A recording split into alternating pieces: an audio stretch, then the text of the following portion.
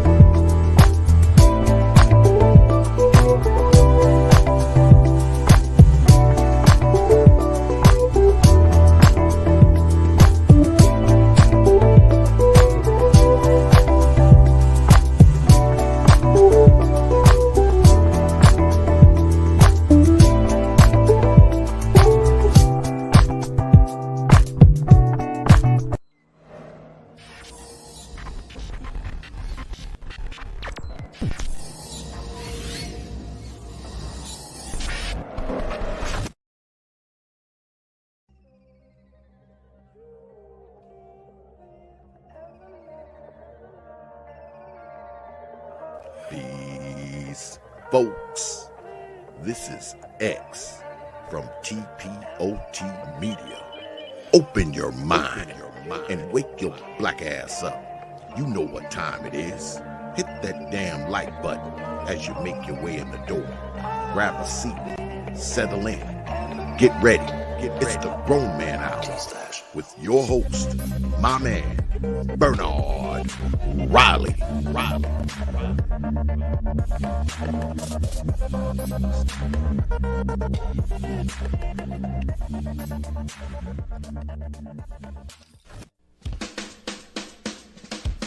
Hey, what's up, everybody? This is Mumia Obsidian Ali.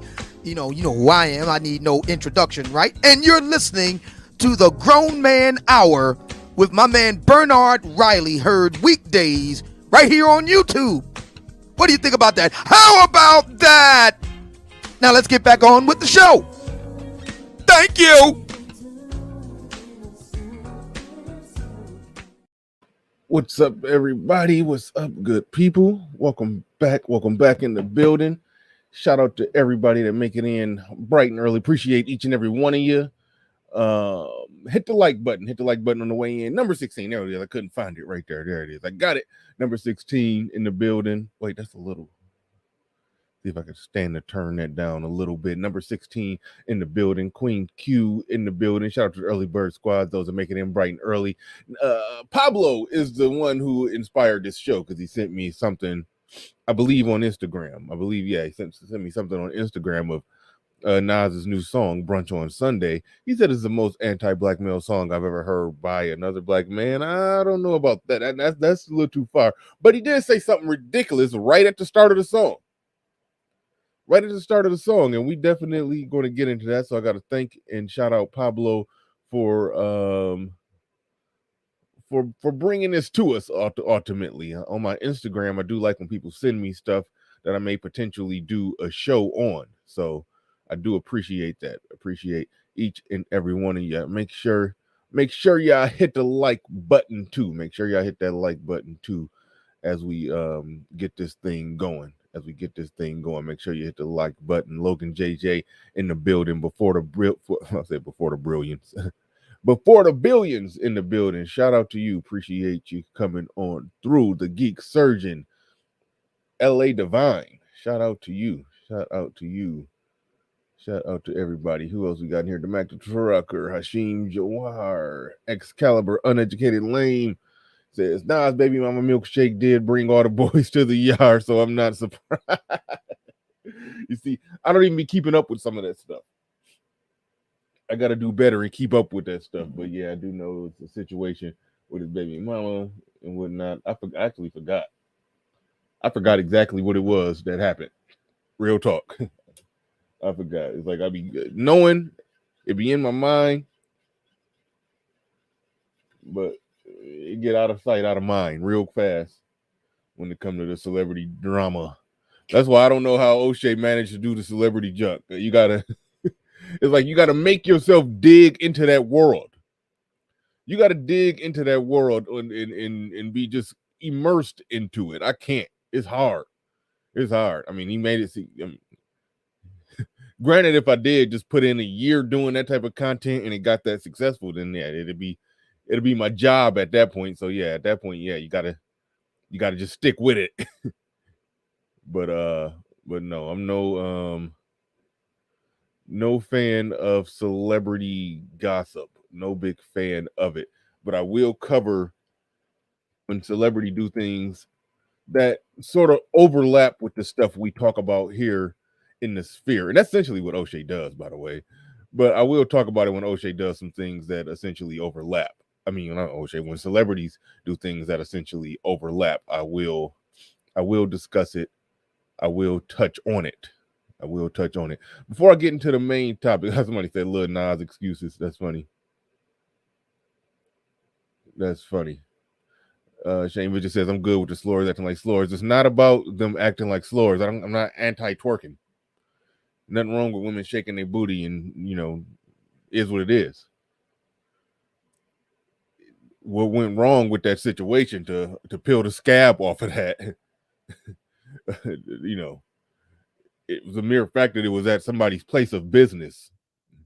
And the owner was criticized for correcting them in his place of business.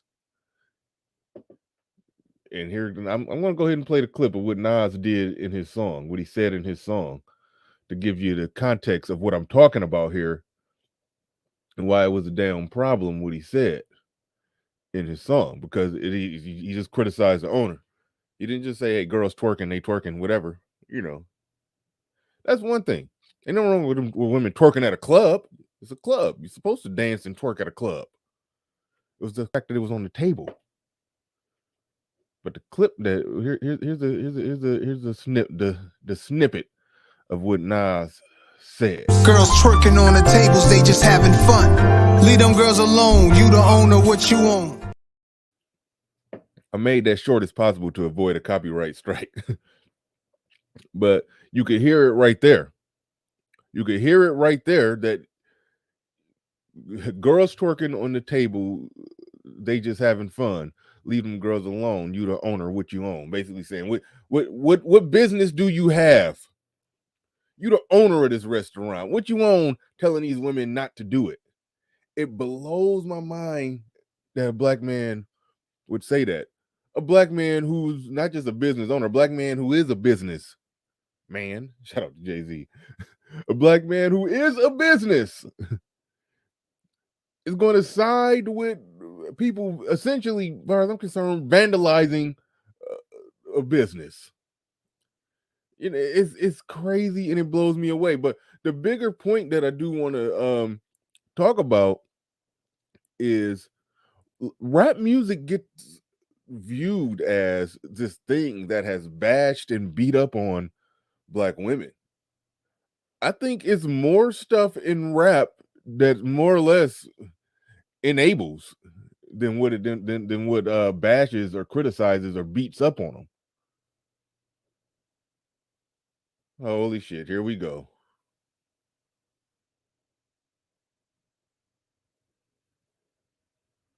Here we go. AC Star Talk Radio. This nigga. This can't be real. It's a song. Bernard, don't do this. This makes y'all look really foolish on this. This makes you dudes look mega suspect.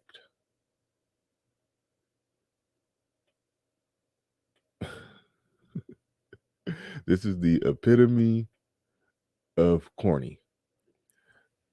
If I'm doing a breakdown of what's wrong with men, successful black men, criticizing owners of businesses for being upset that they built a business and establishment and that's not for twerking and women are twerking on the tables. No. How could you say that I'm wrong for criticizing him, criticizing that? Don't say that it's a song. We know the power of music. We know the power of music. We know the power of influence. Somebody like Nas has that type of influence. You can't just say that, oh, it's just art. I mean, it is. And in some areas, yes, you can say rap music is art. It's given a the life imitate reality, or reality imitate art type of view, explaining what's happening in the hood and this and that. And then some rappers could step back and say, I'm not necessarily condoning it, I'm just giving an artful portrayal of what happens, or some of the things that I've seen, or some of the things that I've been through, or allegedly seen, did, and been through, because they be capping. But that's one thing. That's one thing to say. But we also know when rappers actually try to make a point. They try to actually make a point. If you say girls twerking on the table, they just having fun. Hold on, wait, I ain't gotta say it. I can just Girls twerking on the tables, they just having fun. Leave them girls alone, you the owner, what you own. We clearly know and can tell the difference with that.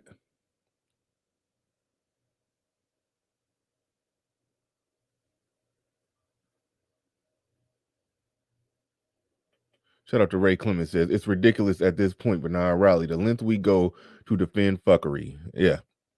But then turn around and blame the white man for everything. Cough, cough, AC Star. Right on, Ray Clemens. Right on, Ray Clemens. Like, it's sad. It's sad. Like, I didn't necessarily expect. I didn't expect this. And thank you, Shakanulu, because that was a point that I had noted and written down. The girls who do that, Nas wouldn't be caught out in public with those girls. In that video, if you look, you can see girls in that video. They weren't twerking on the table in that video. No, they were classy. He's rapping about, if you look at that video, it's like some high lifestyle. They doing some fine dining. Everybody dressed in white, looking crisp, clean, just celebrating just black excellence and success. Freaking Nas was right there. LeBron James was sitting next to him. I think Russell Westbrook was there, who's been criticized lately for the kilt / skirt / dress / whatever the hell that was. So it's probably $2 billion sitting at that table, if not more. It's $1 billion of black excellence at that table. Nobody's on a table twerking. And you're one of the more intelligent, conscious, thoughtful rappers. But you're going to say words to enable, to pacify the mind of and enable the stupid among us to essentially stay stupid, to continue doing stupid stuff. Like, that's a problem.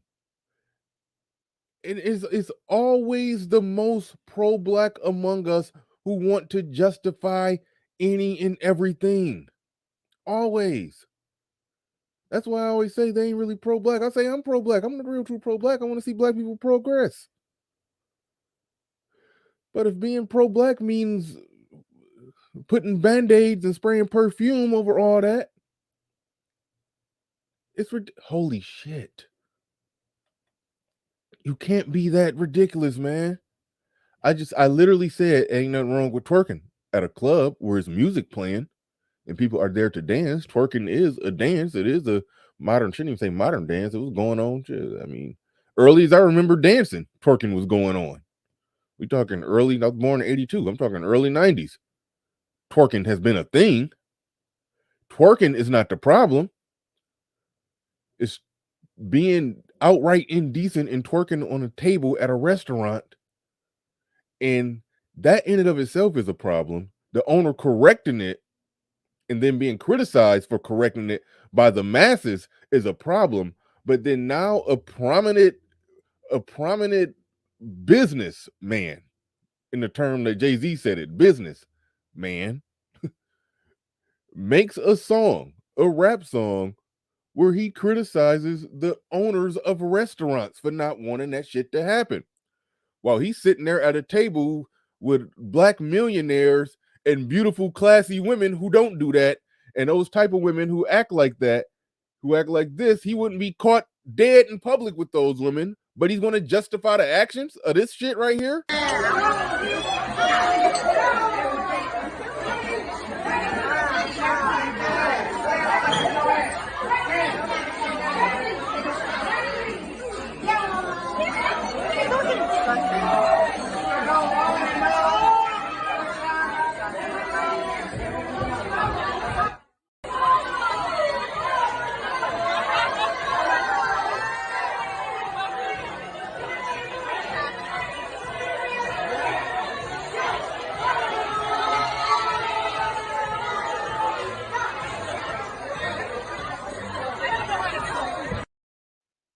All right, now look at what was right there, and I can't even play the Nas video because I get copyrighted.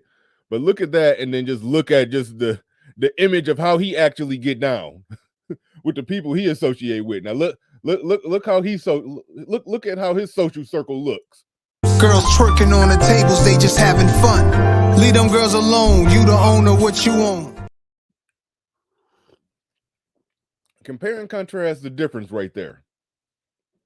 Compare and contrast that obvious difference. Compare and contrast that difference. Look at what he considers a proper night out versus the stuff that he's going to justify in his song.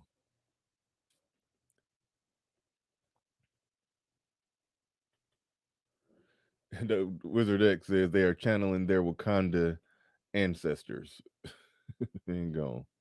Thank you for the $2. These last $2, I'm not gonna lose.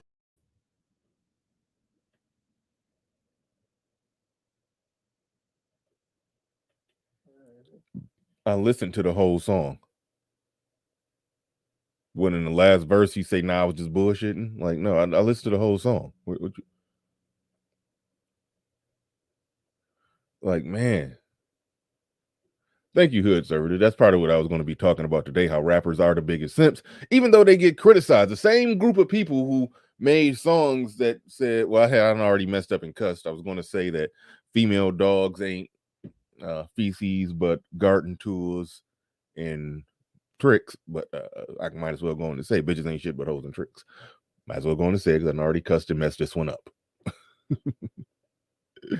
And already cussed and messed this one up, so I might as well say it. But the same group that said the same genre of music that said bitches ain't shit but hoes and tricks.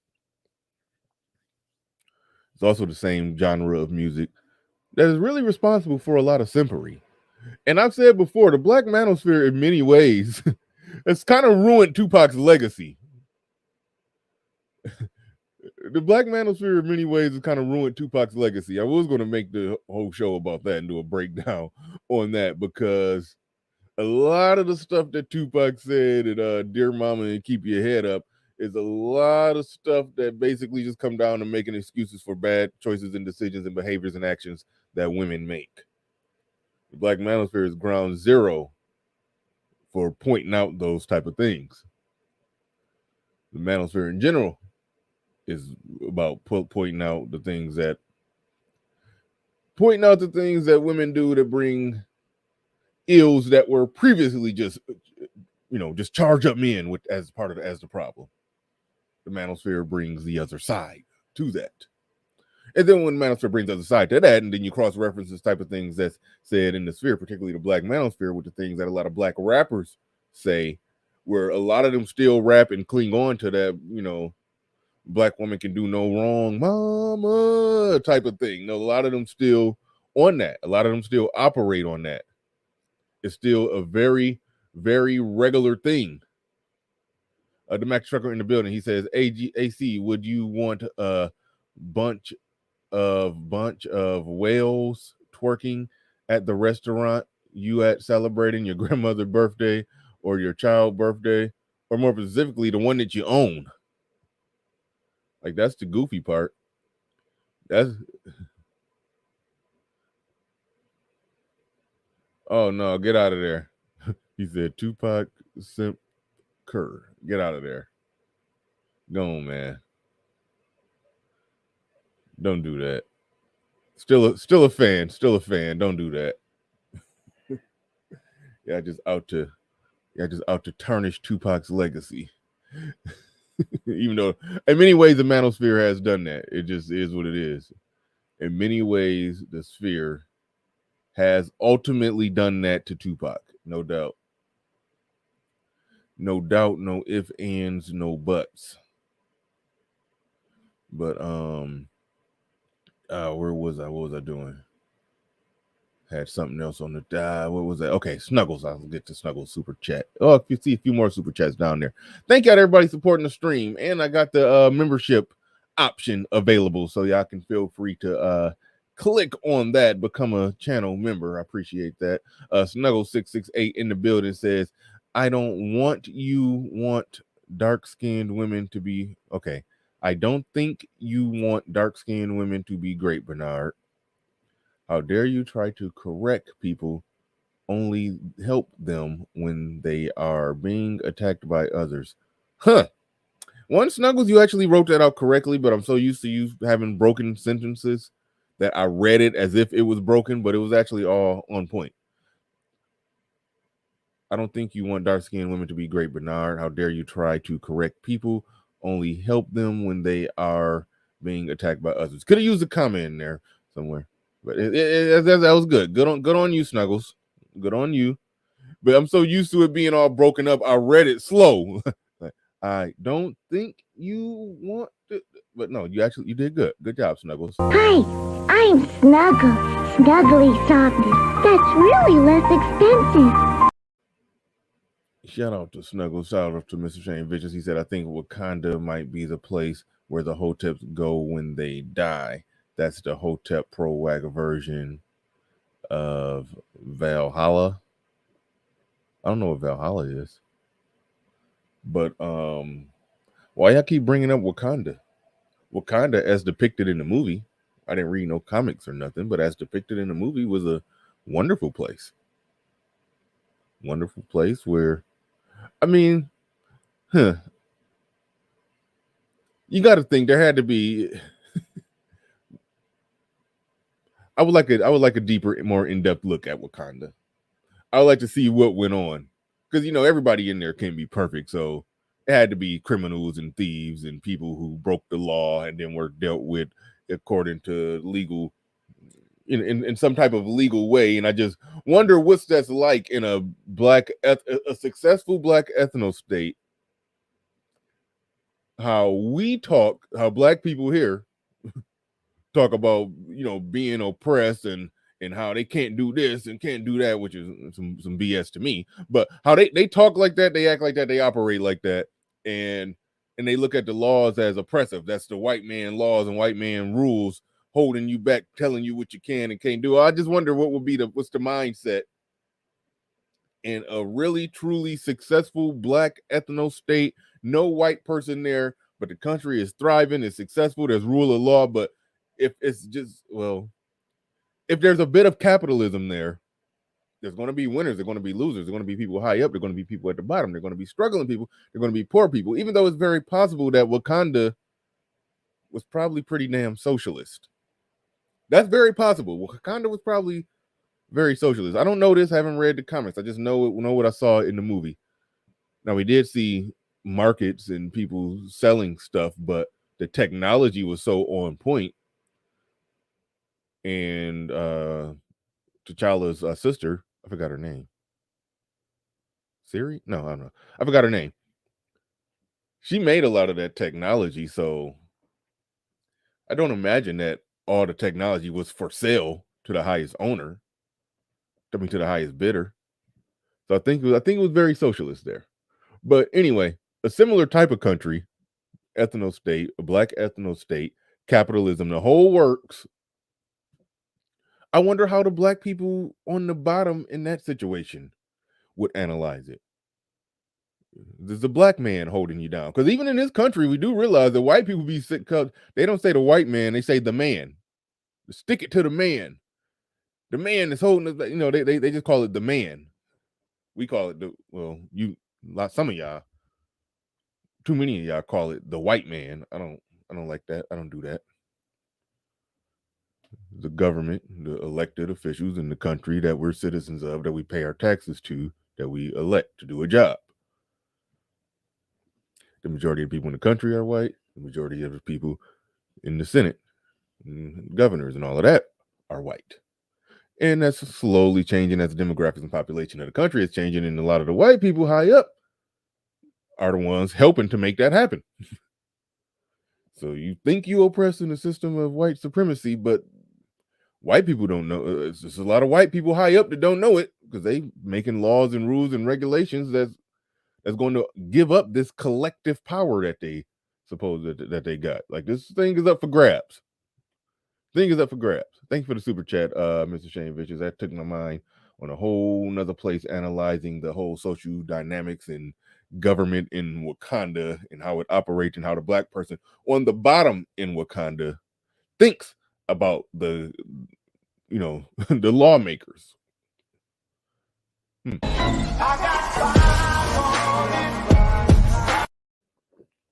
black people so ignorant in these conversations. They actually talk about all white people as if all white people are lawmakers. Like the white guy that stay next door to me to make less money than me, he's one of the lawmakers that I have to bend to his will. Like, no, he's just a dude. He's just another dude in this thing. Rappers, athletes, and entertainers are the worst. Thank you, Trey D. Appreciate that. Went off on a Wakanda rant. Shout out to who else came in here. I see you, D. Scott. Trey D, appreciate you. D. Scott in the building. Appreciate you.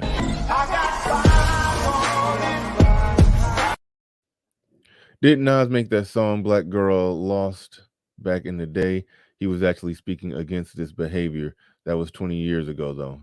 Interesting. Interesting point. I'm going to make sure I listen to that after the fact.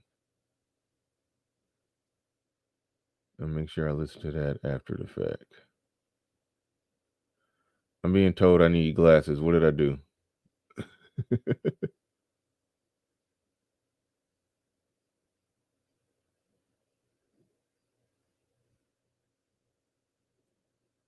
I'm trying to figure out what I messed up on. All right. Just got to smuggle in the fuckery for no reason. Those men have a totally different experience with black women than the men here. They are treated better. Not necessarily fuckery, but I just... rich men are treated better by women than non-rich men. Like, that is a general statement that's generally true until some shit goes down and then we find out that it's not that true. But far as access, a rich man, yeah, he has more access. Women are going to get in pocket and act right for probably a longer period of time before they resort back to being themselves. Put it like that. But that was a way to try to kick dirt on and throw some shade on brothers here. Basically just saying the black manosphere, you niggas sorry, you niggas weak, you niggas this, you niggas that. That's what that was. And that's how you know somebody is good at spewing fuckery. When they can make a statement that's generally true, but figure out a way to front load it or back load it with the with the jabs. I mean, it's generally true that yes, Nas, LeBron James, and Russell Westbrook are going to typically get better behavior than the general public. Like, those are the men at the table. And that comedian dude that was in Get Out, he was there. I forgot what other celebrity was there. Like, yes, that's a statement that's generally true. But as we know, a lot of them do end up in some bullshit. Give it enough time. Give it enough time, they do end up in some bullshit. But that's also extremely irrelevant to any point that was made here. And that's where the true fuckery comes in with her statement. The point that's being made here, the simple point that's being made here, is that Nas is a successful rich man sitting there, living lavish, but spitting bars, justifying and enabling some of the most ratchetest behavior and criticizing the owners of restaurants for trying to stop it, knowing that if he was the owner, he wouldn't let that shit go down. And he don't associate with women who conduct themselves like that. So that's what we're talking about. So the little unnecessary, ridiculous, petty, bump the table, knock over the chess pieces type of jab you throwing. So it just shows. Look, I be telling y'all, she full of fuckery. She flying here on her broomstick every day and crash land and god damn. All right, what was that? There's some more people in here who super chatted. There's some more people in here that super chatted, but this stuff is goofy though. Hold on. Girls twerking on the tables, they just having fun. Leave them girls alone, you the owner, what you own. Oh man.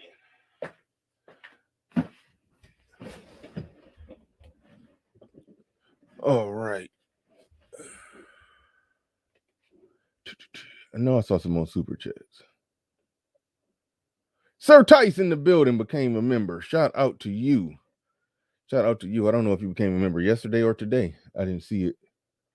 But thank you. Appreciate you becoming a member. Damn it. I know I saw some super chats. I know I saw some. Michael Ross in the building. Shout out to you. Appreciate the super chat. Where we at? Where we at? Where we at?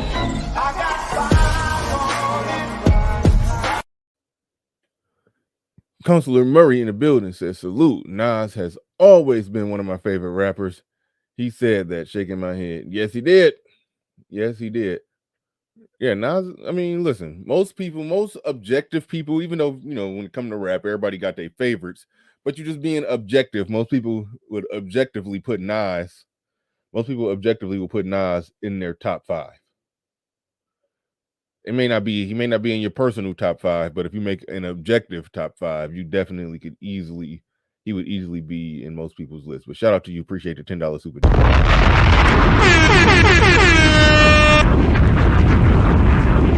It says it's better to give up power than to have it taken. Okay, what the hell are you talking about? It's easier to make a deal that way. That's how the Windsors remained on the throne. Okay. I don't know what that had to do with anything. I don't know. I think I'm missing something. Deacon Dave in the building. Thank you for becoming a member. He said, twerk so hard you can smell it. Ugh. Westbrook, I see, has jumped the shark too. Yeah, Westbrook be clowning.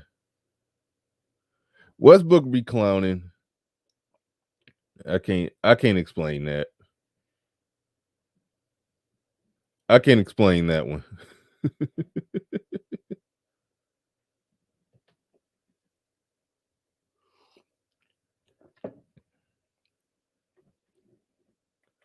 What the hell do AC be talking about? He says, you gentlemen don't respect the best of us or those words with class. You men seem to think y'all upper crust. Like, I have no clue what he's talking about. I have no, like at this point, he's left the building.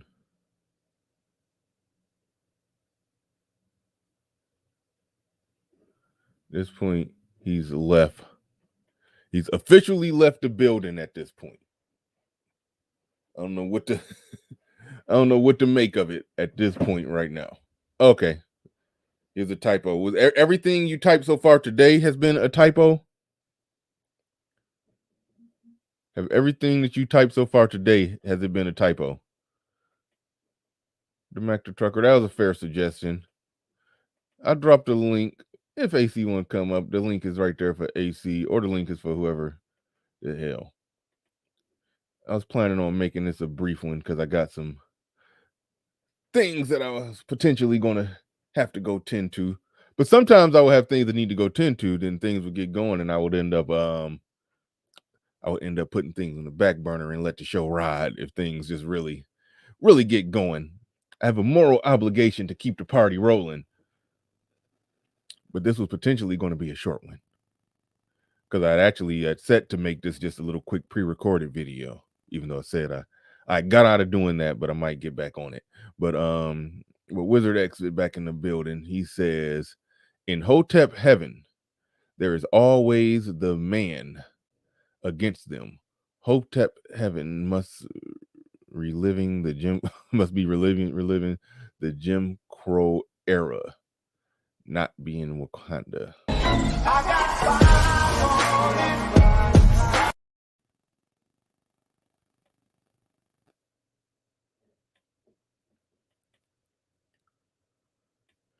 Okay, we got a good one. We got something for you out here right now. AC in the building. Bernard, what's up, bro? Long time no talk to, my brother. How's everything? Let me get my ear. Hear you, but I really barely hear you. What happened? All right. Can you hear me? No, it wasn't you. It was me. I had to put my earbuds in. So what's the problem, man? What's the problem? All right, this is the problem, brother. It's a song first and foremost, right? And what you guys have to understand is it's just a play off the incident that happened in Atlanta. It's not really real. It's just it's in the women that he's talking about. He's not talking about your garden variety thought. He's talking about your college educated thought. He's talking about your airline stewardess. He's talking about your, you know what I mean, those who aspire to be bigger. The women who aspire to be bigger things, and they kind of, shot for the moon, but landed amongst the stars. He's talking about them, gentlemen. It's a song, fellas. Okay, it's time out. All right, and I know you actually made a metaphor, but I'm about to be a jackass and say you shoot for the moon, land amongst the stars. You said like the stars are further away than the moon, so you actually made it further if you make it to the stars. But I'm being a square for correcting you on that. But I'm with you. I'm with you. Just for the simplicity, I'm with you. You can correct me astrology. You can correct that, bro. I'm good. I had no problem with that. I hate that phrase. I've seen a lot of intelligent people say that. Hey, shoot for the moon. Hey, if you missed, you'll land. You still will make it near the stars. I'm like, no, the fuck you won't. The stars are light years away. I never. Okay, all right. I hear you. But okay, here's the thing. To the point that we got Pablo and Conservative down there. But let me and you rock for a minute. Then I'm gonna bring them up. Yeah. Okay, here's the deal. Shout out to E. Taylor for becoming a member. Appreciate that. See, here's the deal. All right. I don't think you can say, oh, it's just a song. I mean, there are some things that's in a song that you can say, oh, that's just a song. Don't pay it no mind. And you can't say he's just talking about college girls or this or that. When he say girls twerking on the table, they just having fun. Leave them girls alone. You the owner what you own. The girls that was doing all the twerking, them weren't no college girls. Them was some grown ass women. All right, them grown ass women acting indecent at a black establishment, and here go an established black man who's sitting on millions, making a song, doing a video. He had a table with black millionaires, successful. He wouldn't associate with no trashy shit like that, except at a man's establishment. I think he would. This is the thing. Hold on, wait, real quick. He would associate with some twerking chicks, but he understands that it's indecent for that to be going on at a restaurant that's not there for that. Check it out. For him to condone that in a song, check it out. Stupid. Check it out, Bernard. Everything you said is correct, but this is the thing, right? He would have allowed them girls to twerk, and then when it got out of hand, he was like, all right, y'all, chill, right? Because this is, and what only thing That's what the owner did. Right? But this is the thing, right? If those girls was with real cats and real dudes, the real dudes would eventually like, all right, y'all, come on down, right? But this is all I'm trying to get y'all to understand. It's just socially cultural differences. You guys are more socially conservative. You guys believe in a different type of behavior module, blah, blah, blah, blah, blah, blah. There's people who agree with you to a certain extent, but will allow it to happen. And then when they like, yo, all right, come on, we're making a scene now. We off the chain now. They will rear it back in. See, and you guys can't keep bashing people who live differently from y'all because y'all think they don't have the control mechanisms to control people like that or think behavior like that is somehow decent. It's not. We know bras twerking on the table ain't real, but what y'all gotta understand is sometimes it's just things that we like to do that y'all may not like to do. Like I wouldn't allow my girl or somebody, but if I'm with me and my boys hanging out and we had a good week or a good weekend, we balling, like we gonna do some fun shit. We gonna do some, and a dude from Queensbridge Projects who grew up poor most of his life and got some money and at the top of the food chain right now in the world, he just see the world a little different than y'all. Man, Nas has been rich longer than what he been Nas poor. hasn't been really rich that long. He's had money, Nas, but he hasn't been really rich. Like he's really rich now, but he wasn't really rich about 10 years ago. He wasn't really rich. All I know is his first. It was like 92 when his first album dropped. He's been rich. He's been rich going upwards of 30, going on 30 years. Nah, Bernard, not super rich, not super rich. Yeah, but you gotta check. Okay. You gotta check Nas' catalog. He didn't always make a lot of money, man. Like Nas understand did a lot that. of bad business deals. I understand that completely, but either way, at the end of the day, no matter how you explain it, no matter how you slice it, if we're talking about black people who are trying to own and run businesses, and you try to own and run businesses, and you got to deal with nigga shit. Now, nigga shit is gonna happen from time to time. I don't got a problem with you saying that okay, some nigga shit kind of happened, or they no, some nigga shit flat out happened, and then the people there doubted, like, all right, that's enough. We had our fun. All right, cool. Yeah, everybody, sit your ass down. If that happened, but everybody agreed that hey, the nigga shit went too far, they needed to sit down. But no, everybody on social media went after the owner of the restaurant who corrected the chicks like 3 or 4 times. All right, he corrected them like 3 or 4 times. They wouldn't listen, and then he went off and he snapped, and then social media killed him. Now that's one thing, and I criticize social media for killing him, but then it's another thing when a successful black man is not just criticizing. He's criticizing the mere fact that the owner did it. Leave them girls alone. They just having fun. You the owner. What you own? Like, you ain't got no business telling people what to do in your establishment that you trying to make money at. You ain't got no business telling people not to be vandalizing your shit. Leave them girls alone. Like that's ignorant shit, man. I agree. It's a nuanced conversation. I agree with you. It's a nuanced conversation. I understand the people who ain't grow up like me. Like, well, I can use my brother for example.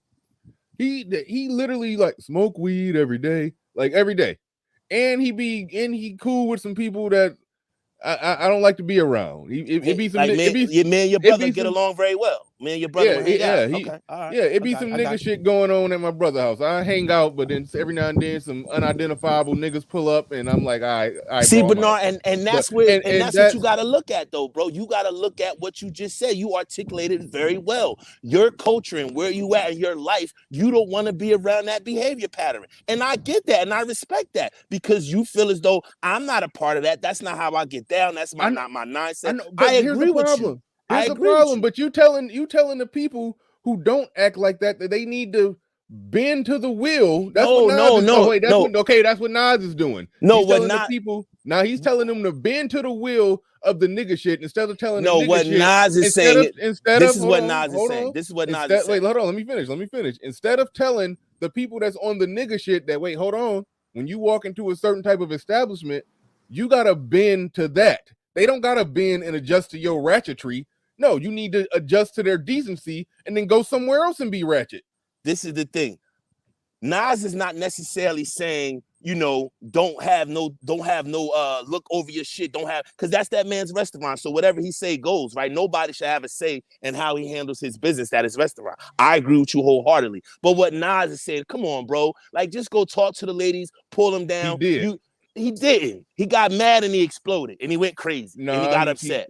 He talked to him a couple times before he got upset. He got upset and he blacked out. And that's what he's trying to say. There's a way that you handle that. Like if you like, don't take it to where they at. Like, come on, what you want, man? They just having fun. You don't gotta black like that. Like that's all he's saying. See, and this is the whole thing. We'll always just have to agree to disagree. There's a segment of us that really don't want to.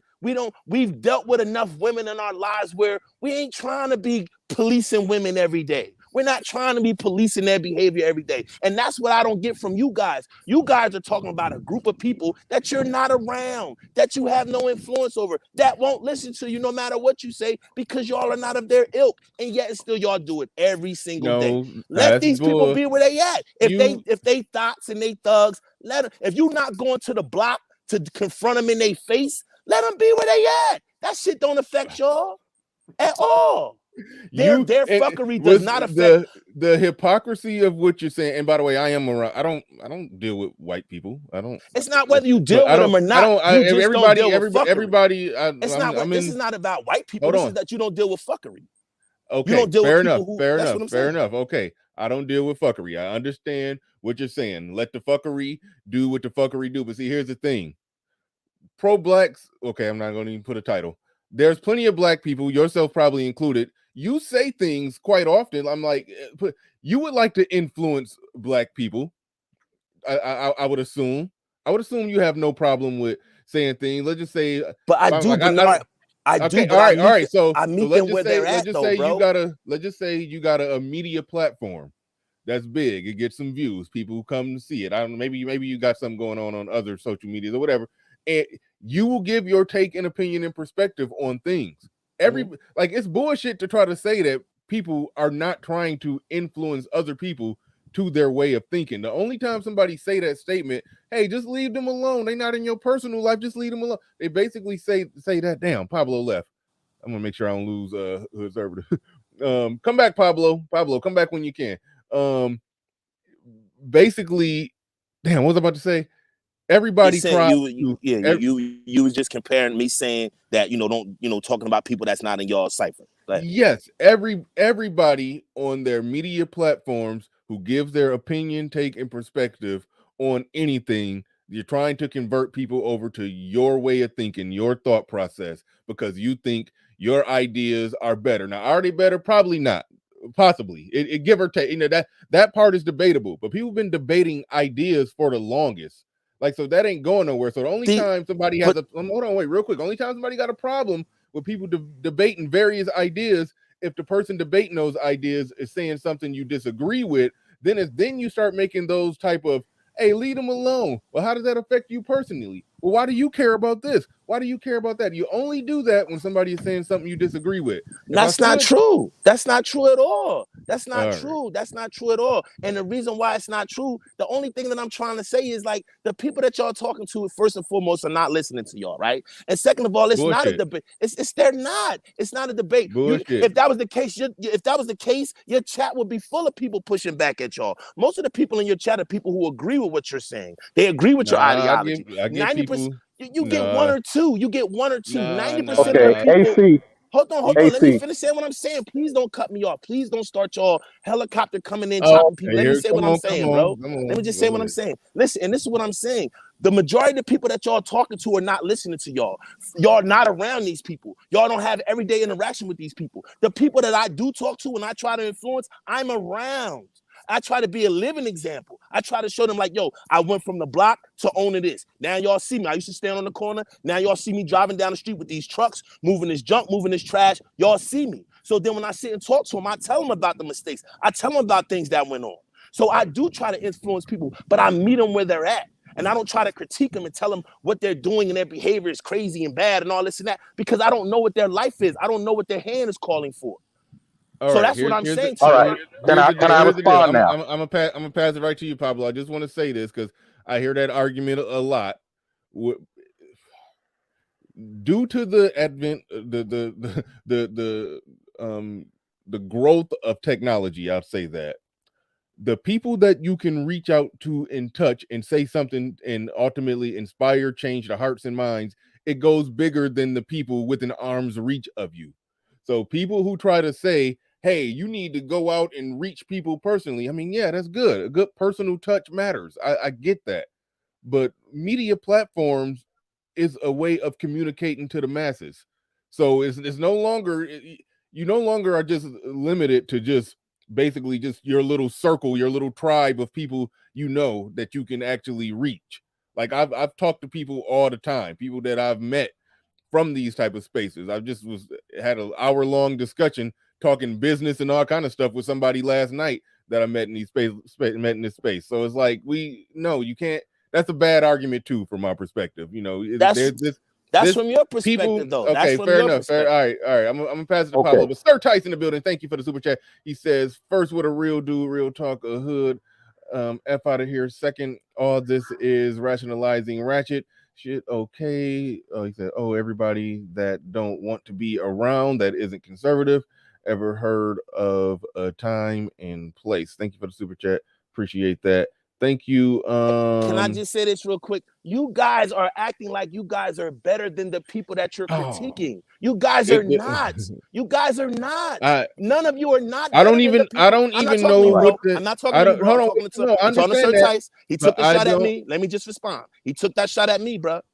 So let me respond. I don't even know. Okay, I don't know what Sir Tice said to you. I don't even get the concept of you think you better than this person. Because if you're telling people that their behavior module is embarrassing and their thoughts and this and that, and you're not perfect yourself, or you don't. All right, that's enough. All right, now I'm gonna respond. Now I'm gonna respond. He had his say. Now I'm gonna respond. All right, that wasn't even an argument, but go ahead. That's what Sir Tice was saying, bro, not you, Bernard.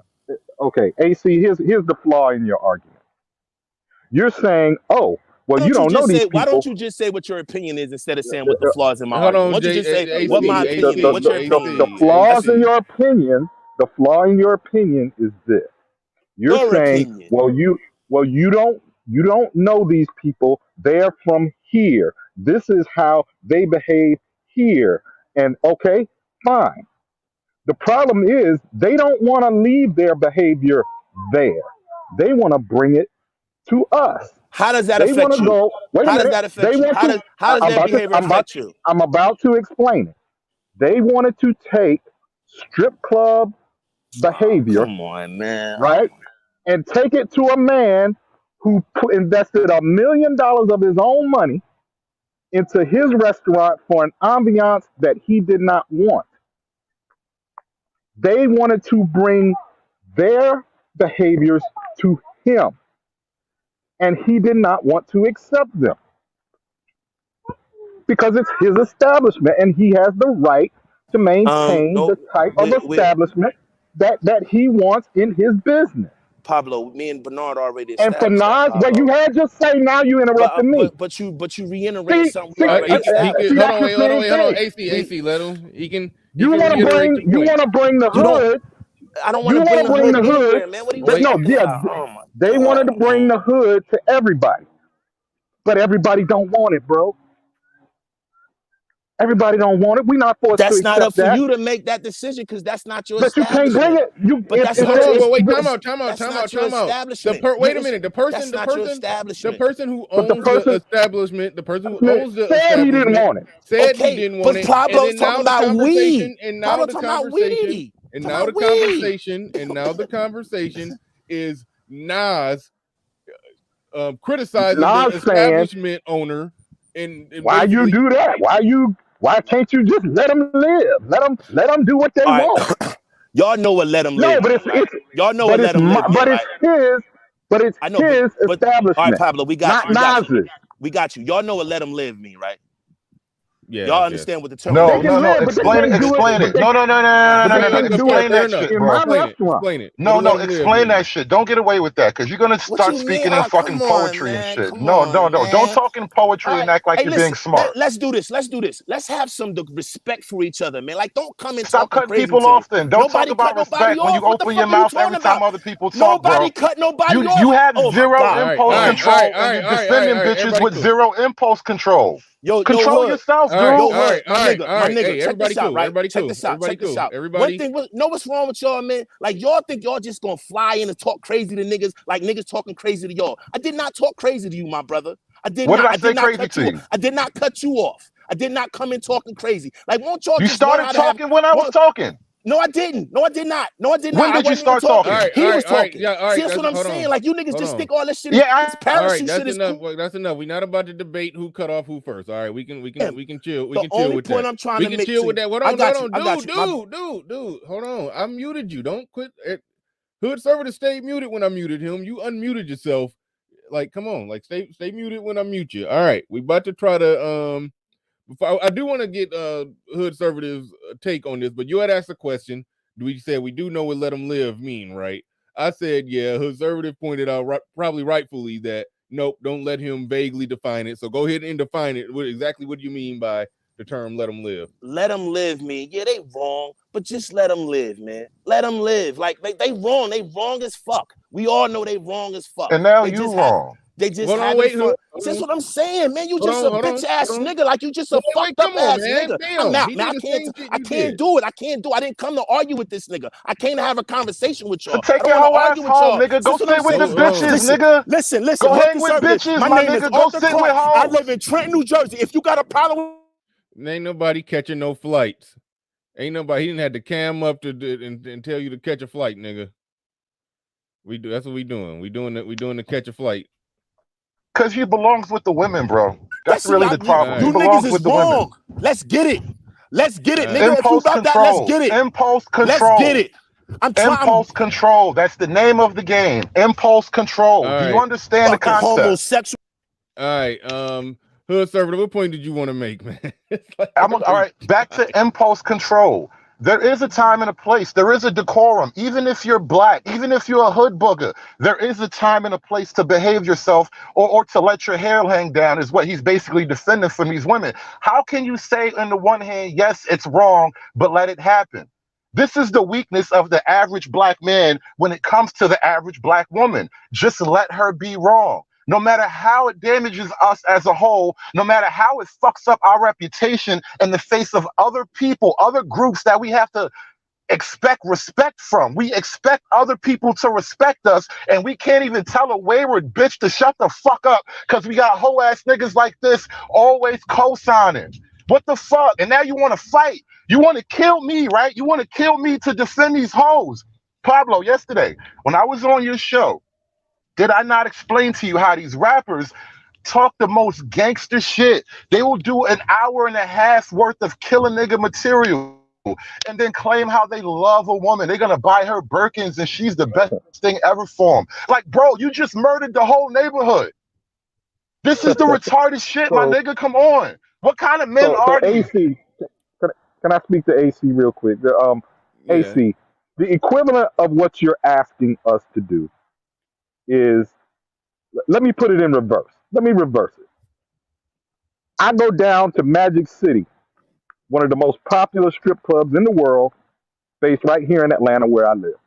I go down there with my conservative value system, and I go down there and say, man, what the hell y'all doing in here? Y'all need to put some clothes on these hoes. And I start complaining about the hoes being undressed and scantily clad, and I start grabbing towels and blankets and bringing them pairs of jeans and sweatshirts and hoodies and putting it on the hoes, putting it on the strippers, on the pole.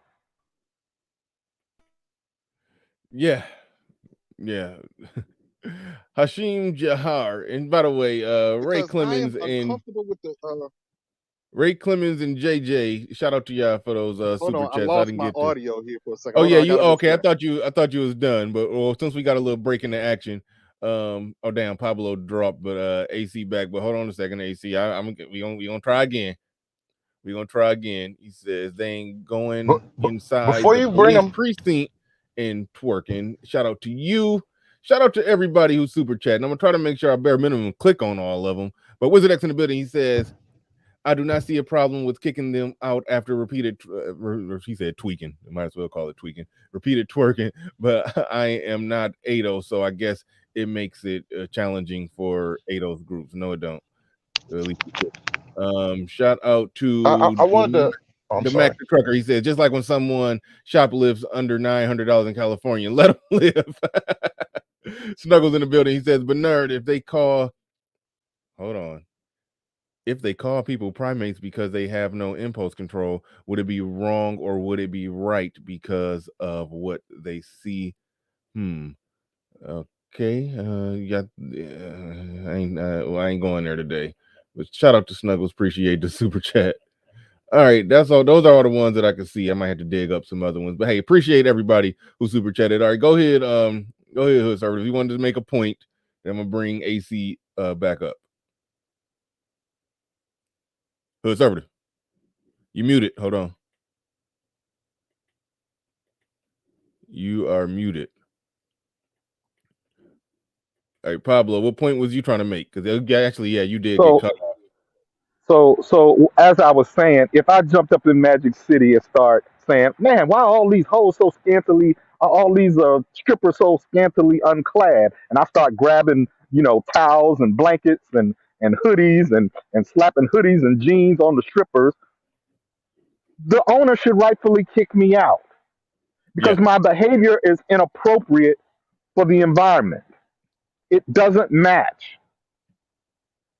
And it's the same thing with the girls going in that man's $1 million classy high end restaurant and jumping on the table and Mm-hmm. twerking. It doesn't fit the environment. It's the wrong context. Now, if they went down to Magic City or Pinups or one of the local nightclubs here in Atlanta, like Gold Room or something like that, and they were twerking on the couches, it would be appropriate because it's that kind of place. Yeah. And knowing the difference is a part of being civilized, and not knowing is a part of being uncivilized and uncultured. You don't know what's appropriate and what's not because no one's taught you. Yeah. And technically, like we went back and forth about this, and we kind of deaded it. Nas making that damn song and putting them lyrics right at the front of the song that just resurfaced it. So my analysis is more: why do rich and successful black men who fucking know Cake for better it, do that cake shit? for it.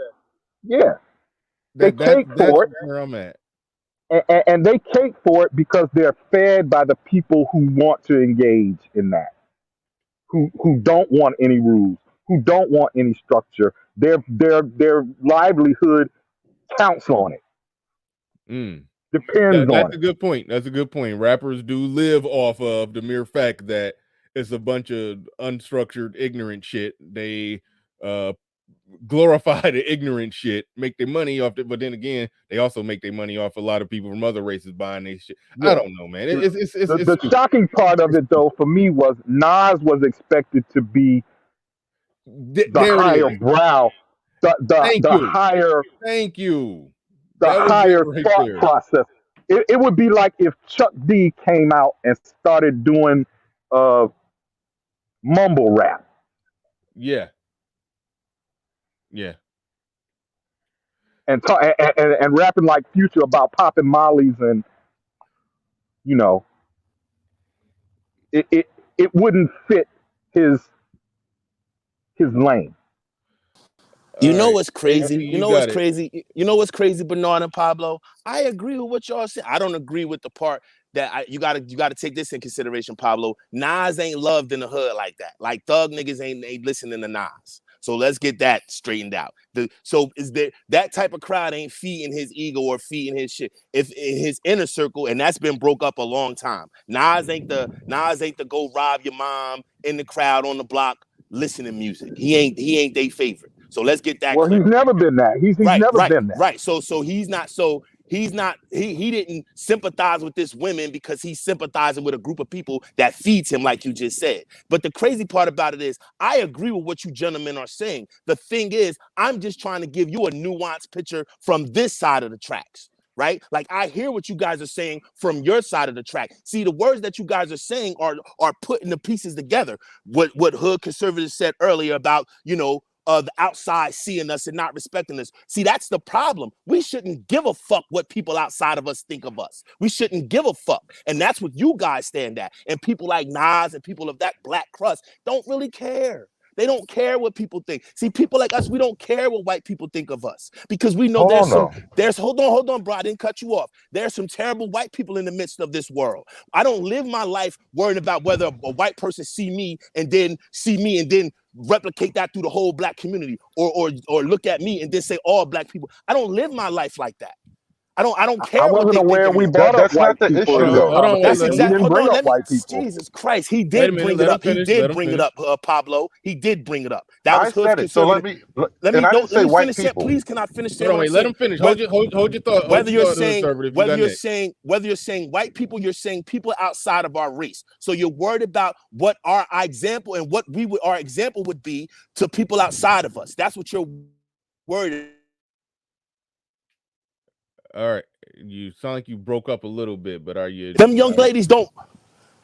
young ladies don't represent us globally. They represent themselves. So what they did on that table, they represent themselves. They don't represent me. I didn't see me or see my daughters when I seen them up there. I seen them. And that's what we have to stop doing. Black bad behavior is not the whole black race. Bro, you gotta let me get in at some point. All right, I'm just saying. Because you make a bunch of points at once, and it's like we'll never get to parse out the one thing that was worth parsing out. So let me jump in. Come on, bro, chill. I didn't even dish you. You make I a didn't even big dish fuss. you, bro. Like, what the hell? A big fuss about people cutting you off, but I'm telling you, that's the first thing you do. Let him ride now. Let him ride it out. And I didn't even try to cut you off. I'm trying to wait to get in. And I make like, bro, you saying a lot of things. You have to let me comment on one of the 12 things you say. But that being said now, bro, when you say those women don't represent you, you say leave the women alone. So whether they represent you or not, you on their side. How can you not separate that shit, bro? If they represent you, if they don't represent you, how can you say let them rock? That makes you part of them. That makes you one of them. Doesn't make me one of them by telling the owner, yo, like, chill, man, let them live, man. Like, goddamn, like they ain't, let them be who they are. They just wild. Yeah, bro. That's not being with them. No, that's not. Yes, that's it is. That's saying to the owner. Specifically, it is, bro. Yes, you are down with them. No, it's not. That's saying to the owner, yo, them type of broads, they do that. Let them live. They'll calm down after a while, and it'll all be good. Why should he let them live? Because they just young and dumb, bro. They just young and dumb and making a mistake. So let them be young and dumb. They was young and dumb. Let grown ass women be young and dumb, bro. Come on. Y'all let niggas be young and dumb all the fucking time. No, young dumb niggas get killed. Niggas get shot every day, B. You forgot that? Bro, young dumb niggas die. Listen, you ain't in the There is no cover for young dumb niggas, bro. There is no defense force for young dumb niggas, bro. There's just you and all these ratchet bitches. Oh my God. Young dumb niggas don't got no cover. Do you think you corner the market on upscaleness or bro, you're a terrible person. Like you're not a good dude. You're not like a nice person. I plan on not being shit, stupid. What the fuck are you saying? Me not being shit is irrelevant to the point. No, it's why do you think you say you but you say you somebody. You say you dumb things. You say you're a good guy. I've done a lot of things why in my life. Can't you act like one? Good things in my life. Why can't you act like a good guy all of a sudden when it matters? I act like a good guy. Why can't you be good when it matters? Like I know I ain't shit, but you don't expect me to be shit. You the one say you accomplish things. Why can't you act like that? If you ain't shit, then you can't talk about other people, my nigga. You can't say nothing about nobody. Well, you just told these guys they can't talk about the hood niggas because they not with them. Now you got a motherfucker like, yeah, I'm with all that shit. You ain't with the and hood, I don't though. fucking care. I don't fucking care. You sound dumb, my nigga. You sound retarded. You ain't no sound retarded, and you don't know what you mean because you just don't want anyone else to speak. I mean. You just a loudmouth clown that just talk a bunch of dumb shit and use this platform to act like you smart, but you just a goofy nigga. That's what you do. Point out the dumb thing I said, please. Everything you say, my nigga. Everything you say. You just said, I know I'm a stupid motherfucker. We all know you're a stupid. Yeah, I'm dumb as hell, bro. I'm dumb. I'm stupid. Yes. What is your point? So a piece of shit nigga like you can't critique other people because you're a piece of shit. Why not? Like piece of shit niggas don't have a voice. Dude. Because you're not. Hold up, you always defending all the piece of shit bitches though. Critique yourself. Hold up. So piece of shit niggas don't talk, but piece of shit bitches got a voice. You here to defend piece of shit bitches though. Hey, yeah. no, the piece of shit bitches defended hold on, themselves. wait. The piece of shit bitches defended themselves. Wait a They didn't minute, need my help. yo. If hood conservative a piece of shit, how come you just can't let him live? Let him live. You trying to stop? Because the nigga don't know how to have a conversation. That's why. Because the nigga just a Now it's goofball. me. Like y'all think this shit. Y'all think this shit cute. Like y'all think this cute when y'all do this fuck shit. Y'all think this cool. Nigga, you about y'all cute as a cool? retarded baby. Like y'all think this is cool when you do this fuck shit when a nigga try to have a fucking conversation with y'all and show y'all the opposite side of the tracks? Like I'm not demeaning y'all for who y'all are. You know what I'm saying? I respect y'all for who y'all are. I respect Bro, that's Bernard exactly what you started out doing by demeaning them, by telling them they couldn't talk on the issue. Who did I demean? When you tell them they have no place to talk on this. I said, what sense does it make to critique? Okay, I didn't kick him off. I'm just assuming he fall off. Yeah, I'm assuming that his Wi-Fi or something dropped. That nigga jumped out the window. That's what he did. The Slickster in the building. Go ahead. You got the floor. You got the mic. Thank you, everybody who was super chatting. I'm gonna try to make sure I do a better job at reading them. Somebody, Big Mac the Fisher said made a good point talking about how the bad behavior in Black America, it does permeate or try to it infects. It gets into every level of Black behavior. It's like other groups do a better job at. That's the trailer over there. We over here. We not with them. But with Black people, it's like, no, we gotta try to bring everybody with us in one group. And we gotta, like I said, we gotta bend to the nigga shit that they doing. Even if we ain't on that, we gotta bend to them. They can't come if they come to a realm of Blackness where Black people are not doing the nigga shit. No, the Black people that ain't into that, they gotta yield. All heads must bow when nigga shit enters the room. Apparently, that's how it's supposed to go. But the Slickster, you got the floor, you got the mic. And we can't hear. Are you saying something? If you're speaking, we can't hear you. All right, let me see if this is a. Oh, this is cool, Kamazi. Yeah, I don't know what's going on. We can't hear you. Right now, you are muted. So I can't do nothing. Can't do nothing about that now. Try to fix that when you can. Damn. All right. I saw that Truth Is I Know It said play the song. I played it earlier. I'll play it. This is the bar, the 1.5 bars that sparked this debate right here. Here it is. Girls twerking on the tables, they just having fun. Leave them girls alone. You the owner, what you own. All this debate happened from that one bar right there, where he's damn, I got echo from somebody. Yeah, where he said, in my assessment, when he's saying leave them girls alone, you the owner, what you own, he's basically saying you only the owner of an establishment, you have no business. Leave them girls alone. You know, you the owner, what you own, like no, he's the owner. Like you said it in the sentence, he's the owner. You got the right to be on that.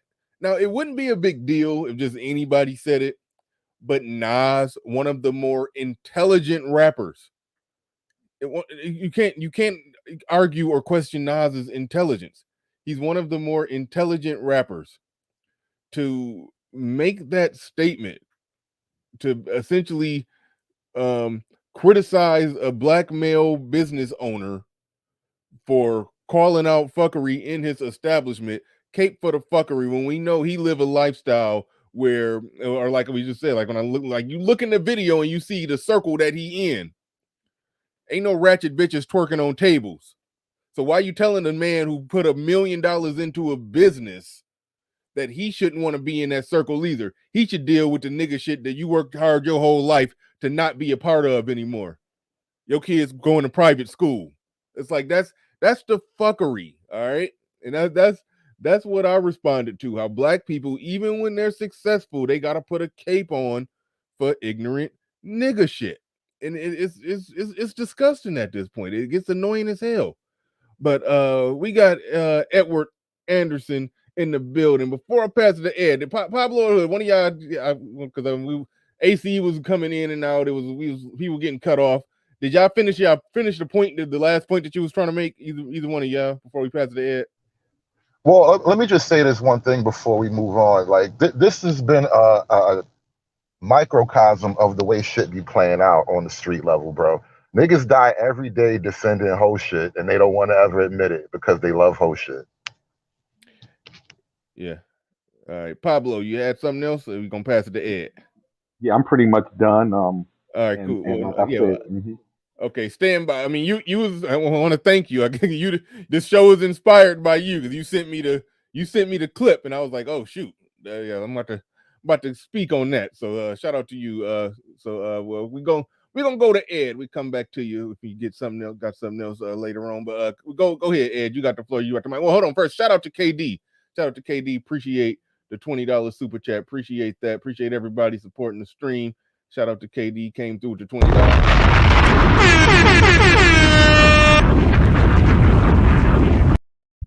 Go ahead, Ed. You got it. Oh shoot, everybody having audio issues. Ed, you muted. Ed. Damn it, Ed. This is a rare moment where Ed is not talking. I don't know what. Well, until Ed gets his audio straight, let me pose a question because I've been asking this for a while now. Can After y'all like hear what? me? Oh yeah, we can hear you now. Give me 2 seconds, Ed. Maybe you can answer this. After like 6-7 years of this Black manosphere and all these group chats and panels, especially, I firmly believe the average Black man is not that red pill. We have failed in this mission. Do you agree or not? No, I completely disagree with that. Okay, I'll hear. I mean, it's a matter of expectations. I mean, what did you think? You think that we would talk for like years? I mean, for a couple of years. Let's say 10. Let's say 10. You think we would talk for 10 years, which is pretty much a little bit more than half a generation, and we would correct like literally like 4 generations, like really more than that. But even if we go based on 1960, we're dealing with literally 3 generations of bullshit. In which it has been, we're talking about, and by the way, we're talking about since the black marriage rates were like 85%. So we're not even talking about slavery and all that. We're just talking about since it really started to crash.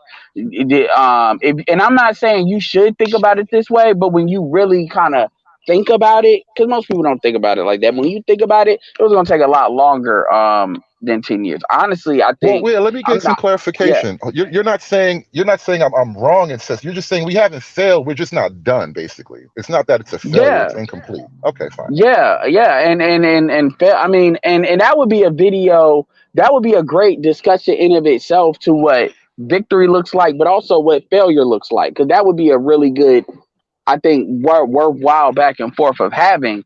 But the thing about it is, what you have to understand is, like, take the women off the table. Like, when I talk about the gynocracy, and this is my fault, I should clarify, the gynocracy is not just black women. They benefit from it, but the gynocracy is more like the YouTube algorithm, right? The YouTube algorithm has not always been the same. It didn't always value watch time and live streaming and all of that. And when you look at the algorithm, black men fall into that algorithm as well. So what you're coming to understanding is something that I came to understanding too, is black men, we are a minority. And I don't think people really appreciate how much of a minority we are. A lot of black men cannot psychologically handle the stuff we say. Like it's like, the best way to describe it is like if you have a conversation saying that black people have low IQ, you will, and I don't agree with that obviously, but you will get an emotional, visceral reaction from black people. They won't even, I'm not saying they shouldn't have any reaction, but they can't even logically have that. There's certain discussions black people just cannot logically have. Man, Talking about the church is one of them. Man. Talking about, a lot of these beasts in people making money is another one, but this is also one of them. And a lot of black men they're very deep in this shit. The only way to really fix it, just to bring this home, is you're going to have to deal with new generations. What we're doing is designed for the Z's and Generation Alpha. It is not designed to change the Xers. It's not even really designed to change the millennials, because we're pretty much baked too. It's designed to deal with the generations coming up. I don't even know It's if you not designed to realize, fix black Ed. people as they currently Ed, are can you hear me? constructed, because this is the hill they Ed, want to die on. And bringing it back to the Nas I don't think situation, Ed can hear me. what you call it is saying it's just a song. Well, even if I give him that, most black people don't look at this stuff like it's a song. They look at it like it's religion. Hey, Ed, real quick, Ed, can you hear me? God. Ed, okay. Ed, Pablo and Hood Conservative, y'all can hear me, right? Yeah, I'm still here. Anybody? Yes, Okay, I can hear you. I can hear you. okay. I don't think Yeah, Ed. my phone, and All my right, just phone and just StreamYard is y'all like explain to Ed beefing. that It's been like he that. can't hear But like I me. said, But black people anyway, look at Ed, hold on, Ed. Ed, You're out of sync. You might have to drop out and come back in because you can't even communicate with the host. He's trying to talk directly to you, and I don't think he Oh can hear him yeah, at I don't all. know why I'm not hearing him. Yeah, all right. all One right. second. What?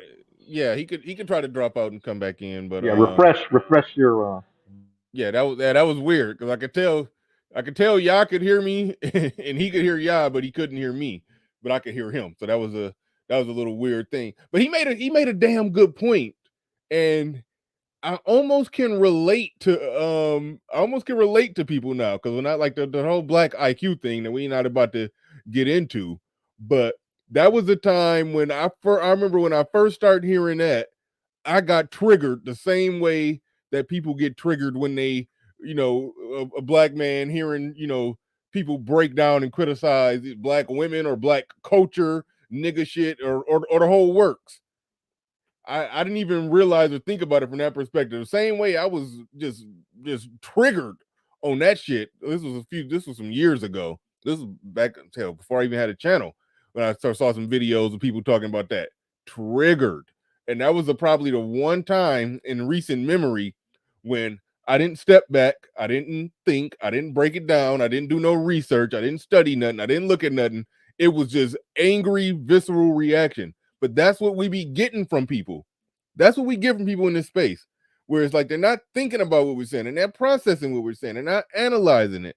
It just trigger, just like you said, just that primal instinct. It just turned into full, just a lack of impulse control. You just want to charge and attack when you just hear some shit in that. But that's how they act. And it's funny when Ed said that thing about the IQ. That was the only time in recent memory, like in the last 10 years, when I operated like that, when I thought like that, where it was just I didn't even want to hear the shit. I just wanted to attack the person who said it. But that's what people be giving us. That's what AC was doing to us. So that was a damn good point, Ed.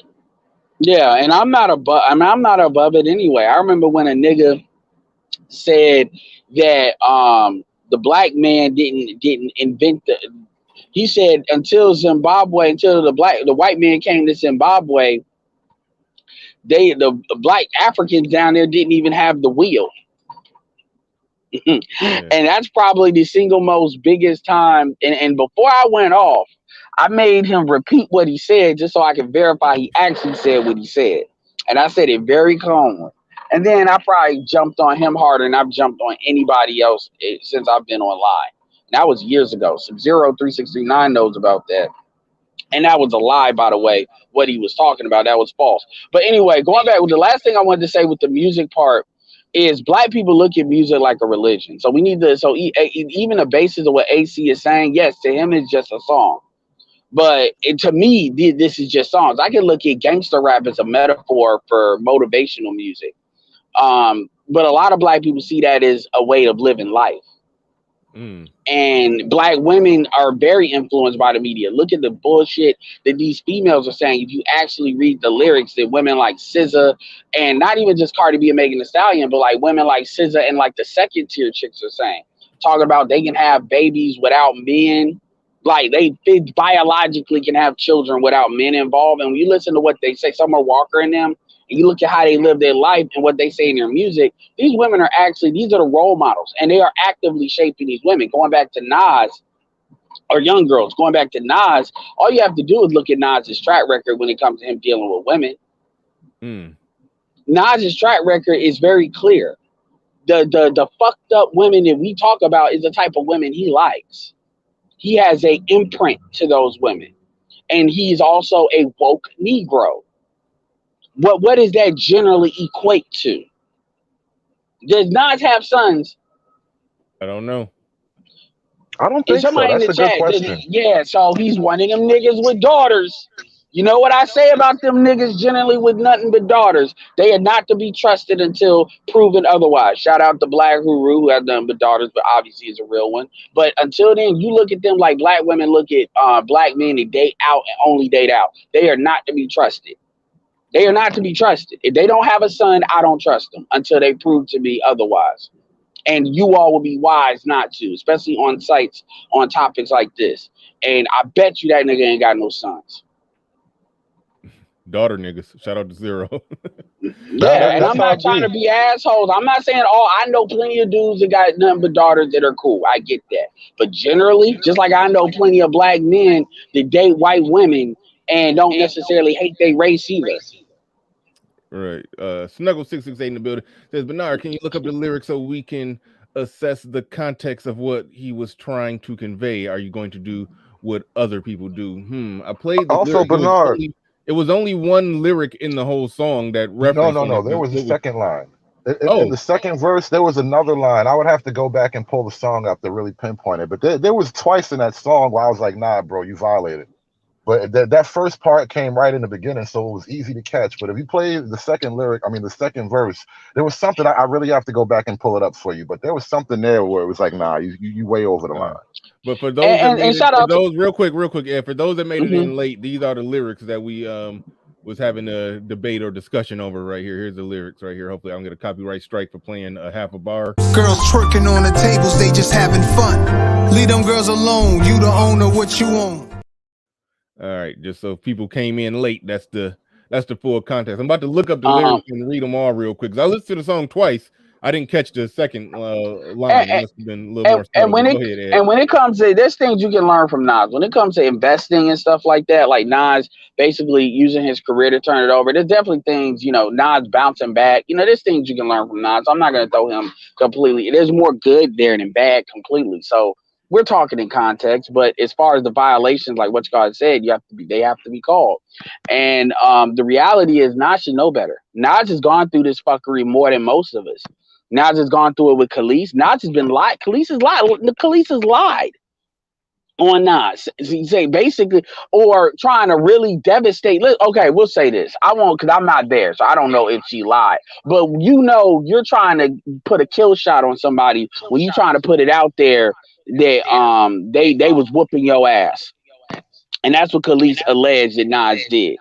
Then you gotta look, because she ain't getting no money. Then you gotta look at the first wife that Nas basically left, did the Dr. Dre situation on her, by leaving her homeless because he paid that child support, and then she still broke. So we already know what type of woman it is when you know the type of money Nas was probably giving her. Ed, you know the irony in that? I just pulled up the line I'm talking about. 2 minutes and 38 seconds in. He says, stay out of black women's business unless you vested in it. How much money he's paying these bitches? Yeah. Stay out of black women's business unless you vested in it. Damn it. I see, this is one thing. That's why I hate rap. They throw stuff out there without clearly explaining what they mean. And they leave you in limbo to try to guess, because in most songs, the lines are connected to each other, but in rap you could just say one line and then the next line don't have to have shit to do with the previous line. Right. So that's one thing I hate about rap music. Well, is the song is designed to pop. The song is designed, you say shit to get women sharing it, because that's how it goes. So I understand the business side of it. So there's some things that AC was saying that you can look at it in different layers, but at the same time, this is a part of protecting black men's image. These are things that you do at a low level to examine this stuff. Like, honestly, we should have been looking at what's been said in this music, because this is what's shaping these females as to how they engage with men. So when you say stay out of black women's business, that can mean a whole bunch of shit. But when people say that, it's like, who are you talking to? You talking to the white man because Nas is, pro-black. Are you talking to other black men? Because black men would love to stay out of black women's business. The problem is black women's business is throwing us under the bus. Look how you started out the song. This is why I really don't want to give him any cover. You started out having no problem directing your comments about black men minding black women's business. That's what the whole twerking on the table. Let them live. Yeah, don't mind black women's business. Those two things are heavily connected in my mind. So I don't care to give him that kind of cover. He knows First, but exactly what yeah, he's saying okay, and who yeah. he's saying So if it you were to. talking about twerking, because if you talk about twerking on the table, first of all, how are you gonna say stay out of a black man's business when it is a fucking black man's business? You dumb fuck. You're literally in a black man's business doing that shit. But so that's funny. Like when you think about it, it's like stay out of black women's business. And this is the type of, and what I would say to Nas is this is the type of shit why black women don't get invited to shit. Shit like, Sierra doing twerking, like, and women calling that a classy twerk. This is why a lot of people say, oh, well, you're stereotyping us. Well, if you're proving the stereotype, you're making it really easy for folks. You're a colorist. No, I don't want twerk bitches. The end. And I could be a colorist and still say that. Guess what? You make it very easy for me to do that. Very, very easy. Like I said, white supremacy exists. Black people make it run like a well-oiled machine. Shout out to D-Rock Den for the Cash App. Appreciate you always coming through on the Cash App. And I don't know if I shouted you out. But Nas is a simp, though. But, Anybody debates that hold Nas on, is a simp.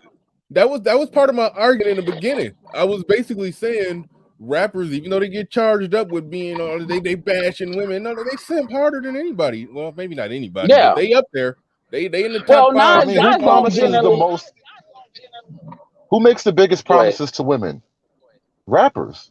Where do you think women getting all this Birkin bag and you got to buy me all this fly shit from? The average man on the street isn't saying it loud enough for every woman to hear, but rappers are. And so that's where they really picking up this energy from. You right, and when you look at like even Game, and look at how Game got jammed up. Where did Game gave a chick a chance? It didn't matter. She was all the black women you could have gave a chance. You picked the criminal. You picked the one that's got criminal conduct to give a chance, and then now you trying to play dodgeball with $7 million as if they not gonna treat that like child support, and get you. Which I mean, Ambush made a good point here. He said, "I thought we as men were supposed to be leaders." Now, isn't that funny? How they always say black men supposed to lead, black men supposed to set the standard, black men supposed to do this, black men supposed to do that.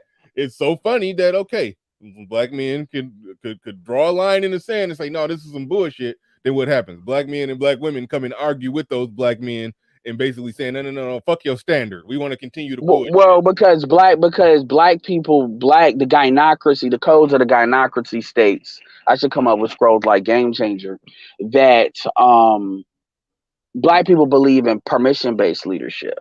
They don't believe in black men, and even black men. Even when you talk to black men in these spaces, when they try to talk about black men need to lead, what black men are saying is, or they say self-improvement, what they're essentially saying is, you got to be such a strong Negro that woman convinces herself to follow you. Now you can't find not one group not one ethnic group that operates that way. But those black men what somehow. I'm sorry, I didn't mean to cut you off right there. No, what you were describing it's not quite leadership the way we understand it in the Western concept. Because when you say permission-based leadership, I don't think that's an accurate description of what you just laid out. That's like Idi Amin. Like Idi Amin didn't ask for permission. That's war. That's African tribal warlordism. It's very primitive, if you really want to put it there. So like, it's not permission-based to lead by fear, and that's essentially what you're describing is. Just make them afraid enough, and they'll do what you tell them to. And that's kind of the position that's not what I said at all. I said the incentives. You have to basically have that woman's mind and actually fear is women will equate fear to oppression. So it's actually everything but fear. So if you look at like sexual leadership, when you look at economic leadership as a man. It can't, because it's not enough that you can basically pay for everything. It's not even enough that you can change a woman's life. Not long term. That short term they may go with that, but long term they won't. You have it's to not be. what you can buy. It's what you can take away. Hold on, wait a minute, Ed, real quick. When you said permission-based leadership, are you basically the way I understood it? You were saying the people who are not the leaders, the followers, basically giving you permission to lead them, which means you're really not leading because they're only following you in the context. Exactly, because they only here's the thing, following you in the context that you lead exactly where they want to where go. they want you to go. Yeah. So leadership is defined. Like if you look at, okay, this is gonna sound weird, but whatever. When you look at pirates, the way pirates work is the captain, when the ship was under attack, they voted on, okay, you're the captain, and generally, he's the captain. They give him respect, but he's what he says goes without question when Well, the ship is under attack. And so they hold agree to on, Ed. that. So my hold You on. So can't. my point is, hold on, because you keep wanting to cut me off, and then the conclusions you're drawing is not what I'm saying. My is what women want, and what black men, by the way, buy into is this idea of you can lead as long as I already predetermine the destination as to where we are wanting to go. You see women do that all the time when they ask you, they say, I'm hungry, and you say, do you want to eat here or eat there? And then these motherfuckers keep telling you no. They don't want you to tell them what the fuck we gonna eat because you said they hungry. They want you to come up with the right answer, and they have no problem telling you whether the answer is wrong. That's not leadership. Well, no, But Ed, stop right there because that's what I think you misunderstood me when I responded to like parse out what you were well, saying. Bernard You said the can't. same thing I said. But go ahead. Well, but you can't say I'm mistaken about the authoritarian nature of what you're describing, and then mention a pirate ship. There's All nothing right, more but authoritarian than the way Bernard. pirate Okay, ships so run, Bernard's bro. And okay. Cool. ultimately, hold on, Bernard's the wait a judge. second, wait Bernard's a the third second. party. Wait a Go ahead. second. As far as the black women part, that is a mind fuck. The only way to actually lead that situation is by force. That's the mind fuck Wait, of it all. They put you in a situation where you have to apply force. The whole lead by consent is a mirage. Yeah, you're right on that. But because it's a mirage, the only thing you're left with is applying force, and that is a dangerous game for men in this day and age. Yeah, I absolutely. And think you y'all can agree. apply for you can apply force within this country.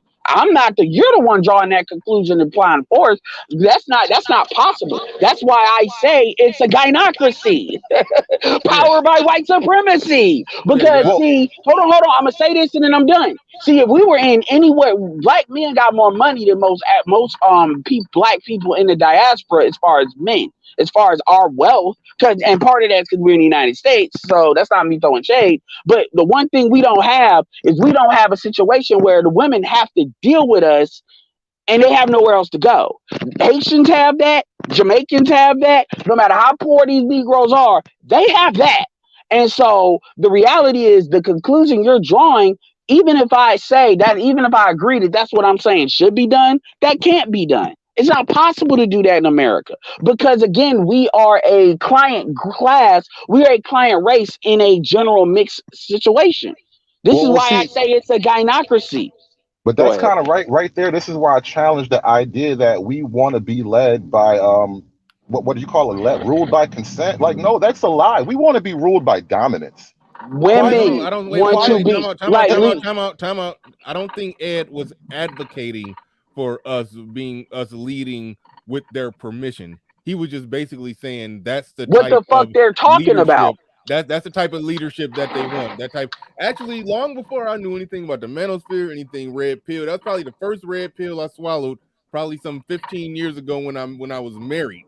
I realized that she want me to lead, but only if I lead in the exact direction that she would go Yeah. if she was leading. But if I go in any other direction, then it's going to be a fight. It's going to be World War III in the house. Like And like and so. So I don't think Ed is advocating for that. He's just saying that's how they truly operate in their heart of hearts. yeah, That's and how they this is truly why no, operate. I'm black not putting that and, on him. and this is why black women will often tell me, "Oh, you don't seem like you date black women," because I give off an energy on if you want me to do it. It's what's that movie with what's the dude with Bruce Willis and Denzel Washington, and I think it had what's that bitch used to date Angelina Jolie. And it was in New York. It was with the bombings. This is before, like after the first 9/11, but before. Yeah, and what did I Bruce know what Willis you're say? talking He was about. a general. He said, "You don't want the military in the cities because if you write that paperwork, I know they blowing shit up, but if you write that paperwork up and sign it, and we put them in here, that's it. It's what the fuck I say, and I'm gonna Jack Bauer this motherfucker. Meaning you not gonna like what I do. You not gonna like it. I'm telling you." So and then they did it anyway because how politicians are, and then he went up in there, and then that dude became the villain in the story because he was doing some. Well, I ain't gonna say off the wall, but he was doing some. I'm gonna fix the shit, and I'm gonna fix y'all the fuck. I'm gonna fix it. And certain men give off energy of, if I'm dealing with it, I'm dealing with it. Now I'll negotiate, when it comes to men, because obviously different men have different assets to want to get the goal that needs to be accomplished. So you work with them. But when it comes and with females, I get females, if a female is actually, they got some tactical information that I need to get something done. Let's say they're a realtor or stuff. Yes, I'm gonna say, okay, this is what I'm trying to get done. You're the expert in what this is. I'm gonna diverse your expertise. But if you're just a bitch that ain't saying shit and you think because you're a woman, you want to give me the woman's perspective, I'm like, no, bitch, shut the fuck up. And I tell dudes that too if they just saying shit and ain't saying shit. No. And I don't care if we date. I'm like, yo, you want to go here, the shortest distance between any 2 points of a straight line. I know what the fuck I'm doing. Shut your ass up. And I may not say that, but I give off that energy. And black women do not like that shit. They really don't. All right. Son is hot around the building. He said, going back to what he was talking about before when I guess Nas said some lyrics. He said something about unless you invest in black women, stay out of their business or something like that. Son is hot. Ross says we pay taxes, which they benefit from government assistance. So it's pretty much our business. Thank you for that. Mike and Vince Perkins in the building. He says stay out of black woman's business unless you are invested, but disrespect, degrade, and twerk at a black man's business. Cool. Shout out to Mike and Vince Perkins. And hey, we supposed to be setting up a one-on-one. Y'all left me on red or something. I'm trying to trying to do something with y'all, and y'all bullshitting. Hit my email. We got to go to Truth As I Know It. He's been sitting here for a minute, so go ahead. You got the floor. You got the mic. Thanks, Bernard. Now, Nas knows who his daddy is. He knows that the gynocracy is his daddy, and us in the black manosphere, we know they ain't. Is it me or is he not talking? No, he's talking. You for whatever reason you can't hear him. I guess it's better you can't hear him than what it was before. You couldn't hear me. So I guess I don't know. Drop in, drop out, or try to just I don't know. So with Nas, he knows who his daddy is. He knows the gynocracy is his daddy. That's why he would write something like that. Now behind the scenes, if you was with Nas one-on-one, and it was just you and him, and he talked about twerking in a restaurant, he knows that's some bullshit. But like Ed was saying, he's trying to sell records, trying to make money. He's trying to, he's for the streets. He's trying to make money in the streets and trying to suck up to rap music and all that. But as thinking black men, we look at that and we go, that's absurd. That's ridiculous. It hurts our image. You go into a black man's restaurant and you twerk, and to such a degree you make the manager mad. Now he's like, you know what I mean? He's getting out of pocket. He's getting off code because, he's getting out of his element because you guys are messing with his business. Like if I'm the only one that can't hear him. If it was my daughter, if that was my daughter, I would be pissed that my daughter pissed that manager off. I would feel like I failed as a father. But see, a lot of these black men. Did she fail? Did she piss off you personally as a father before she even pissed off that manager? Like, she represents you, bro. That's you twerking on that table. Right. That represents me. I want, as a black man, as a young person, it's pretty normal to want to push the boundaries and kind of see what you can get away with. But at the same time, you want to have a dignified presence. And so here's the problem with rap music. One of the problems with rap music is that it started off as counterculture. It started off as, black men and a few black women talking about their struggles, living in the inner city. And it was authentic. It was real for the most part.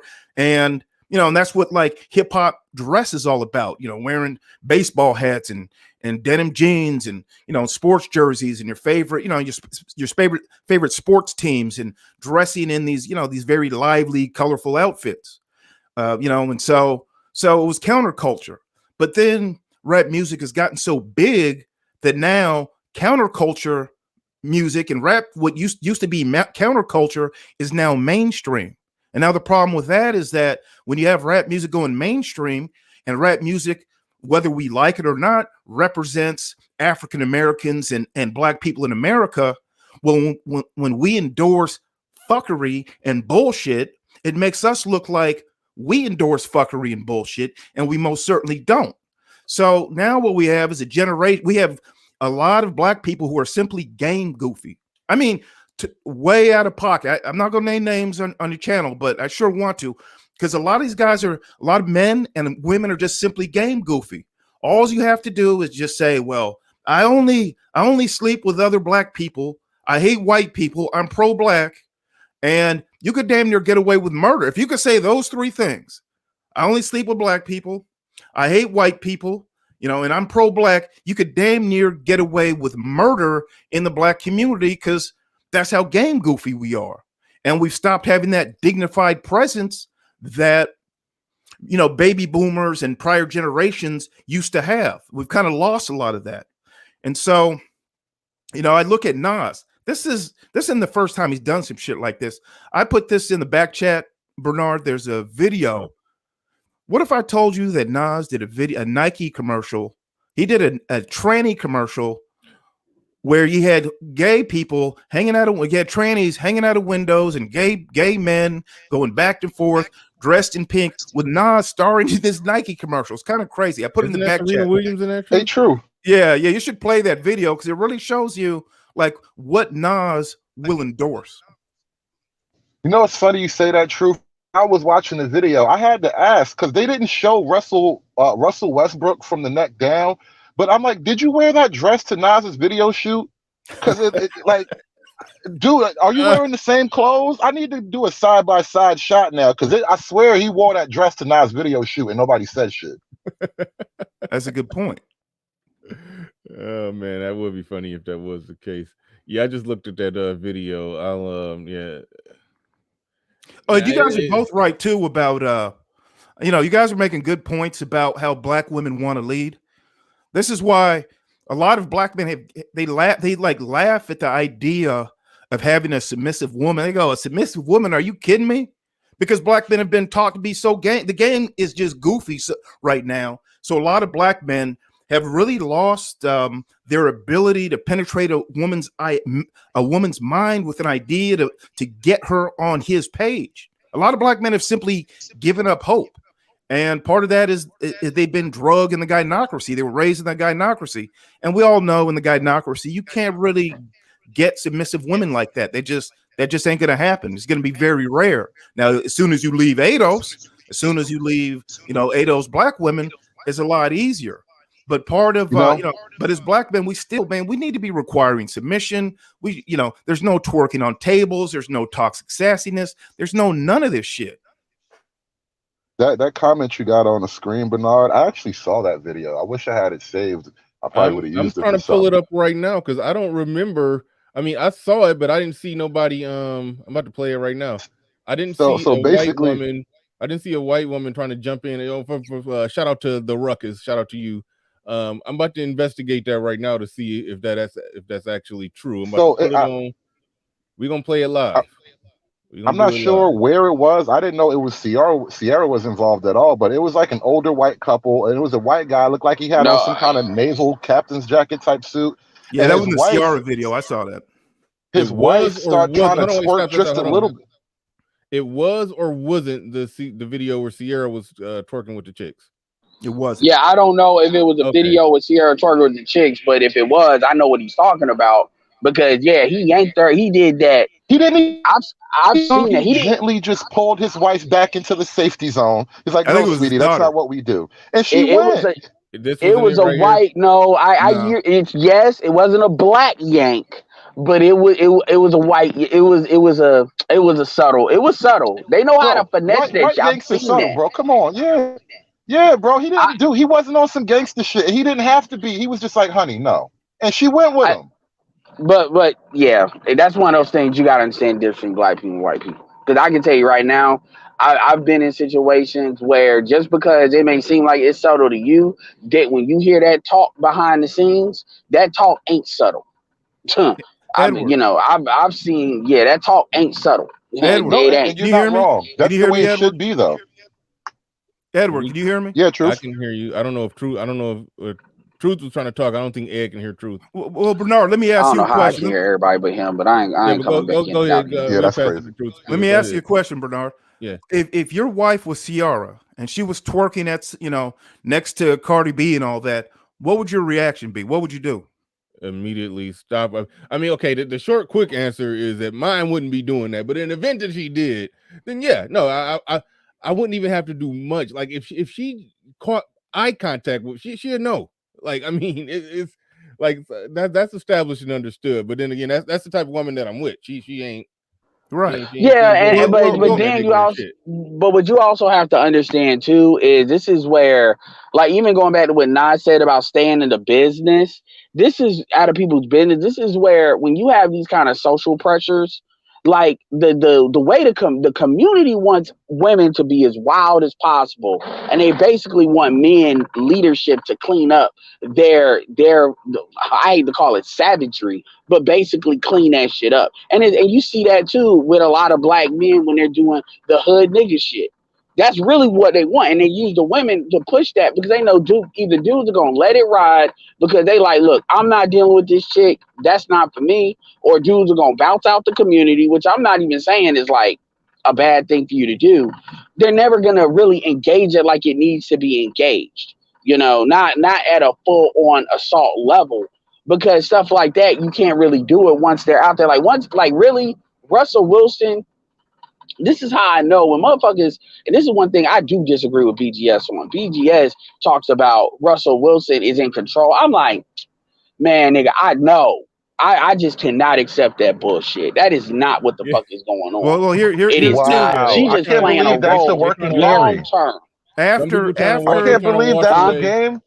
They trying to wash away Russell Wilson's These sins. women know Some how to people. play. Women know how to play that shit long term. And Sierra has really no Phil Edward, reason let me to jump in blow up that relationship yet. here. Because what a lot of people don't understand is the longer you're married, the more assets you can get later on. So a lot of times, that's why Lala and Carmelo stayed married as long as they did. Because in certain states, that automatically triggers certain things. So she has, and plus he's making money now, so she has no reason to just blow this shit up just to blow it up because she did her dirt. But when she's sitting there doing, and then also women are calling this a classy twerk, what she was doing. And That's these are the same women that supposedly want to come back and act like, oh, well, we want to negotiate. No, they don't. They're ready to see if you niggas are ready to comply or not. And they may try to say it a little nicer, but ultimately that's what it's just like liberals and conservatives. Conservatives are going to tell you straight up, I'm saying for the ones that are racist. Conservatives are going to tell you, I don't like black people straight up. And liberals are not going to say it to your face, but liberals will say it in every other way. And black people just don't pick up on that shit. All right, Truth was trying to jump in there, but before I go there, I will say this about Sierra. I've noticed that BGS and a few other people was kind of changing the narrative on that. It's simple as this: he got 2 kids out of the situation. They've been married, I don't know how many years. It's probably closing in on a decade at this point. It's like at this point, it is what it is. I'm done calling Russell Wilson a simp on that stuff. But it was so many simpish moments along the way, and like I can't wash away all the sins. But it is in a place now at this point where it's like just he got 2 kids out the situation. Just cross your fingers. I'm through calling him a simp. I don't know. Maybe she'll stick around, but that's just basically business as usual. Like we just saw Tyson Chandler situation. I think 2 years after he retired, or no, a year after he retired. Shout out to Ramil for covering it.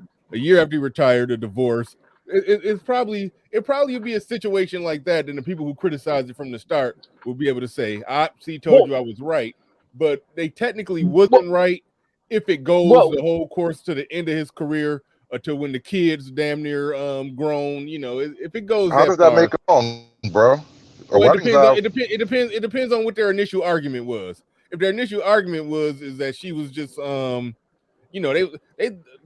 initial future Nobody related, made. Hold on. Nobody made the argument. It was like a long-term Brittany Renner situation, though. Nobody made that argument. Nobody made the argument that she was just going to be married for a couple of years and bounce out. Nobody made that argument. The argument that people made was basically Sierra was able to do her whole shit and basically get a golden parachute. That part was true. And let me get in here real quick. Another thing I want to point out too is you have to understand they got sons, and this is how these boys grow up to be who they are, as far as not seeing anything negative when it comes to black women. Like I was listening to the Lapid show, and this chick Lauren said trying to jump in too. You can't hear him though. Yeah, I got him. Go ahead, Ed. All right, well, I'm gonna say this and I'm gonna hop off because that ain't gonna be fair to truth. I can't hear him. It's like I'm cutting them off. So she said something very poignant. She was talking about how black boys are taught how to treat women with respect and all this other shit. But the topic was that, and then black women don't teach their sons how to protect themselves against black women. And we're talking more the manipulative shit and basically the red pill side of shit, right? And what she was saying is the reason why women don't do that is because the way women perceive it as protecting black women against women like them. So, see, men don't think that way. Men understand that there's good men and bad men. Black women don't see that. And then they come to these arguments with that type of mentality. And I'm sorry, anybody wants to play that we need to have a conversation game. None of these conversations are in good faith because of shit like that. So yeah, we can do it for entertainment purposes, but if you really think you're walking these women down to an actual logical conclusion that they're actually going to change, as far as I'm concerned, you're fooling yourself. And that goes to anybody that hits. Ultimately, it's about power. You have to have the power to enforce your will, and everything else is just flirting. Yeah, and we're never going to have that, because for all the pro-blacks out there, I'm gonna say it right now.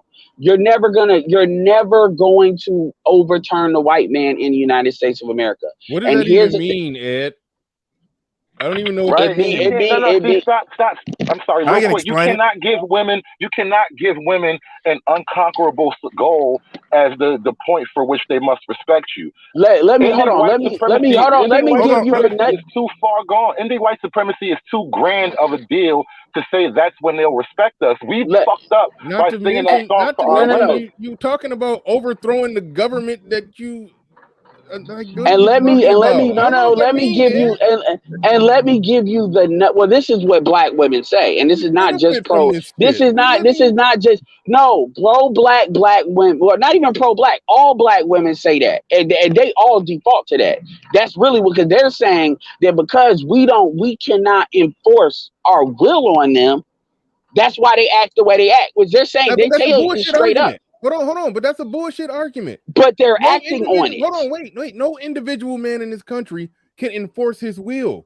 White men are not enforcing their will. The government is doing what the government do. The white man on the ground that's dating the white woman on the ground, they bend to the will. I'm not saying, look, this is the mind. You're arguing with me about the mind of a black bitch.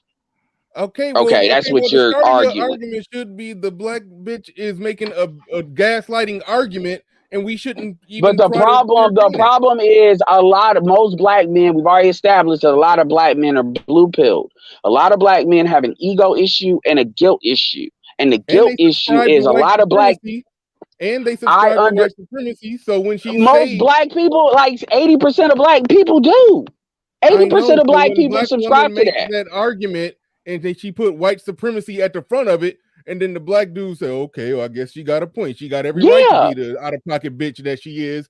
But they do.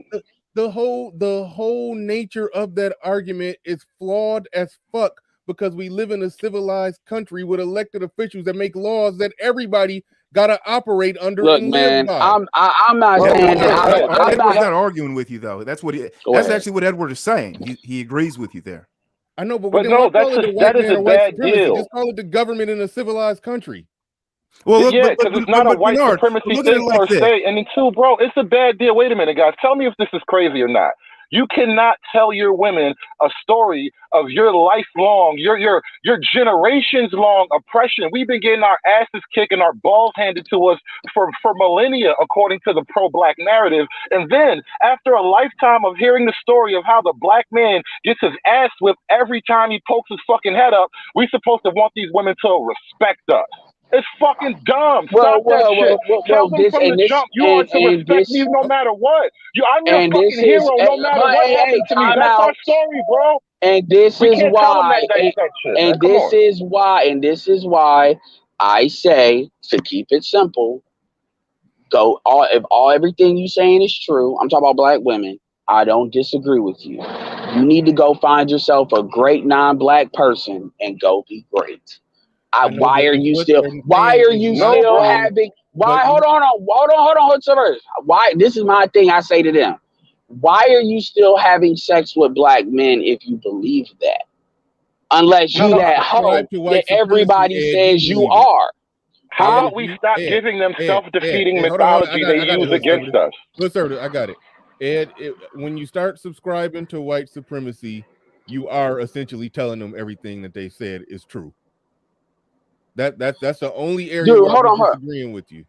Okay, so here's the thing. No, We wait, have hold a on, disagreement on what white supremacy is. Okay, well, Bernard, and the thing is, this is you're putting too much of your ego into it because I've no, it's heard not that ego. before. It's just Oh, not come what I'm on, Basically, man. understanding. hold That's on. not fair. It's no, well, I'll show it. I It's know. just like with look, I don't see the so when logic. you look at, like, for example, is it to be expected that China is going to do whatever they can to protect China's interests? Okay. China is the Would nation. I you? don't get where you're going with this. Yeah, China. Well, the main race that make up Chinese are called Han. The reality of the situation, and amongst most, what white supremacy is not white people. They try to say justify by saying they're superior to people, but that's not really what white supremacy is. White supremacy just dictates that they will always make the board so white people or people that are closer to them have the artificial advantage at the group level. That's But what that means. It does the not Chinese are mean, and killing a white lot of supremacy.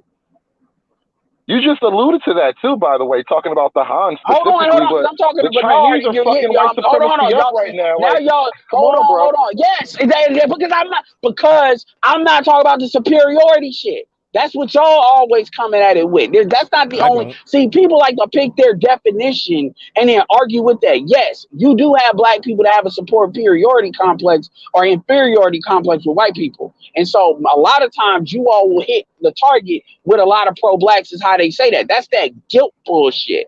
So I hear you. I'm not saying y'all always wrong when y'all say that.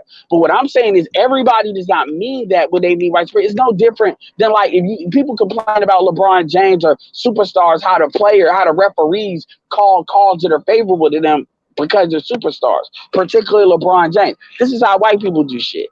And this is what I'm saying. And with black, and so it's not about a superiority thing. So you honestly telling me that this is a question to Bernard. Are you honestly telling me that white people are not do not create these laws in a way that makes it so white people are more likely to be favored? Is that what you're saying? Or they won't angle these laws if they can get away with it? You got to point to them, then we can have the talk. Put the law on the table, and then we can determine if it was a white So now, supremacist policy. basically, Until then, no. Yes or Until no? you do that, you're playing Overall, yes or mythology no? games, bro. Until you do that, you're playing fucking mythology. Put the law on the table, and we'll have the I'm actual claiming discussion. I don't mythology. want to discuss I'm mythology claiming until you put a mythology. law on the table. So it's Until you put the mythology. actual white supremacist law on the table for us to talk about, you're talking about mythology, my nigga. That's as far as I'm willing to go. Hold on. So I'm talking about mythology. That there's more Put the black law men on the in. table, bro. Hold on. There is more mythology. First of all, that's not how white supremacy works either. White supremacy doesn't have a And that law was a that is pivot. designed. Ladies and gentlemen. But that's not Pivot move. That's not a pivot. I'm answering your R1. question. You're R1. You asking just me, tapped R1 real hard. dude, conservative. Can you let me talk? You're saying to put a law that is quite frankly, a white supremacist law, saying therefore this is a law that is a white supremacist law. Yes or no? That's what you're asking me to do. I'm asking you to find, if you say that white people are putting laws on the books to benefit them, I'm saying, okay, I'll accept your gambit. Show me the law and let's chop it up. Everybody operates under the same laws. You either fuck up or you Yes, don't. but the laws are not applied equally to everybody. That's the true income. Okay, well, go fuck it. Let me take race out of it. Tell that to black female judges, bro. Let me take race out of it. Hold on. Let me jump in here. So you're telling me that hold on. Let me say this and I'll let you talk. So are you telling me that the laws are equal? Some people have priors and public defenders. They get a worse deal. Laws are equally applied to everybody, no matter what class you're in.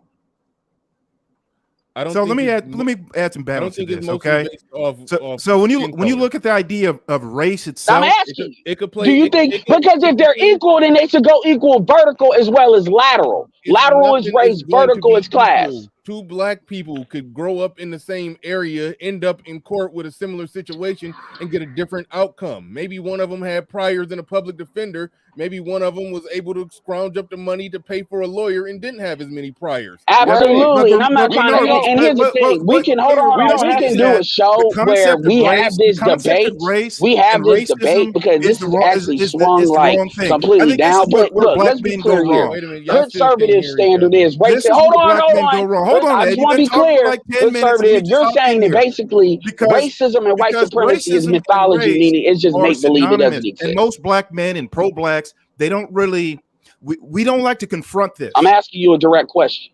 Hold on, y'all can't hear each other. Hold on, Ed. Hold on, because Truth was talking at the same time as you. Real quick, I'm gonna mute Ed and Truth. Y'all can't hear each other.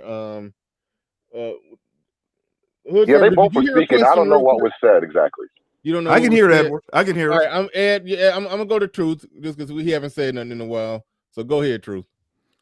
What I'm saying is that, I mean, this is all connected. Okay, first of all, what black men have to accept is that the concept of race itself and white supremacy and the legacy of slavery is all the same thing. Like we came over here as so I can't ask my last question. And Africans just hold on, and Ed. whatever. Please reset. And whatever we became, we started off as Africans. We became black because of the legacy of slavery. So there's a culture of white supremacy, which is a culture of whiteness, which is a culture that's based out of human chattel slavery. So what it means to be a black man in America basically is to be the red bullseye target of white supremacy, of racism. That's what it meant to be black. It meant slave. So we've gotten rid of slavery. We've gotten rid of Jim Crow. Let's talk about today. Yeah, we'll get into the day. So today, but that stigma still sticks with us. So this is why stigma. Okay, so like as a black person, you could see like white liberals are supposed to be the allies of black men. So this is what they're saying with these laws. So in a lot of cities, if you're a young black man, you get 7-to-1 traffic tickets compared to white people. Why? That doesn't mean that you're a worse driver. It means because of the legacy of slavery and white supremacy, white people look at you as evil and dangerous and somebody we need to put into the prisons and jail systems. It's called mass incarceration.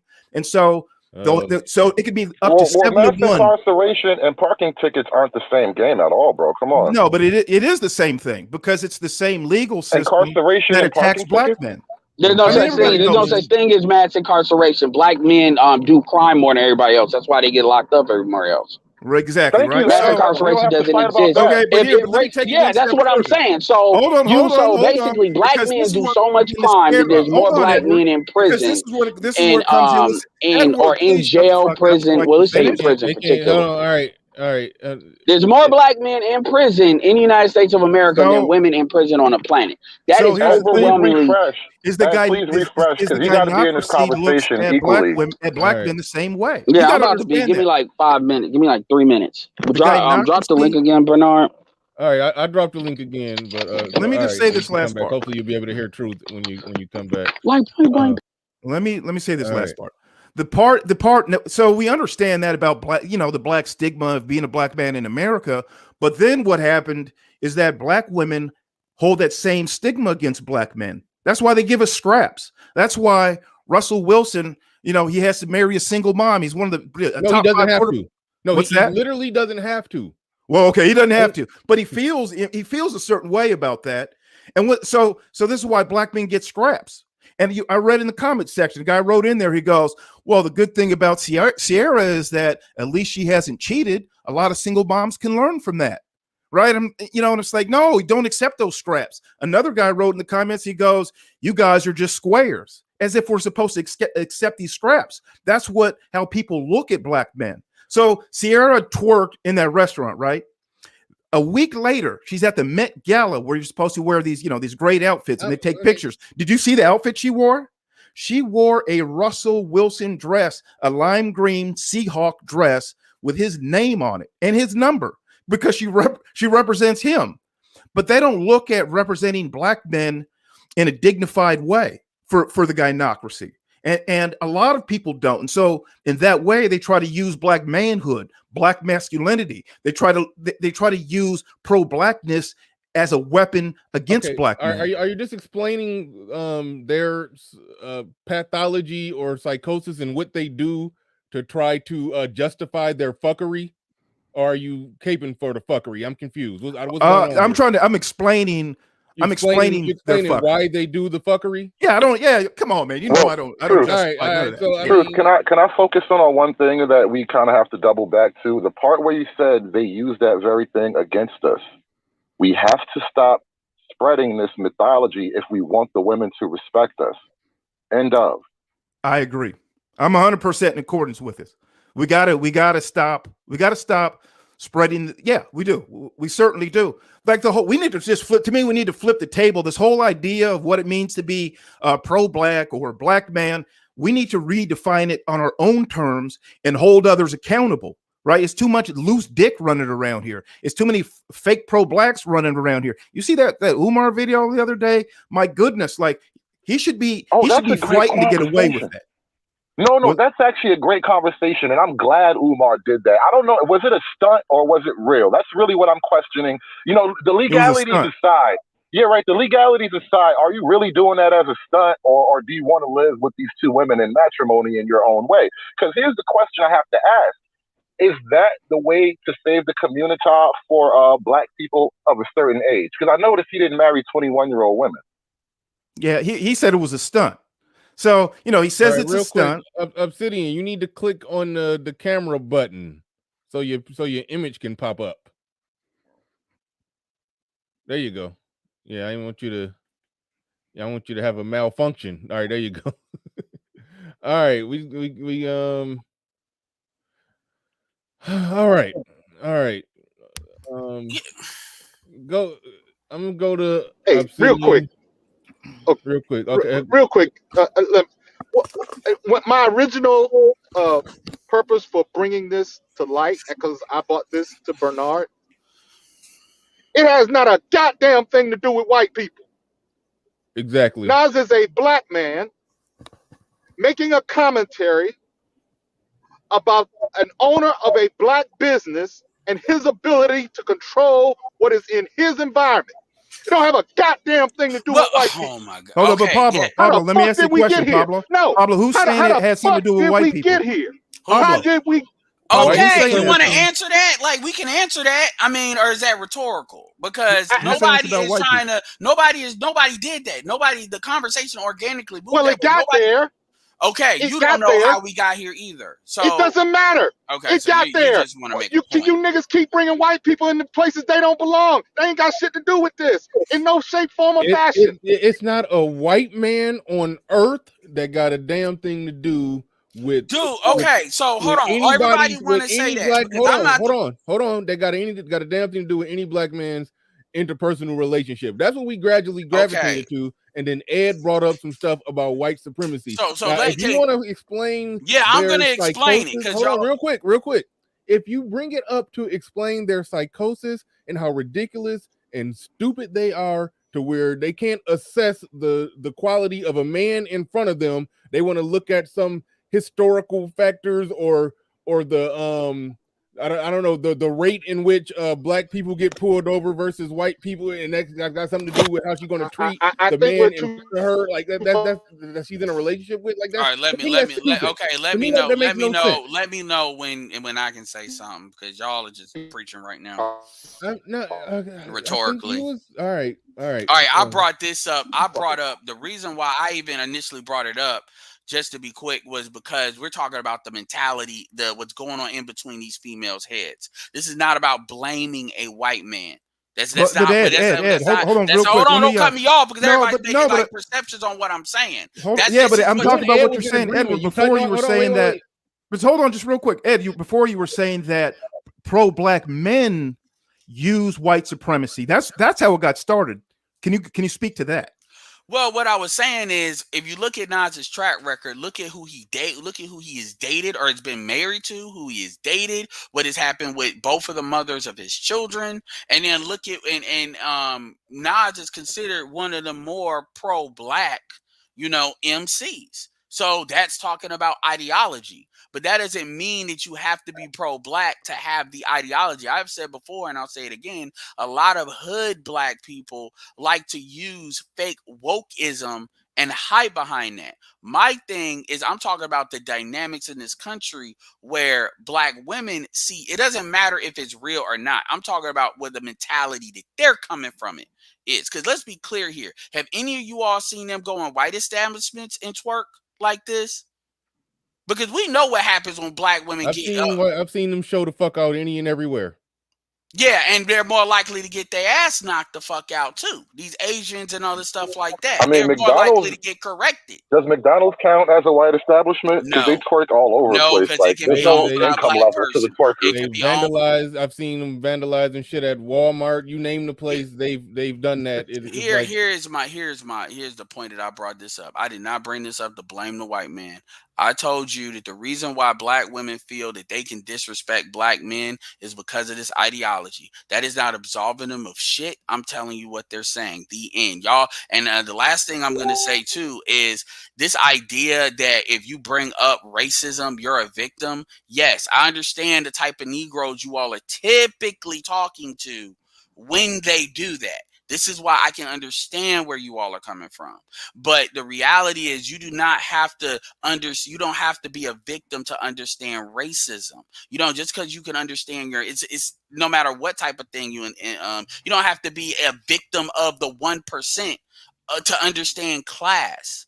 And y'all keep defaulting to you acknowledge you have to be a victim in order to accept that racism happens. So, Just Ed, like I accept that classism happens. You make a distinction between there's a difference between saying racism exists because there's racist people. There's always going to be a percentage of people that are racist versus talking about white supremacy in the way that you and a lot of black people do. You seem to have a problem with the word. I acknowledge that there are some racist people like that. That doesn't mean that I'm oppressed in some system. It's just some people that are racist. Okay, well, here's my question for Ed though. What does racism or white supremacy have to do with Nas telling another black man what he can and can't do in his establishment? Where did the white man come and jump in and make him do that? I already answered that question. I said I already answered it. You want me to answer it again? As far as Nas personally, I said that Nas was a simp. No, I literally answered that question. I literally we went to talking about the from Nas to the psychosis of these females that Nas deals with. So no, it doesn't have anything to do with Nas, but our conversation didn't jump from Nas to that. It jumped from the shit that we went from Nas to talking about why these dudes believe they have to quote unquote simp the way they simp, the guilt and all of that. That's where that came from. And came from the guilt that black men feel is because they're engineered or socialized to think that way because of the shit that's in black women's ears. Which is this white supremacy oppressed shit. Regardless of whether y'all what I'm hearing is that what they're told. You guys really don't want to hear anything about racism at all because you took what Edward said. It seemed like out of context and pinned something on him that he really wasn't saying. How about this? Take all your guilt and give it to Jesus, bro. Just give your guilt to Jesus, bro. So not if we're talking about women and men in relationships. Let me ask you a simple question. Not if we're talking about women and men in relationships or their overall, or let me phrase it like this: black women and black men in relationships or their overall interactions with each other. I'm gonna end this conversation real quick. I don't want to hear it in that conversation. You got Obsidian. Yeah, you got Obsidian people on here. So I'm gonna end this conversation real quick as far as my part in it. Do you believe, Bernard? Very simply, do you believe overall that black women respect black men like they should? No. Okay. Do you also believe that black men believe that black women don't respect them because black men, for whatever reason, are not worthy of respect? Say Do that you believe again. that most black men believe that they are not worthy of a black woman's respect at some level, subconsciously? No, I don't think most black men You don't believe that. believe that. You don't believe that. So why don't they that? Why do they still engage with women that don't respect them then? Okay, fair point. Fair point. I think okay. Most black men do I operate. believe Hold on, wait, I hold on, believe that stop. Hold guys on, like hold on, Nas wait, think they're hold on, special. hold on. I think most black men do operate like they ain't worthy of respect. Okay, And a fair enough. big reason they operate that way is because they're socialized as children to believe that they daddy ain't shit. So and you like your daddy, so therefore you ain't. It happens other ways, but that's typically how it happens. And it happens in the media as well. And The I agree. Obsidian's Chronicle. So even so, you could call it whatever the fuck you want. I agree. Hold on, wait. Everything you said right there, I didn't hear nothing about white supremacy. So I agree with all of that. So again, yeah, you can agree with all that. See, like I said, you just have a problem with the word, which I don't whatever. But No, the no meanings and other hold on, implications. no other women operate as bad as our women do. And what is the common denominator amongst all of the diaspora for the most part, with the exception of the UK and the fucking United States of America? And I'll leave it at that. But whatever, y'all can think whatever you want to think. But that's the conversation that I was having as far as the non-state. And then from that, what do you mean the exception to the UK? What's that mean? The UK, well, what is the difference between what is the similar between the UK and the United States compared to every other black person in the diaspora? It's proximity to who? But whatever. No, hold on. It's but that's where we civilized. Hold on, okay, wait. It's a more civilized, westernized world that has laws that are basically fair to women. Oh, so that's what it is. So our women are civilized. That's what you call No. A world that a country that has laws that basically says a man can't be judge, jury, and executioner in his own house because there's a higher court that woman can go to if she has a problem. My argument is that every group of people in this country are under those same laws. Just because our women So exploit what the is it? law. Well, hold on, Real but quick, Bernard, this is what I'm seeing is that there's a hierarchy. True. There's a hold on. Can y'all no, don't Edward. hold on. I was in the middle of explaining myself. Go ahead, my bad, Bernard. Okay, here's the deal.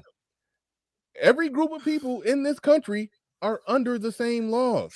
If our women choose to get out of pocket and exploit those laws, they exploit it at a higher percentage rate than other women, I don't think we can call that it's white supremacy. Okay, no, so you're white saying that supremacy. black women Hold are on, just let me respond to that, Bernard. I get what you're saying.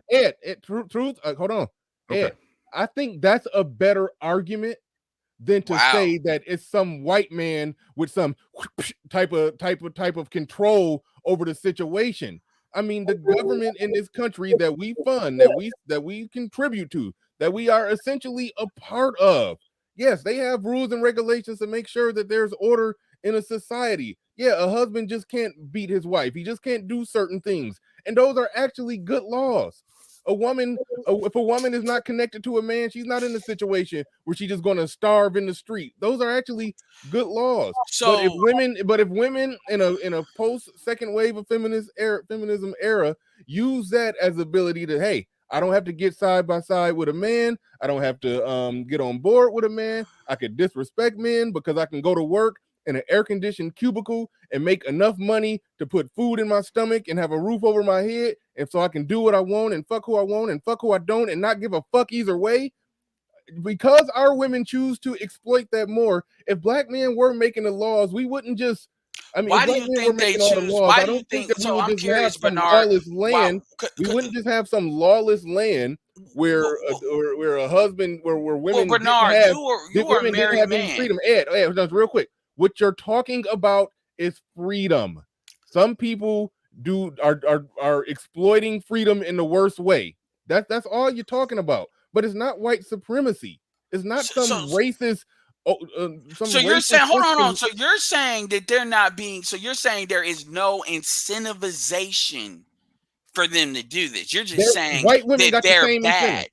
Mexican women got the same incentive. Everybody got the same incentive. So you can't say that it's a targeted white supremacy law that's causing our women. I mean, I've outlined, like I said, we'd have to do because I've outlined it a lot deeper than what I'm saying now, and this will go down a completely different rabbit hole. But I mean, the thing about it is, like, this is some interesting shit. I know Obsidian's been waiting, so I'll leave it at him. But me and DC talked about this on Art Nostal's thing. You got folks that they want to say it's all the bitch's fault, and then you got people that want to say it's all the white man's fault. And I don't subscribe to any one of that from a pure standpoint, because the stuff is more complicated than that. If these women do what they do because they have certain protections, and the truth is, black women have freedom. Black women have freedom to do shit. You talk about race on this. Let me be very clear here. A black woman cannot marry a white man and do this bullshit in any kind of and get away with it. They are not going there getting away with it. But hold on. What can stop her from getting away with it? The white man making a choice not to put up with her bullshit. No. You think all the Chad bros are gonna come and stop her, bro? All the Chads are just gonna keep her in line? That's how it works in white America. Marry her. Chad won't marry her. All right. Chad ain't gonna marry her. Here's where I think you're missing, Bernard. Bernard, this is where I think you're missing. The Chad Wheeler situation is a perfect example, but go ahead. Here's what I think you're missing is that I think you're right in the fact that there's no real white supremacist system and there's no evil white man, boogeyman out here. We're going to pass laws to make black women hate black men. That's not what I said. I'm not saying you're saying that, but what I'm saying is that's not. I don't think that's happening in any real capacity. But what is happening and what has happened is how black feminists, black women in the 60s and 70s would write about how when they were in the middle class, you had a lot of black women that were in the middle class. They weren't really suffering. They weren't having many problems. And these black feminists actually wrote about this. And they said that they felt that they were losing their blackness because they didn't know struggle. And they said that they didn't want to date and start families with middle class black men because they felt like they'd be losing their blackness. So instead, they would date Pookie and Ray Ray and have kids with them because they were the authentic black men. And what I'm saying is, when I hear that, I'm saying that you have this white supremacist indoctrination where you believe your own blackness is connected to struggle and strife. And so in that way, there's this white supremacist indoctrination in the minds of black people. White people don't got shit to do with that at this point. It's already embedded in the minds of people through culture. Yeah, sounds like everything you were talking about how free. You're talking about fucked up choices that free people made in a free country that actually has fairly decent laws. If you want the laws to be as fair as possible to everybody, so I mean. You're just talking about people everything you just described was just some women making some fucked up decisions. If they said, I don't want to get with a middle class black man, so I'm gonna lose my blackness, so I want to get knocked up by some nigga that ain't shit. Again, nothing to do with a white man, nothing to do with white supremacy, all to do with people making fucked up decisions. Okay. There it is. All right, hey, Bernard, can I make a quick point? I'm gonna hop off because I don't. All right, go. Well, okay, go ahead. I was about to talk shit because you don't make quick points that often, but go ahead. Hey, go ahead. Listen, you already know how it rocks with us, man. If you think I'm going off base, then just pull me back. I got you. All right. Yeah. So, yes, sir. Well, first of all, I want to say, man, I mentioned this in the chat. I stubbed my toe this morning, man, and it's really white supremacy's fault. You know what I'm saying? So, shout out to the white man.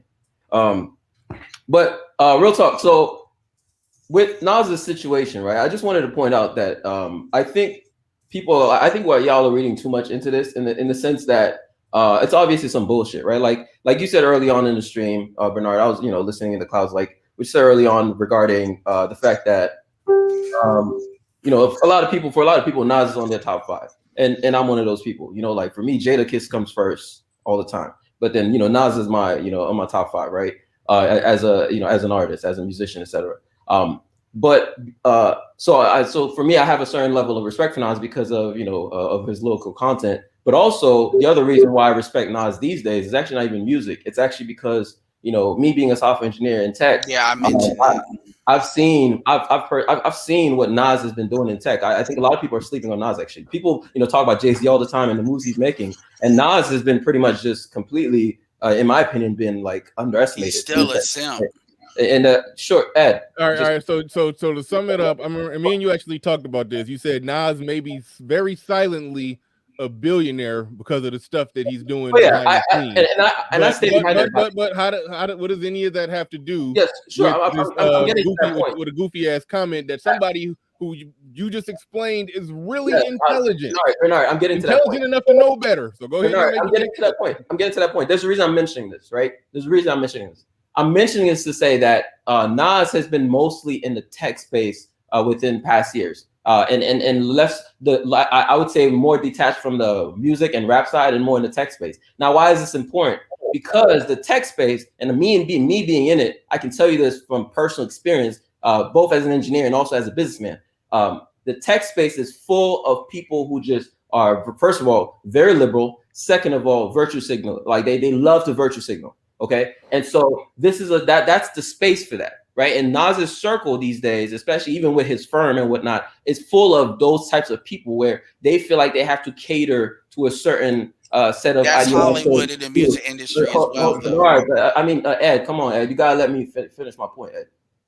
Respectfully, bro. So basically, you have a lot of people who basically that's how they operate. They operate within this, you know, like they just love to virtue signal. They love to pretend like I care about women. I care about this. You know, just as a quick example, like I'll go to like coffee meetings with somebody, and this guy will make sure he wears a Black Lives Matter shirt just because he knows he was gonna be meeting with me. And it's like, bro, like you have to do that bullshit, right? I already know what you're doing. You put on a Black Lives Matter shirt just because you know you're meeting with a black man. To me, I think that's ridiculous. But that's something that you see a lot, and I think Nas is playing into a lot of that stuff. That's just my analysis of it. So when I hear him say that, he's playing to that audience. He's playing to that Twitter, that black Twitter, those people, because those are the people who are really behind the scenes, to be quite honest, supporting Nas, right? Like behind the scenes in the tech industry, those are the people like who are pushing, you know, Nas's vision, etc. He has, I mean, at his firm, he has a lot of black women. He has a lot of black men as well, but he has a lot of black women, etc. So for me, I look at this as just Nas playing into certain things just to make sure that he's showing, hey, I align with you. I align with y'all. And personally, though, I know for a fact Nas is not dealing with these street rodents. Like he's not. Nas is not dealing with these ratchet chicks. He's not dealing with them. He's not. He would not. You would not see Nas with some chick that's gonna twerk on the table. You're not gonna see it, right? But he's enabling that behavior because it's gonna line his pockets. You know what I'm saying? So for me, that's how. Yeah, so Nas is Nas is somebody that claims he cares about black people and the image of black people because he talks that shit when it comes to money. So that means he ain't no different than Jay-Z, because Nas don't really get those hits on that like Jay-Z does. Being fake, being about money first. He is square. Oh, he betrayed. Nas is the same dude, which is essentially is what you saying. All right. Oh, we gotta go to the man. Thank you, everybody who's been super chatting, everybody who didn't hit the like button. But thank you for your patience, Obsidian. You've been sitting there waiting. You got the floor. You got the mic. Hey, what's going on, y'all? What's going on? All right. So I need a little bit of time to kind of work this out. So let me make sure I got this right. Nas releases a record in which he refers to a very well-known incident that went viral last year on black social media out of, I want to say, Dallas, Texas. Yeah. Where a black man, successful attorney, successful restaurateur, spent in excess of $1 million of his own money. He didn't get loans. He didn't do that. He went in his pocket to create a space for his own people in his own words. That's his own words, not mine, his. Okay? Where in which, on more than one occasion, patrons who happen to have been black women were twerking on the furniture, on the glass wall, you know, the partitions, things of that nature, and where this brother pleaded with those women to stop. Only after they rebuffed him several times did he act like a Park 8. And that's when everything got viral. So I just want to make sure I understand the chronology of events here. Nas is disagreeing with a black man who went in his pocket to fund a business for his own people. Do I have that right? That's correct so far. Yes. Yep. Okay. Now, next question. Because the brother Truth makes a good point. And the brother Ed, we know how Ed does. So if you're familiar with how Ed's mind works and you follow, the breadcrumbs, you can see where he's going with it. Okay, fair enough. I have to ask the brothers an honest question. This is rhetorical. We can go around when I'm done with it. But let me put it out there right now.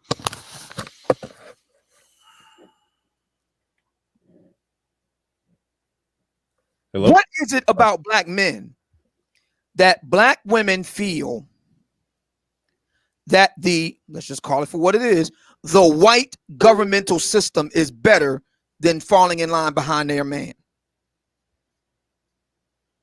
We have to be honest about that. We have to honestly ask that question. What is it about black men that black women have made the calculation that it's better to fall in line behind the white government system than their own black man? Now, that's a rhetorical question, and I'm not done yet. Rhetorical question. We can go around with it. I'm putting it out there right now just to plant the seed. We can go around with it when I'm done. Now I want to circle back to Truth's point. Truth's argument is a good one. It's not that far off from Kevin Samuel's argument, which is we got to switch up the paradigm here. We got to switch up the image of the black man. The image of the black man, whether we like it or not, is the thug, Pookie, Ray Ray. I hate to say it, but it's the truth. He is the predominant image, not just in black America, but worldwide. And black women themselves have gone for that hook, line, and sinker. My question is this. Okay. What are we going to do about it? Now, Truth argued earlier, he used Russell Wilson. Okay. I'm not going to relitigate that. He used Russell Wilson as a point. All right, fine. I accept that point. We need to reinstitute standards and a system of checks and balances and consequences and penalties on those who violate. Okay, I go along with that. How do we do that? For example, how do we make our displeasure known about Nas and what he said in light of the facts that I just laid out? How do we make our displeasure known in a 21st century world where social media, particularly among black women, is, at a premium? How do we make our displeasure at Nas known about that? That's just another rhetorical question. Rhetorical question. How do we change our image? How do we change it from what I said earlier to a more dignified image? And how do we punish malefactors among black men in full earshot of black women? How do we do that? I yield the floor. All right. I'm about to answer it first. All right. Okay. So when you say what is it about black men that makes black women choose to side with the white governmental system over than falling in line behind them, I don't know exactly what you mean by side with the white governmental system. Are you talking about well, let me further flesh out, because you made some excellent points in your further discussion with Ed. I thought that was a very needed dialogue. You made an excellent point. Everybody in we all know this is a multiracial society. We got that. Multi-ethnic, multicultural, fine. However, we all have come to a consensus that we're going to agree with the rules of the road. We all agree on that. However, now we're going to switch to women. However, and we have empirical evidence to bear this out, shout out to, among a great many other places, blackdemographics.com, black women make more use of the levers of American legal systems and politics than other women do. For example, black women use twice the amount of state benefits than American women at large. This is blackdemographics.com. That's just one example. I could cite numerous others. Okay. So again, the question is,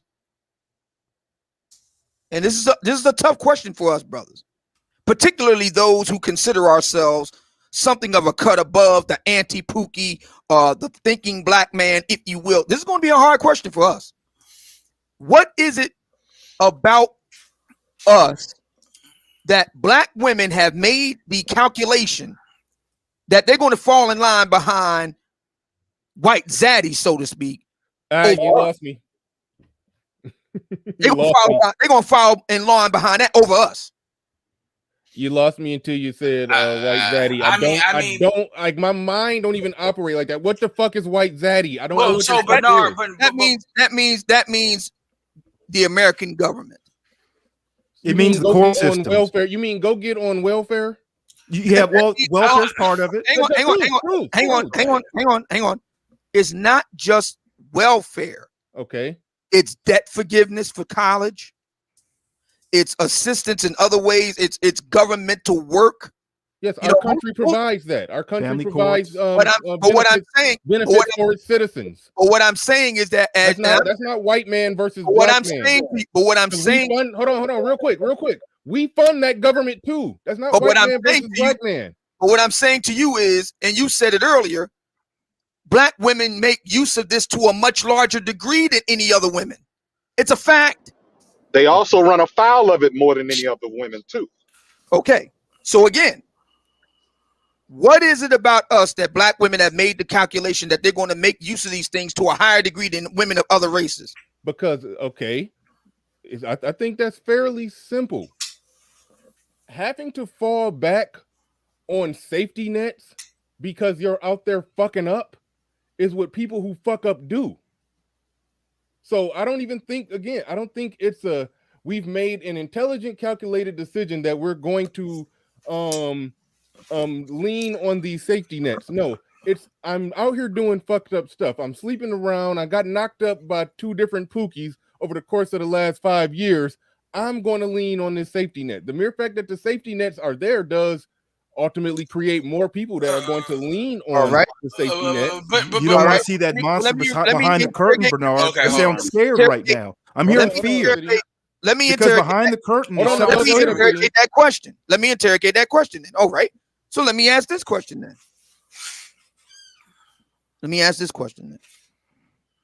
Why are the brothers that have their act together, why do we keep losing the public relation war?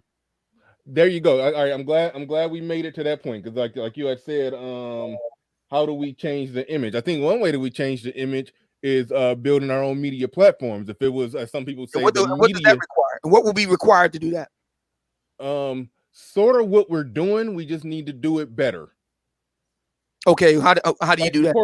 For example, when you said, how do we go about letting Nas know that he was wrong in doing what he did and having that line in the song where he's criticizing a successful black man who invested millions of dollars in an establishment for his people, and then his people are basically took a shit on the floor in the establishment, and then now we have Nas, who, like JB laid out, is probably a billionaire black man who's going to spray perfume over the shit. Like, on media platforms, letting it be known, letting our voices be heard that we think that's some bullshit. Letting it be heard loud and clear that we think that is some bullshit. And hopefully we will influence the more hearts and minds of other black men to say that, yeah, Nas is on some bullshit. These brothers are making some sense. And therefore we will have then put pressure on people who, for better or worse, whether we like it or not, if you're that big, you do de facto speak for us. By doing that, we're putting pressure on those that ultimately speak for us. We're basically stirring the pot of the culture war, essentially.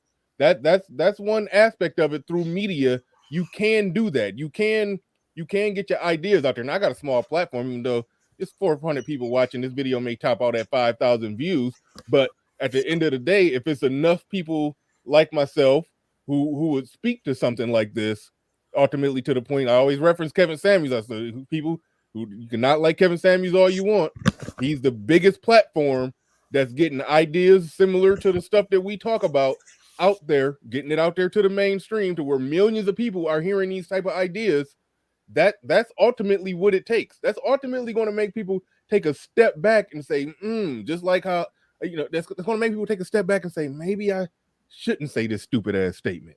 Maybe I shouldn't talk like this. So in that sense, we are pushing back and fighting to better our own image when we do this. Okay, so it seems pretty clear to me that there are a number of moving parts, no doubt. But it seems pretty clear to me that one of the main moving parts we're going to need is money.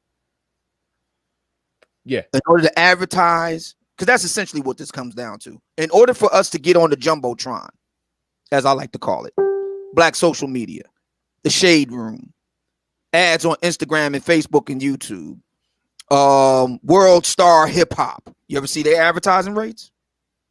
It's going to cost money. Bottom line, we're going to need to craft our message. That's going to cost money. We're going to need to advertise our message. That's going to cost money. If we're really serious. Well, the issue here is, and this is where this kind of turns into a loop-de-loop of bullshit. My thing is, why do you, if race doesn't exist, why have a black manosphere in the first place? Who said race doesn't exist? Well, when people sit here and say, I don't believe in a system. And what does that have to do with what I'm talking about here? Well, what you're talking about is requiring money to get ideas. That's part of it, but I'm talking about something else. But the reason why I'm talking about something else, Ed. Okay, but hold on. The reason why you can't get the aggregated levels to what you're talking about is because you don't really have people that are really unified enough as a group to focus that to the levels you need. So you're saying that black men in the black manosphere aren't focused enough? I mean black men in general. No. I'm talking about black men. I'm not talking about black men in general. We're having a specific conversation in a specific place at a specific time. I'm saying, I'm asking you, black men in the black manosphere are not unified, not organized. Okay. Correct. Well, Obsidian, one thing you said too was that what it has to do with race, what you're saying, and it sounded like you were actually alluding to this, but you never got a chance to get it out, is you were saying that why is it that black women are going to pump to the government sort of to replace the black man? And Bernard said because of freedom, which is a fair and very reasonable argument. But I think also part of it too is that they look at black men through the eyes of white supremacy. That's what those black feminists talked about, and that's what it sounded like you were alluding to. Now we can not say white supremacy. I wasn't referring to black feminists at all, but continue, please. Okay, but you weren't referring to black feminists, but you were referring to what it sounded like you were alluding to is that black women look at black men through the lens of racism, where they see us less than them in the social hierarchy. Absolutely not. I was asking a question. I had no idea what the answer was. I just know the outcome. Okay. So I was wrong on that. I'm looking at the outcome, and I'm asking a question to explain the outcome. And what you're proposing may very well be true. I don't know. It's part of it. It could very well be true. I don't know. I just know that black women see black men on a whole as less viable than white zaddy. Read the American government. I don't even like. Okay, go ahead if you want to call. Hey, Obsidian, I got an answer. I don't even allow the term white zaddy to be used on my program. Hold on, let me get this off real quick. In response, men shouldn't be referring other men as zaddy. Like, what is that? Hold on. So Bernard, real quick, so you're saying that women in general, black women, don't look at different races from an image of power? They don't say this race probably has more power than this race. I'm talking fuck whether it's true or not. I'm just talking about how these women perceive it. Because a lot of what we're talking about is from a perspective of how they perceive shit because they're acting on what they perceive.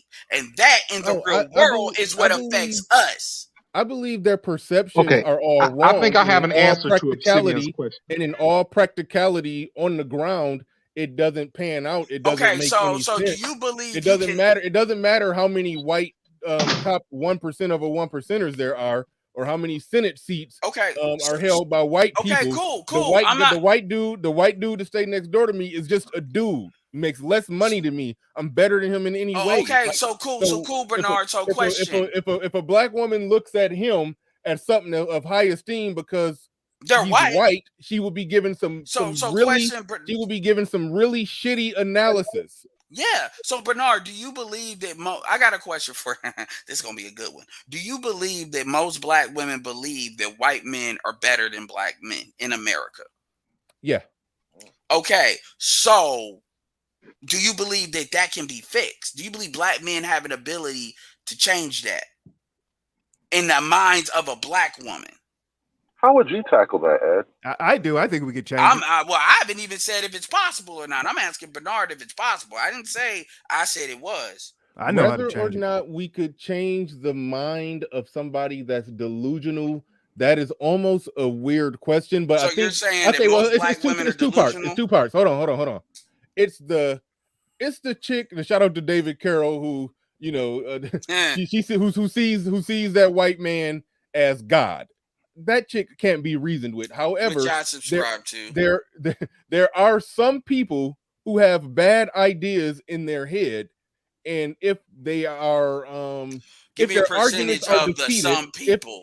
If their arguments are defeated in terms of just reason, logic, facts, yeah, some people mind will change. I've changed a lot of people's mind on a lot of things. I've changed my mind on a lot of things. Okay. Can I point out something you guys said? Hold on. I'm gonna go to you next, conservative. But if we're talking about in terms, I'm going into David Carroll's rabbit hole with this one.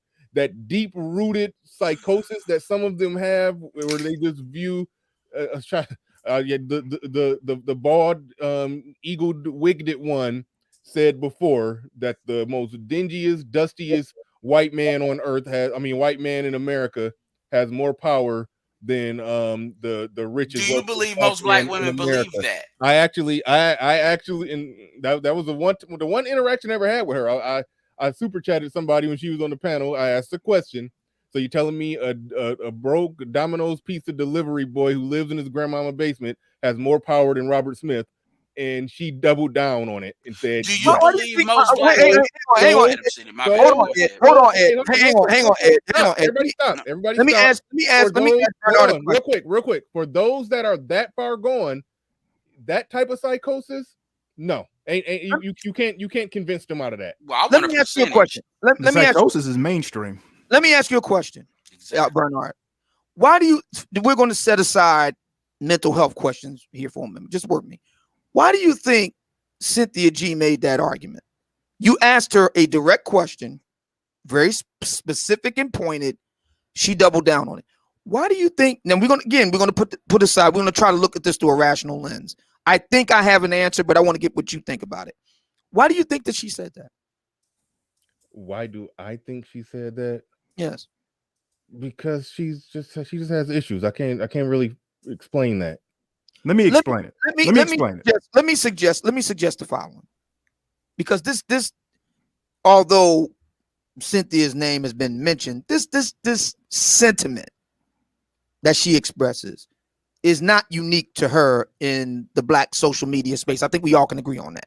So let me speak to this. Fair enough. Let me suggest the following.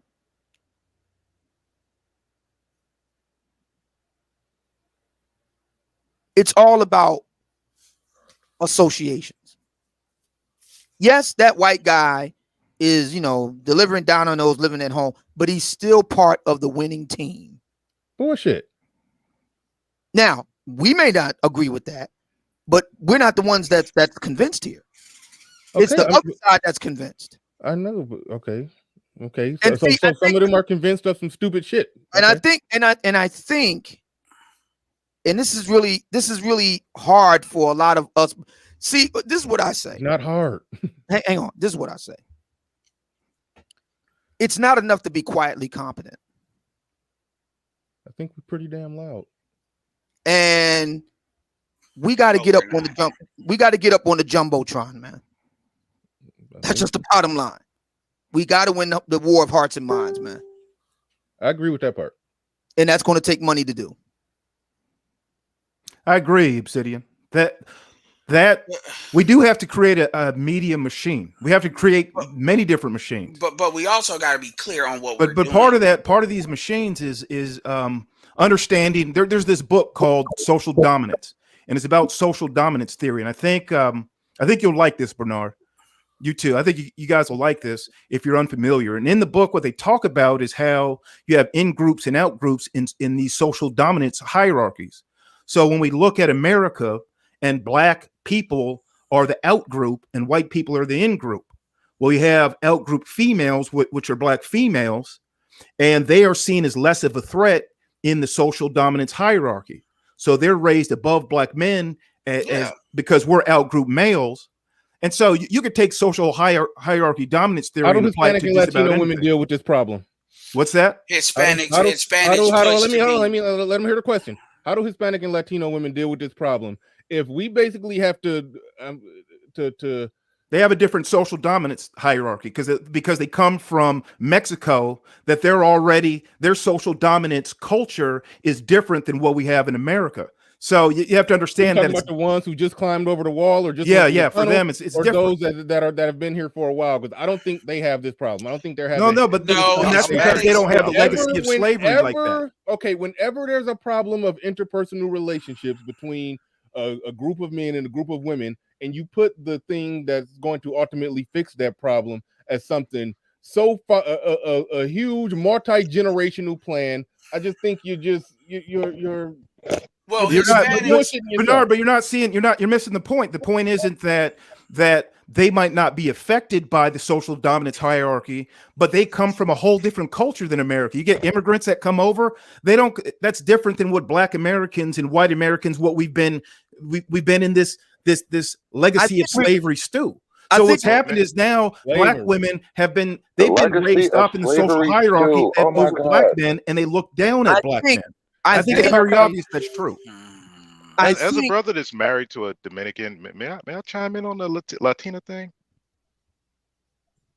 Go ahead.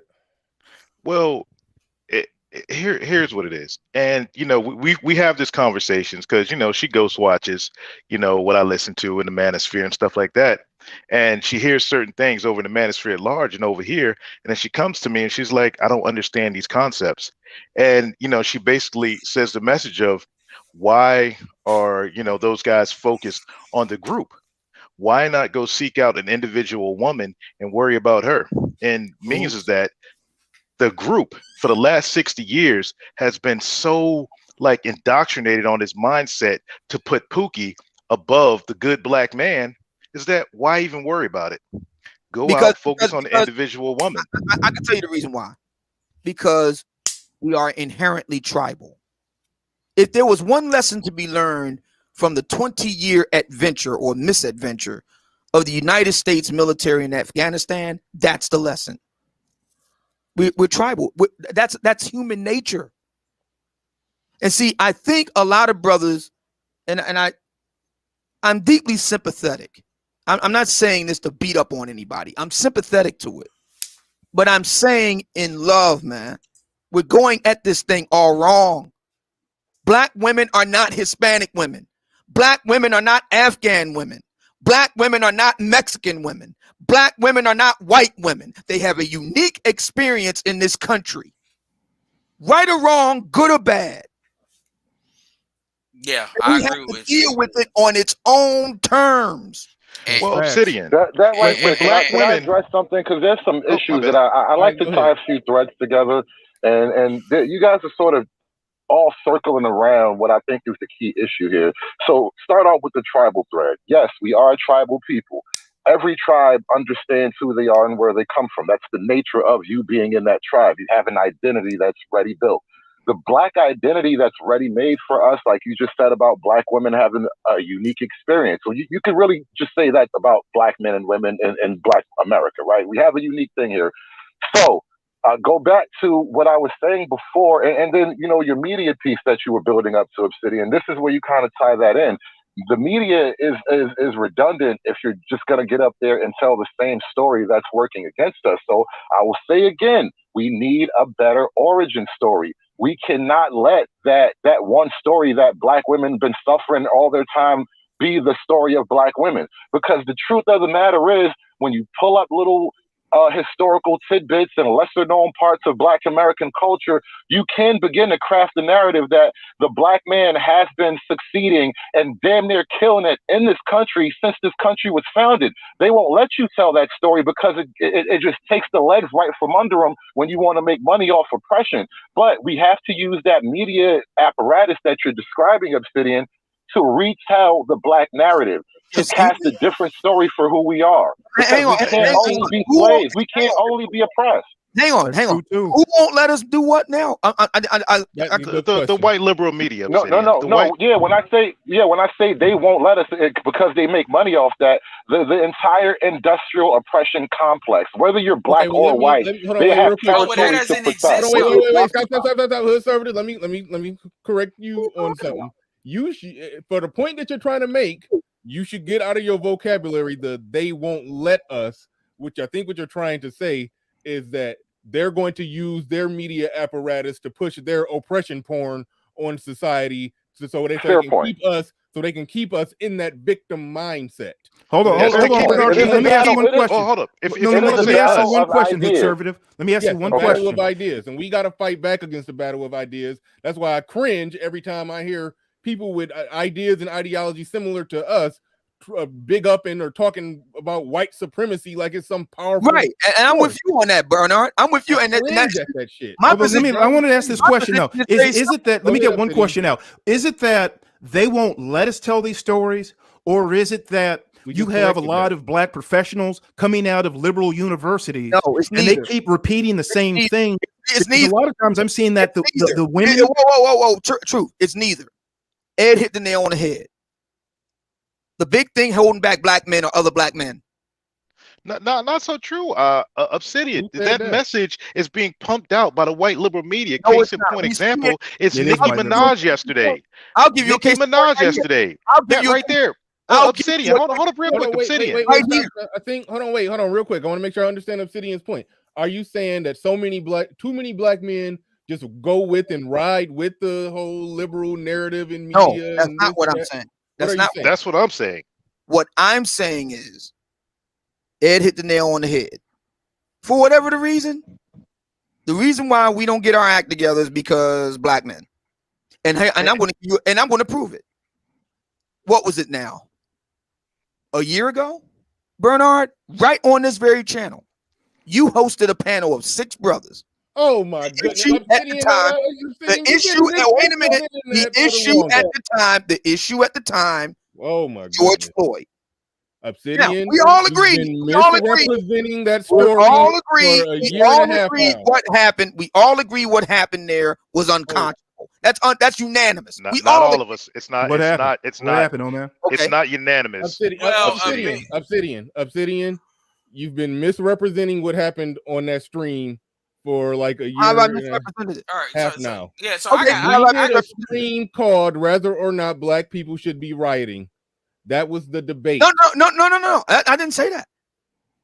I didn't debate that. That's what that stream was about. And then you made it seem as if we spent 6 hours crying about how horrible the George Floyd situation was. No. You made a suggestion about buying. No, that wasn't my point. Okay. I was responding to your panelists who were very animated, and I agreed with them about how Black Lives Matter. And at the time, the big exposés about them hadn't been known yet. I agreed with them how Black Lives Matter, Dr. Tia San Johnson has done excellent work in this regard, has made a killing, pardon the pun, off a black male death. Which is true. Okay? I agreed with that. I agreed with the panel on that point. And I said, listen, Fellas, what we need to do is organize, make a ad campaign. I laid it out. I even offered to kick in money on it. All right, and what did they say when you hold on? What did they say when you contacted them on that? They didn't contact me back. You did contact them because you made content. Yeah. Okay, you made content about it. I did not. All right, so I gotta hop off, but I did want to, end my points with this. First of all, one of the reasons why the manosphere doesn't grow to the level that it can as a group, because you're only going to get so far as with the group when it comes to like subscribers and stuff like that. And then to a certain extent, you do have to kind of go at it on your own, which is kind of like how you believe this shit should be like put through and focused. Because it gets to a point where you get to a certain level. And some content creators beat out of that, but like where everybody will pull you down just because every idea cannot be put front. This is why I agree with her, like where I can agree with a lot of the folks that want to say racism doesn't exist. It's a figment of imagination, folks. We understand, most folks understand, black men in this space understand that one of the things, not individually, but it keeps the image of black people. People are, whether you want to call it white supremacy, whether you want to call it the gynocracy, there are people certain groups invested in black men being where they are as a group. They are invested. We could argue about who that is and what that infrastructure looks like, but I'll bring it all the way down to like when it comes to black women, unfortunately, in my opinion, most black women do not want black men really asserting themselves. They do not as a group. Now, you can argue a couple may want individual ones, but they definitely do not want black men as a group in asserting themselves in any kind of power position. And quite frankly, I personally believe they are very invested in that, and they're willing to use everything and anything at their expense, levers of power, in order to make that happen, including the power of motherhood and basically fucking up these boys before they ever really get started. And I don't think most of us really have a serious disagreement on that. We may disagree on the degrees to that, but that shit has definitely happened. Well, So, Ed, man, fine. Oh, I was trying to respond to you. No, I want to be very clear. I want to be very clear, and then you can respond. That's why I focus on what I focus on my channel, because I understand when people start getting in, even people that want to say racism is a figment of your imagination and the shit doesn't exist, that doesn't disqualify me from working with somebody, because on the core mission statement that I'm trying to have on my channel, which is for black men to put themselves in position to live their best lives as individuals, as well as us understanding how black men as a group, if we work together when it makes sense, we can actually help each other, make that easier than us doing it on the hyper individual route. This is where people, even with like-minded, aggregating together, which Trey was talking about, Truth will talk about that behind the chat, and I agree with that. That's what I focus on, and that's, I think, where we need to stick to, because when we start getting into all the other shit, what happens is we make it so we can't grow bigger, because then we start focusing on what we disagree with rather than the core baseline stuff of what we agree with, which is what Obsidian was talking about as far as, doing the bigger things like putting the money up, dealing with the algorithm. So it's important for us to always remember that. This is why I'm not really for dick policing. This is why I'll outright tell black women straight up that if you think black men ain't shit, I'm not arguing with you. Go date out, go get you a non-ADOS black person, because that cuts that argument short. Fuck trying to convince them of who we are, and we just need to be who the fuck we know we are. And then the black women that got some goddamn sense are gonna be fine when it comes to dealing with black women. The ones that won't, and then if dudes want to replace them interculturally because they want their grandkids to look like them, because that is important to them, then because if it's not, if you care about culture, you have other priorities, that's fine too. I'm not here to say that's better or anything. I'm just saying that's what the pro-blacks always want to say. Well, we need to keep it black. Well, you can keep it black by dating non-ADOS, and then they bitch about that, which is lets me know that they're full of shit. But anyway, that's what I want. That's what we need to focus on, because most of us agree on that, and I think there's a lot there to be done. But anyway, well, Ed, I'll respond to you, bro, and hopefully we get to chop it up one-on-one sometime, Ed. And I agree with you, Ed. It's just we're coming at it from different means here. And I was using the example of Nicki Minaj yesterday to point this out to what you're talking about, Ed. the white liberal media and the powers that be, Mark, Jack, the Google, all those people, they will come together like Voltron and use their black acolytes, the Joy Reids, the Roland Martins, to crush any effort that will change the image of black men as a collective as to not be Pookie and Ray Ray.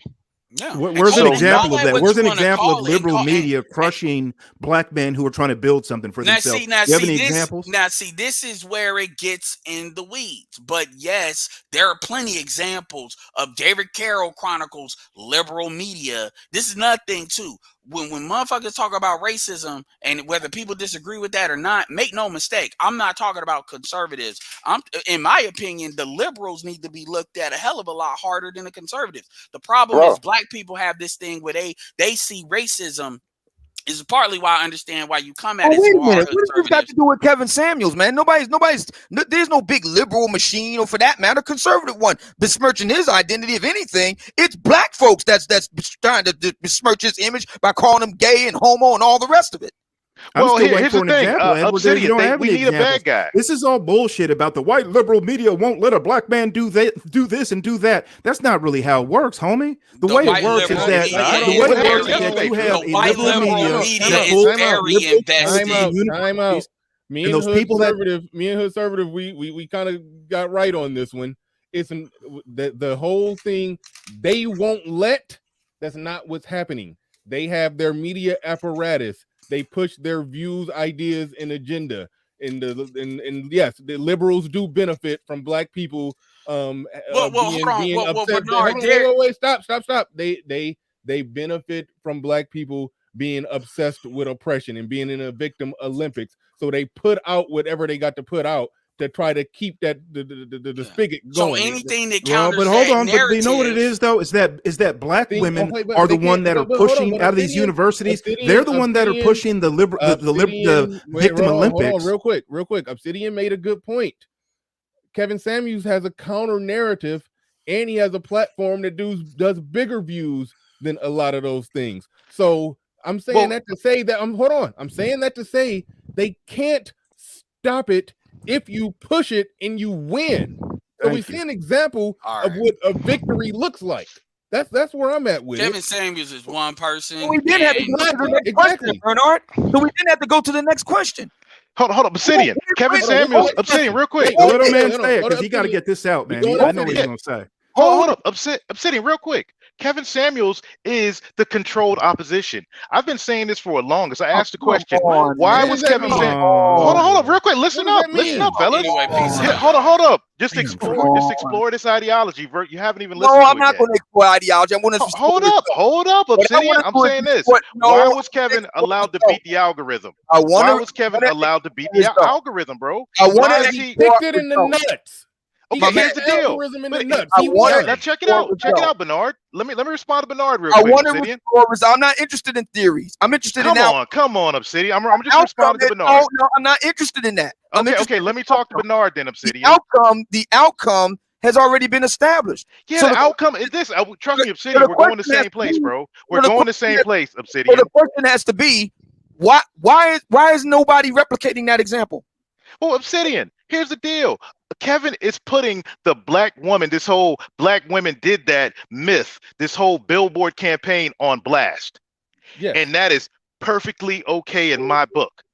And I'm telling you, a lot of other people out there are just keying and eating it up. The daggone the black woman is looking like a straight idiot on Kevin's platform. Okay, so here's the deal then. Where's the brothers that want to put together a platform that's strong on brothers that push that and make it over successful? Where's that happening? Are you saying where has somebody succeeded at something? Where are the black men that are doing the damn thing focused strictly on black men? Okay, so if a brother, most of the black manosphere, I could definitely no. I mean on the scale of a Kevin Samuels. Okay, that's what. Here's my question, Obsidian. Trey. Oh, my bad. Hold on, Trey. All right, Obsidian. Now I'm with you in where you're going with it. But I think the only problem is you're almost like somebody like what Kevin Samuels did. Yes, he captured lightning in a bottle, but it's almost like you're saying, well, why nobody else captured lightning in a bottle? I think people are trying to do what Kevin Samuels is doing in their own way. It's a tough game to succeed at. All right, may I offer a very large example? Okay. World Star Hip Hop. Okay. Are you familiar with his numbers? With World Star Hip Hop numbers? Yeah, they kicking ass. Yeah. Mm-hmm. You know what their number one target demographic is? Either black men or black women. 18 to 34 black men. 70%. No, I'll take that back. 60% of its core audience male. About 30 to 40% female. 18 to 34. Core demographic. They pull down something like 40 million views a month. I don't understand the connection you're making, Let's see where he's going. Let's see where he's going. What I am saying is that it is definitely possible.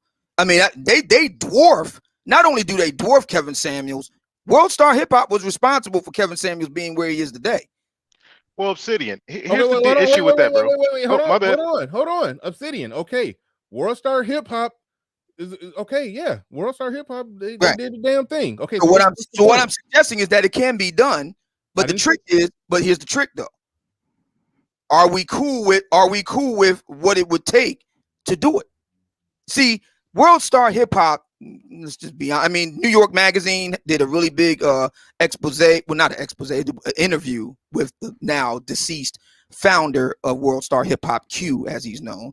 Vibe did a big expose on him. So, you can go back and read up on it if you like. But my point is that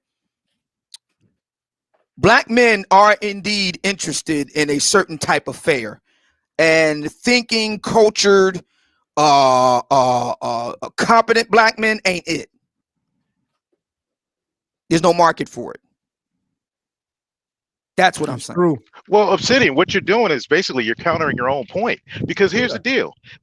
If, like I said before, if somebody would have rise like Kevin Samuels started doing that for productive black men, free thinking black men, successful black men, business owner black men, trust me, that will be shut down so quick by these same media establishments that are big upping World Star, Media Tech Out, Blavity, all these sites. You want to know what would happen? It wouldn't be shut down by them. You want to know what would happen? Not if it's on a separate website. You know what would happen? Well, who controlled by who? Who controls all these places? Hang on. Do you know what places? You can build your own. Go ahead. If you did that, and Kevin has done it for 3 years, you know what would happen? Black men wouldn't support it. Well, you have to put your servers overseas, like Gab or like Telegram. You couldn't have your servers here because guess what? Amazon controls the servers. It was already something called the Black Avenger. Black men don't want to support that. Yeah, I think we're getting past a certain kind of point, though. They voted with their feet. Maybe there's a failure of a certain kind of vision here. And I think you're right, Obsidian, as far as that's the need. But what I think you're kind of describing, I'll try to describe it in this sort of nutshell. Ben Shapiro, if you're familiar with that figure, what he's trying to do with his media platform is create what he would call conservative entertainment. So he's going to do movies and TV shows that present comedy and a variety of media, rather, that present things from a certain narrative, or at least it doesn't highlight the liberal leftist narrative. And what I would question, what I would put out as a question is, what would, let's say, conservative black right-wing media kind of look like? And not necessarily like preaching political stuff. It wouldn't look at all, because there's not enough support for it. See, and that's the failure of vision, though, right there. You need that. What you're forgetting, support for what? What you're forgetting is that Ben Shapiro already has a built-in audience. He already has a built-in conservative audience that he can plug into. That's the game, though. Yeah, and all black conservatives. If you truly want to, if you're on a black conservative who happen to be black side, your audience is not going to be black. It just isn't going to be. Yeah, this is hard. That's true, Trey, but you can't stop at that. You have to actually go for the audience. That is the job, period. going to be hard. What you're talking about, David, is like old girl, the rapist, the rapist. What's her name? Felicity or whatever her name is. Yeah, I don't even want to go down that road. I'm just want to make the case that you count if you want to have effect of a black audience, you have to find a way to target them doing what you want to do. Like make your thing appealable, palatable to the audience you're after. That is your job as the creator. If you want to go in that direction, maybe hard, maybe impossible, but that's the goal, bro. That's either you sign up for it and do it. Sorry, either you do it or you don't, though. But that's the deal. And when that audience happened, what happened? It became geared towards welfare, her story, and all these things, just completely leaving the black man out. That's what happened with that conscious, because that woman pitched it specifically in that way, and that's why it got the outcome it got. So what I was saying is, you have to find a way to make your thing the thing that people want to see. And that's different for every individual, but that's the game. But what I'm telling you is that black men don't want to see it. That's maybe what I'm not going to argue. I'm not saying you're wrong, bro. I'm not saying you're wrong. They don't want to see it. We have to make them like it, and convince them to like it. No, convince them our story is a better story. Convince them our image. Convince them our image of the black man is the image they should be carrying. That's the game, though. What other game could we be playing? I'm sorry, that's just not how it works. No, seriously, it is how it works. Though, isn't that what Edward Bernays did when he got women to smoke cigarettes? Women didn't smoke cigarettes, and then he masterminded idea. He goes, "Let's do this. Let's have these women during this this Macy's Day Parade in the middle of New York. Well, you have to have them go out there and smoke cigarettes and you have to have a groundswell. You have to have a groundswell of support. So create it. I know. So what the groundswell that we do have, and this is what the Black Manosphere has proven, is that black men want black wives and strong black families. That's a big reason why Kevin Samuels has blown up. It's not large enough. Then why do black men support Kevin Samuels at the rate that they do? Because they're coming from world star hip hop, and they like seeing a brother like him tell these women about themselves. He was kind of blowing up. We got the Black Manosphere was built on that before Kevin Samuels. That's all we talk about is family structure. That's the main content in the Black Manosphere going back a decade. Take what they want. So take what they want and use it against them. So take what they want and lead them with it. That's the deal, thing. You got to make the conservative black man, regardless of which package of conservatism they come in, you got to make it look like a superstar. Real quick, everybody. Okay, so if Kevin Samuels, I think the message, even though that yes, people are entertained by Kevin Samuels going off on women on the show, but the overall message that he's putting out there is a good message. So that's where I don't know what you mean, Obsidian, when you in one hand you would talk about the power of the jumbotron, the power of media influence, the power of selling the image of a black man that's something other than or better than the hood image and all of that. And on one hand you say that and you talk about the power of that, then on the other hand you say, oh well, it won't work. Like, so that's where I'm trying to figure out exactly where you're going. Are you saying that it can work or it won't work? Are you saying we should try or shouldn't try? Like what are you saying? Gentlemen, I'm sorry, I'm new to the conversation. Big fans of both you guys on here. Go ahead. But I want to key in. If you can do something, real quick, everybody, let me ask a question. Is my volume low? Or do I sound loud? To me. Huh? No, you're loud. Standard. Okay. You're loud. All right. Shout out to KD. Thank you for the super chat. Thank you everybody that's been supporting. Shout out to SKC coming on the panel. All right, Turf. What's your name? Turf Teller. Go ahead. You got the floor. You got the mic. You sound kind of muffled a little bit, but go ahead. Thanks for your patience. You've been waiting an hour. I think first and foremost with Kevin Samuels and how he went through World Star Hip Hop. So first of all, I was a fan watching his channel when he was doing the perfume, dressing properly, the shoes and all of that good stuff back in the day, but before all of this. But what he has is an awesome mix of marketing to feed people knowledge. He uses entertainment and then he slips in a whole bunch of knowledge underneath that.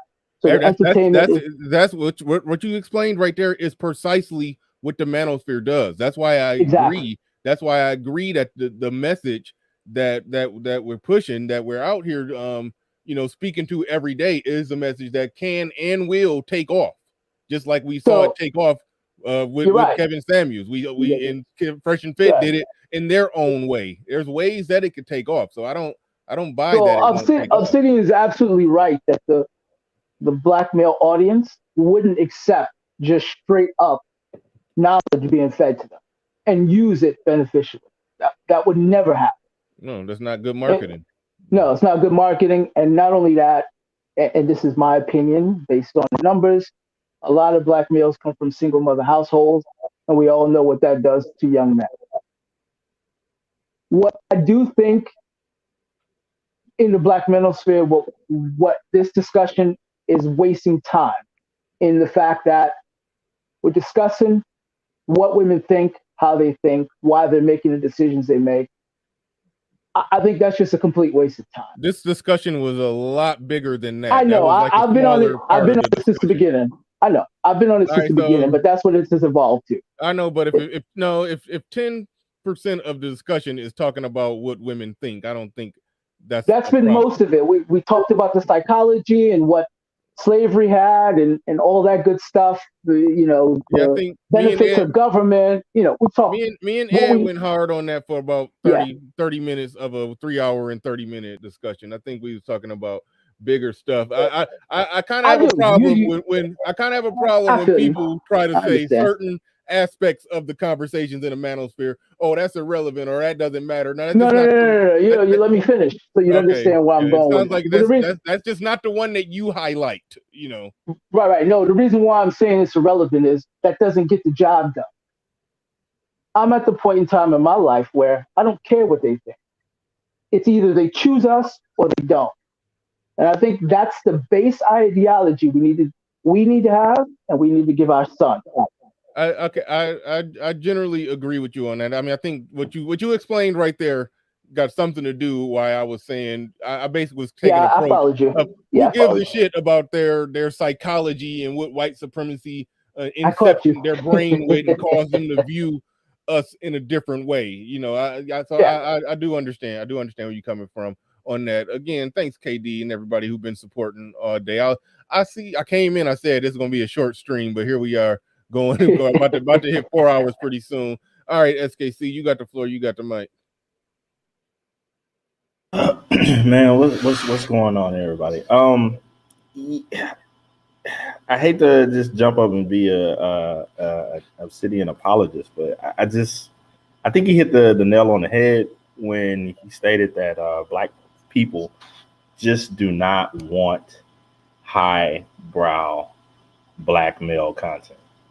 It is what it is, and there have been experiments. Hold on, but I'm sorry to interrupt. Do you think Kevin Samuels' content would be considered higher brow? No. No. Okay. No, relationship talk is not highbrow by definition. Well, see, okay. I have my views on Kevin Samuel. He lured him in with the relationship talk, but he ends up talking to him about the Moynihan report and all kind of other stuff. That's why I think it's higher brow. People don't. If I may, don't look at it the right way. I just like to say knocked Jordan Peterson is not highbrow. Very quickly.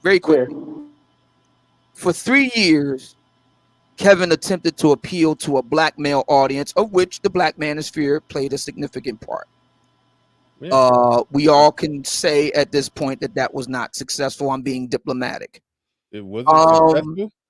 Black men. Wait a minute. He had like 50,000 subs, and when he went live, he would have anywhere from 400 to 600 people in there. Hey, City, give him the example of the suit episode. In 3 years' time, I was just about to say that someone mentioned the suit episode. That was one example where he was savaged by the 400 to 600 chat room. He was savaged again when he said, fellas, if you want to make it in the corporate world, you got to cut your hair and cut off that big Philly beard. He was savaged yet again. I mean, this was all prior to what happened a year ago.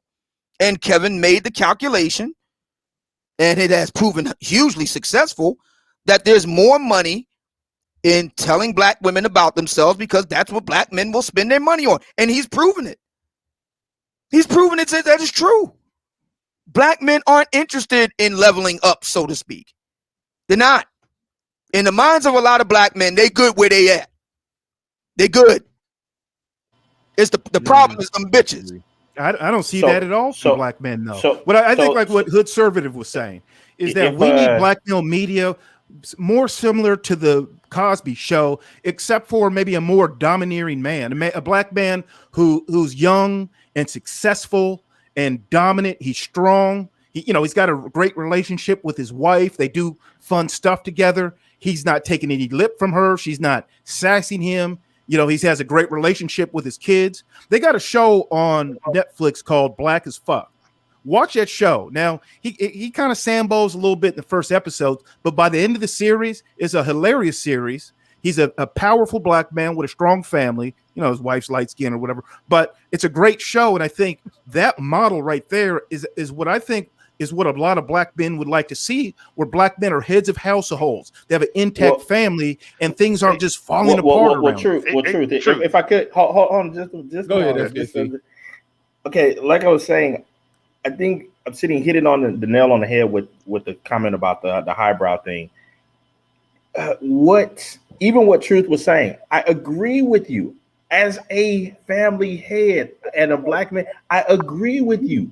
But you have to understand that we are the minority of the black community. Hey, SKC, can I double on that? Intact families are the minority. The majority does not want anything about what we have to say on the matter injected into the greater of black community. All right, let me double down on that. Real quick. SKC, now I got to do you like Obsidian? So are you saying the answer is to quit? Well, I'm saying the answer is to recognize what the chessboard is. You have to say we recognize. You're SKC. You have to say quit. Hold on. Like, the community must burn. All right, I recognize it's an uphill battle. When you look at no, it's not an uphill battle. The battle is done. It's checkmate in 12. Yeah, SKC. Here's the deal. Hey, Truth. Checkmate in 12. But if I could just finish off. We have working examples of this right now. You can go to YouTube, go to Blogging Heads with Glenn Lowry and McWhorter. I mean, you have the first tenured economics professor out of Harvard University, who the majority of people on Kevin Samuels junk, they don't even know who this dude is. You have Ian Rowe, who has his Invisible Man podcast. The man has charter schools in NYC specifically for black people, and he has a show on YouTube right now that talks about the successes of successful black men and their ideas. The majority of the audience of the Manosphere don't know who this guy is. Who are we?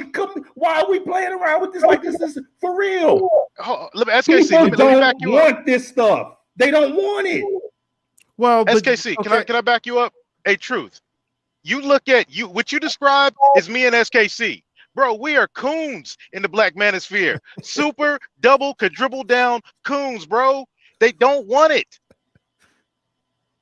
Okay. Dudes would rather sit up and listen to, and this is no knock to Kevin Samuels. I like what he's doing. But dudes would rather sit up and listen to a dude tear down some chick than to listen to other successful black men who are on the top of their game. Don't put me in that boat.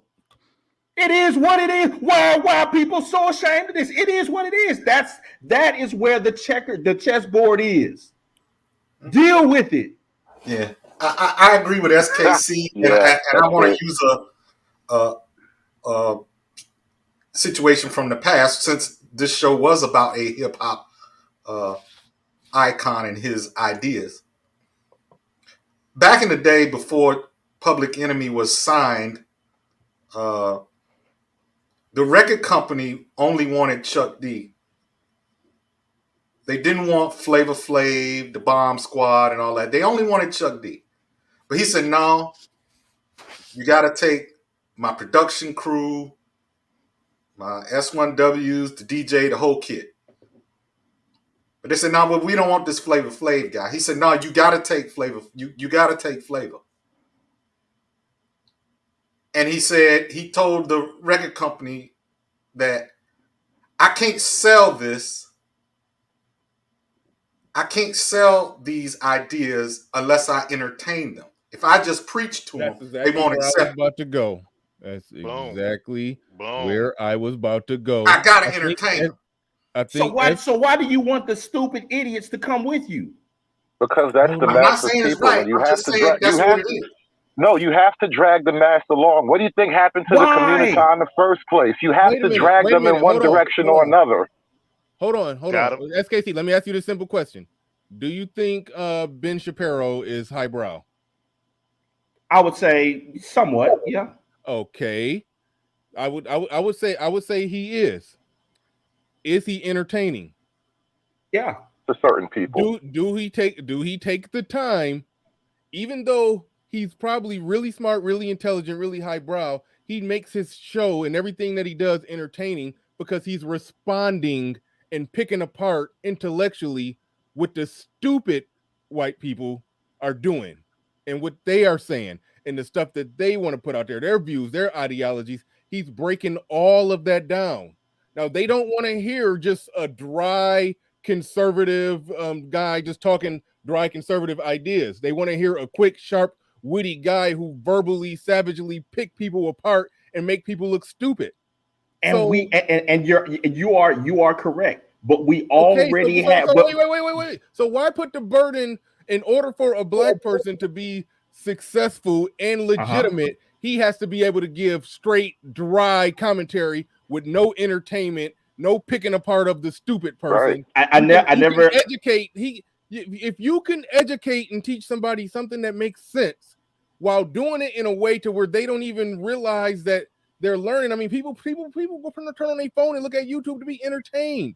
Okay. Let me answer your question. Is to educate, entertain, and enlighten. If you can figure out how to do all that at the same time, you got a winning combination. Okay, so the burden on black people to only do one of them and win. That ain't right. Okay, so let me give you the answer to your question, which you have on your own panel.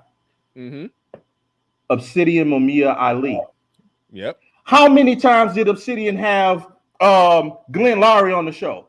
How many times did he have all these interviews with highbrow people, which happen to be the lowest counts for his shows? No. Yes. No. Ask him. Obsidian? Did Glenn Lowry get low views? I thought it was a lot of people in there when you had Glenn Lowry on. When Obsidian that would be true. Okay, I didn't know that. When Obsidian bring on, so that's what I'm saying is you're talking about is Obsidian not entertaining? Is he not highbrow? All right. Does he not know how to engage all of these different things together? And if you put the highbrow stuff in the show, people will run away. Negroes will run away. Whites entertain their people to be the same as how black men should be entertained? Not necessarily that. It's a little bit more. It's more complex than that. I know it's more complex than that. I need his clarification. What I'm saying to you is if you put highbrow content before Negroes, they will run. It doesn't matter what type of package that you put it in. As soon as they figure out this is a person that is talking about something of more significance than busting down Big Booty Brenda, then they're gonna get up out of there. I have an idea. No, I have a perfect idea for that. I used to have this discussion with Obsidian all the time as to, why don't you just open up and go the other way? The reason is because he actually believes in the black experience. Can I give an excellent example? If he wanted to, could go on a doggone Ben Shapiro show and do much better. Wait. Ben Shapiro approached it with a different pattern. Just give him flavor. I think the reason that he does it is because he likes the black experience. I think y'all missing something. Let's turf go. You are trying to use a template that a white conservative used for black people. I don't understand. That makes no sense. Candace Owens has the biggest show on Ben Shapiro's platform. Right, bro. but who's the majority of her audience? Is her target audience us? We called it out. Thank you. Thank you, bro. That's Thank the you. point. Wait a minute. Y'all not about to do that because Candace Owens will still get down in the mud and argue with fucking Cardi B. So she's playing the game too. That's playing fine. the game too. Exactly. The community side with. But who is the majority of her audience? Hey, they but said SKC, why, what you're underestimating is the power of ideas. Why as must black a people black be man, brought in the same way? you cannot I don't understand. underestimate the idea of the power that black men do have. Now, we are the minority. That is true. Here is the unadulterated truth. What black men, the community doesn't value ideas. We can too dumb to value ideas. So it's not an idea. Fucking idea. Fucking idea. How about this? Are you going to tell me that in SKC, we have? Wait a minute. Let me make the point. Let me make the point. SKC, you and I have had conversations in the background about some really, really obscure facts that Black America is unaware of, just to put it like that. Now, I'm going to present something to you. We know for a fact, because, we joke about this sort of shit on my platform in the circles I talk with in YouTube. Black people owned slaves in America. That's a fact. Now, you're going to tell me black people wouldn't watch an actual feature production TV show like Game of Thrones style about the ins and outs, like the Downtown Abbey of a black-owned plantation, and they probably got white people working there too? That is a period piece that will explain a lot of things to black people in a serious manner. And black people, I guarantee you would watch some shit like that just for the image and the shock and awe of it. And so when I mean a failure of vision, like people are stuck in this one mode of how you talk to black people and how you present images to black people. Exactly. I'm like, no, let's really get funky and like try to break some fucking mental barriers with black people. That's the power of ideas. That's what black men can do. Those are things that we can do. And it's like, like the Small Hats, and they're known for running Hollywood and the music industry. How many Small Hat television shows do you have that pertain specifically to them? There's not that many, and they don't look that horrible because they don't want to pervert their own culture. But we all know that mass media for every demographic has to be kind of ugly and tear down the culture because human beings want to see that reflected. That's why China has to make laws saying no rap music. We got to cut back on this Western culture because they know that it naturally is degrading. But what we can do as black men is reject it outright. They would reject it outright, Hood. As soon as you get to the part of where Sister Annie Mae actually like sleeping with the white dude. Oh, it's done. It's done. No. SKC, they would love that. You give them rap music. You give them a cliffhanger. Wait, ain't Housewives of Atlanta, Hollywood, all that do the same shit? I don't understand. Scandal. SKC, hold on. You must haven't been watching slave movies. I can't even name them exactly, but I've seen quite a few slave movies where it was either explicitly said or implied that the TV show Underground that was going on in there. No, see, y'all are not getting. It was a character in 12 Years a Slave where that was the case. You're not getting the full. You're not getting the full gist of my argument. The full gist of my argument is that yes, that part is going to be watched. They're gonna like that part. But when you start to throw in the highbrow stuff of, okay, how does this affect Negroes today?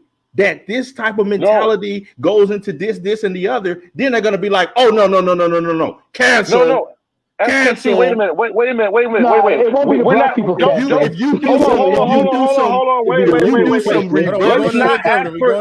Let's not ask for the media to present quadratic equations. That's not how it works, bro. You have to get them with situational comedy, situational experiences, and then you subvert their expectations. You're going to tell me propaganda does not work when propaganda has been used against us for this whole point? My entire counter to what you're saying is counter propaganda. Hey, David, I'll give you an example. David, let me give you an example. Propaganda always You start the series off. What y'all not realizing is that like Hood Served you hit the nail on the head perfectly. It is the counter propaganda. I said it before, even though I think the things that Kevin Samuels is saying is true, but in his own way, you could argue that is blackmail propaganda because Bernard, he's flipping it around and making it and putting out the idea, the notion that what's going wrong in relationships and interactions with black men and black women, that is black women fault, not black men fault. But the previous propaganda is that it was all black men fault. But he stands firm in that and argues the other side, and he's getting millions of views doing it. So that's changing that's flipping the whole Not only paradigm upside down. So in not that only that, he's sense, inversely affecting men. well, hold on, Bernard. So here's an idea. This is like something that we can do, like the power of idea. He's putting out his own propaganda. If we so you can't say in one hand propaganda works, but then when propaganda that could favor us or be in our influence, oh, it ain't gonna work. Negroes don't want it. Propaganda don't work no more. Yeah, that's the fuck it do. It do work. It's about putting it out and doing it good and doing it better. Now, all you got to do is start the show doing this. Bernard, have the pilot episode. Have you seen Black as Fuck before? before? Hold on. Let me get in here. Have you seen Black as Fuck, Bernard? Have you seen that show? No, I think you sent me an email about it. I watched a little bit of it. I didn't think it was. It gets better. You got to watch the whole thing. It starts off kind of corny. I watched it. It was hilarious. It's hilarious. Okay. By the end of the series, you'll be cracking up on the couch. It's hilarious. People who are offended by that show what we can do. You got to do better one at a time, please. Go ahead. What we can do is as content creators, we could talk about that show and get other black men onto that show. And then we can say, look, not only just watch a show, write Netflix. Tell Netflix we want more shows just like that. In fact, as a matter of fact, they put, I think it was Shonda Rhimes. She's got like $1 billion budget at Netflix to make her own shows. What we need to do is say the guy who made Black as Fuck, say he needs $1 million so he can make more black shows.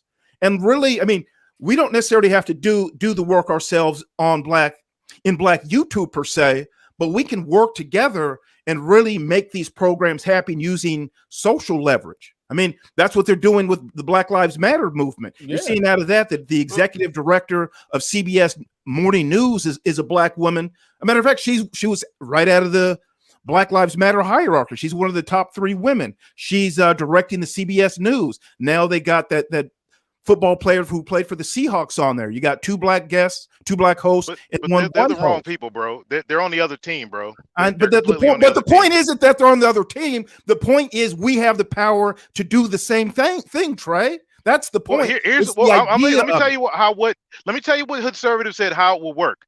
You make the pilot episode start off just like that new version of Watchmen. You start off with Anthony Johnson, who got slavery popping in the U.S., whipping 2 white slaves. You start that, the first scene in that, you will have black people's attention. That's all you got to do, because they hate the white man.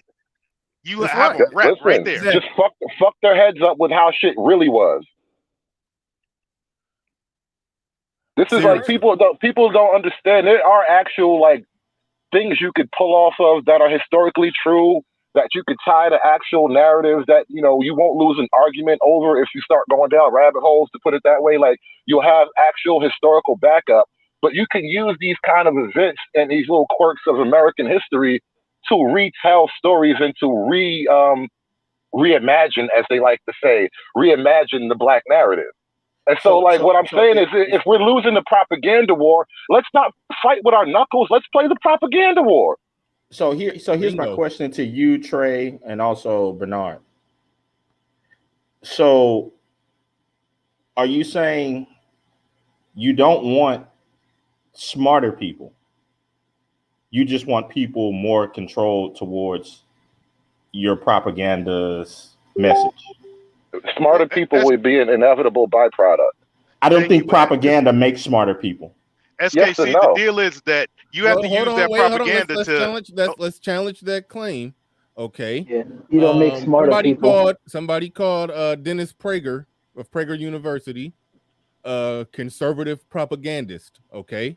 If somebody watch a lot of his videos, okay, their IQ isn't going to go up. But if they watch a lot of those PragerU videos, they will view the world differently. They will analyze things differently. They will have information that they didn't have.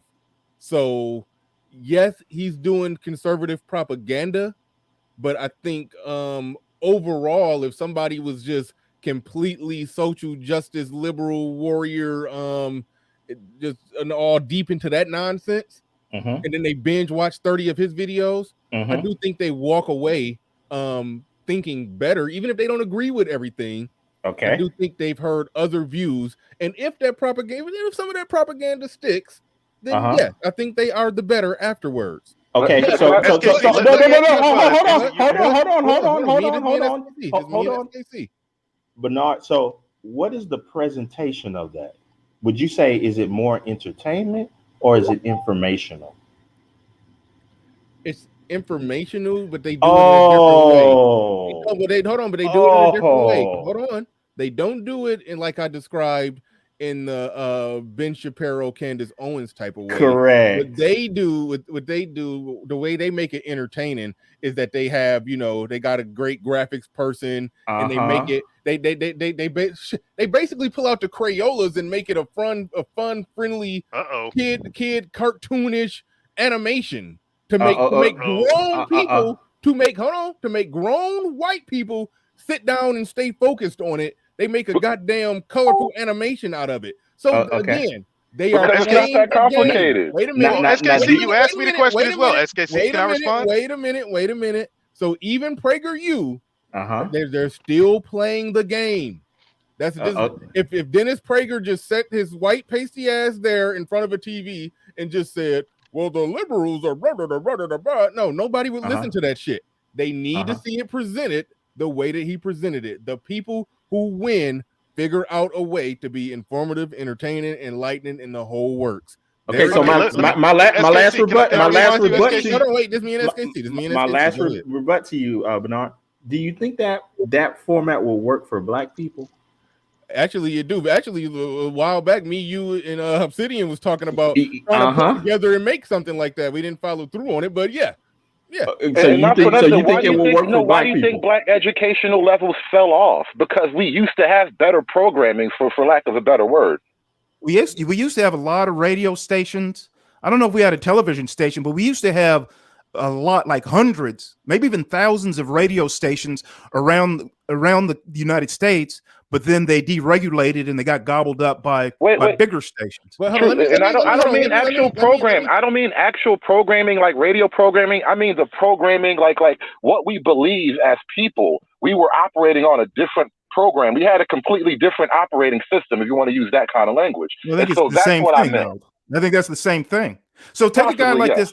This guy wrote in the chat here, Jaquan. He goes, Kenya Barris, Black as Fuck creator, and Blackish canceled his Netflix deal because they wanted him to ratchet it up, and he wasn't with it. So now we know, like, you watch a show, man, you could tell he wanted to represent Black men best he could in a, like a family comedy. And so let's just say Kevin Samuels has over 1 million subscribers. He interviews him on his show, maybe like every night for a week, to lay out a serious program for Black men. And then they throw up a GoFundMe, like a $50 million GoFundMe. And then Americans, not just Black men, not just Black women, but all Americans could donate to that. I mean, this is something that Black men could do. I know, Bernard, you got his ear. Obsidian, you definitely have his ear. It doesn't have to be Kevin Samuels. It could be somebody else. Maybe it could be different content creators in different avenues. And we could start to work together and galvanize and start to piece something together. Okay, let me respond to SKC, because you asked me the question as well, SKC. And truth, man, I love that idea, man. But here's the issue, is that we've lost a couple generations, and the propaganda we're talking about, it's not going to be for the millennials, Gen Z, or whatever. It's going to be for those who come after Alpha. We're just going to have to suck it up and admit that there's some generations lost. Right now, you've got intellectual Black men on. But where's the problem? National You said there's news a problem. yesterday I don't see saying, the problem. Hold on, bro. Yeah, that's probably true. You got Where's the men problem? saying, you got intellectuals saying, Cardi B is the people's champion.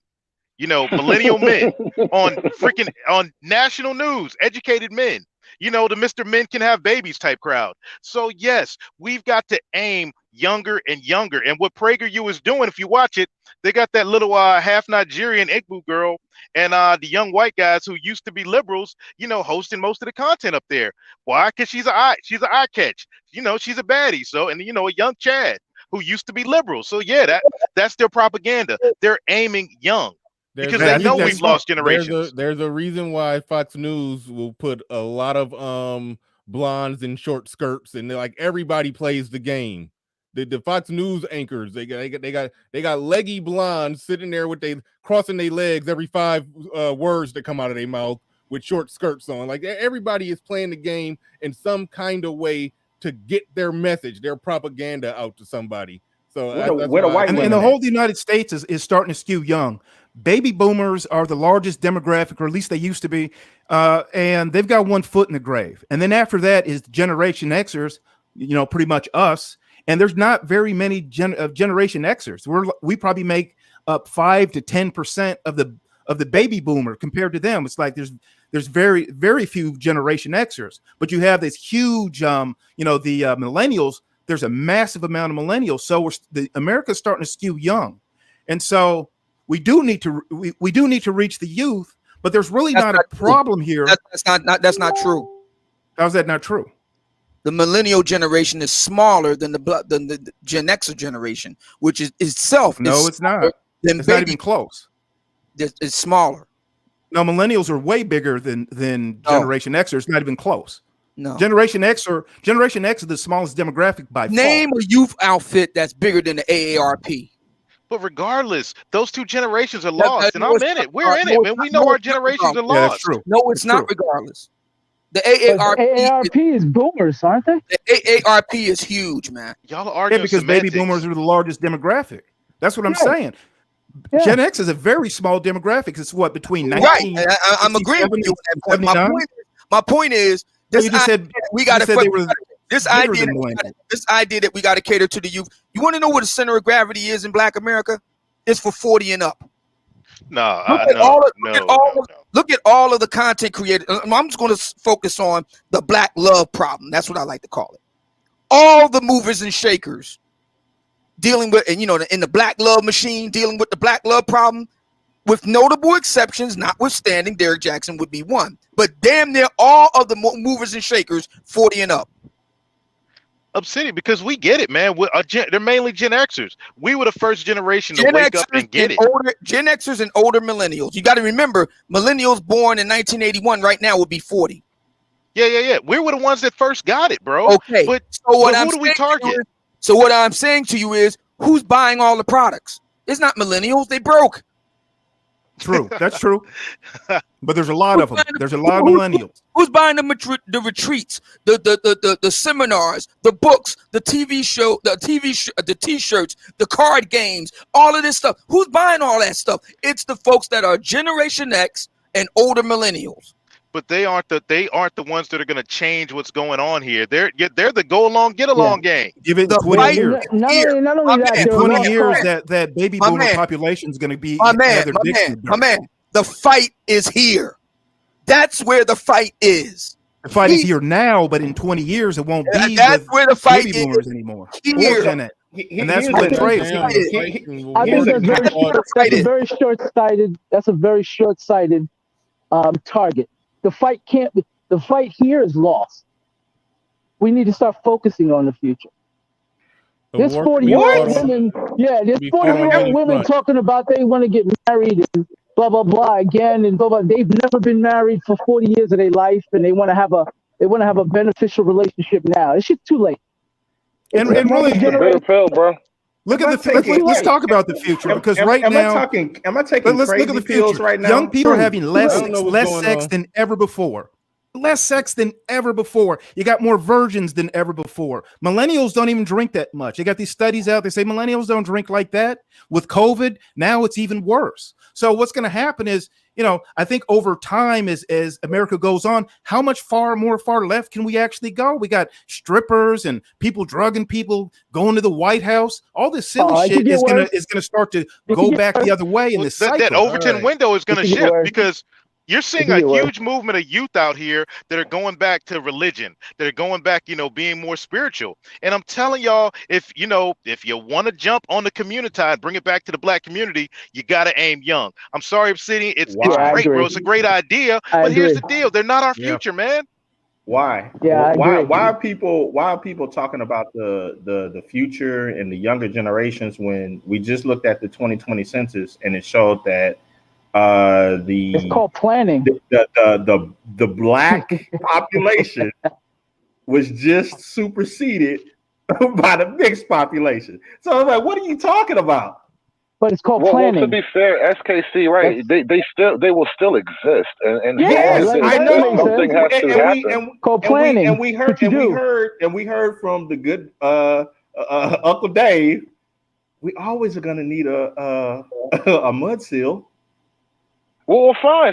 Even if you want to play that game, you don't want them to be dumb as possible. You want them to be as functional as possible. we just stated that the dumbness doesn't matter. Propaganda, remember? No. As long That as was they not my believe. argument. We don't That have to was make not them my smarter. argument. No, you have to get them to believe in actual useful things.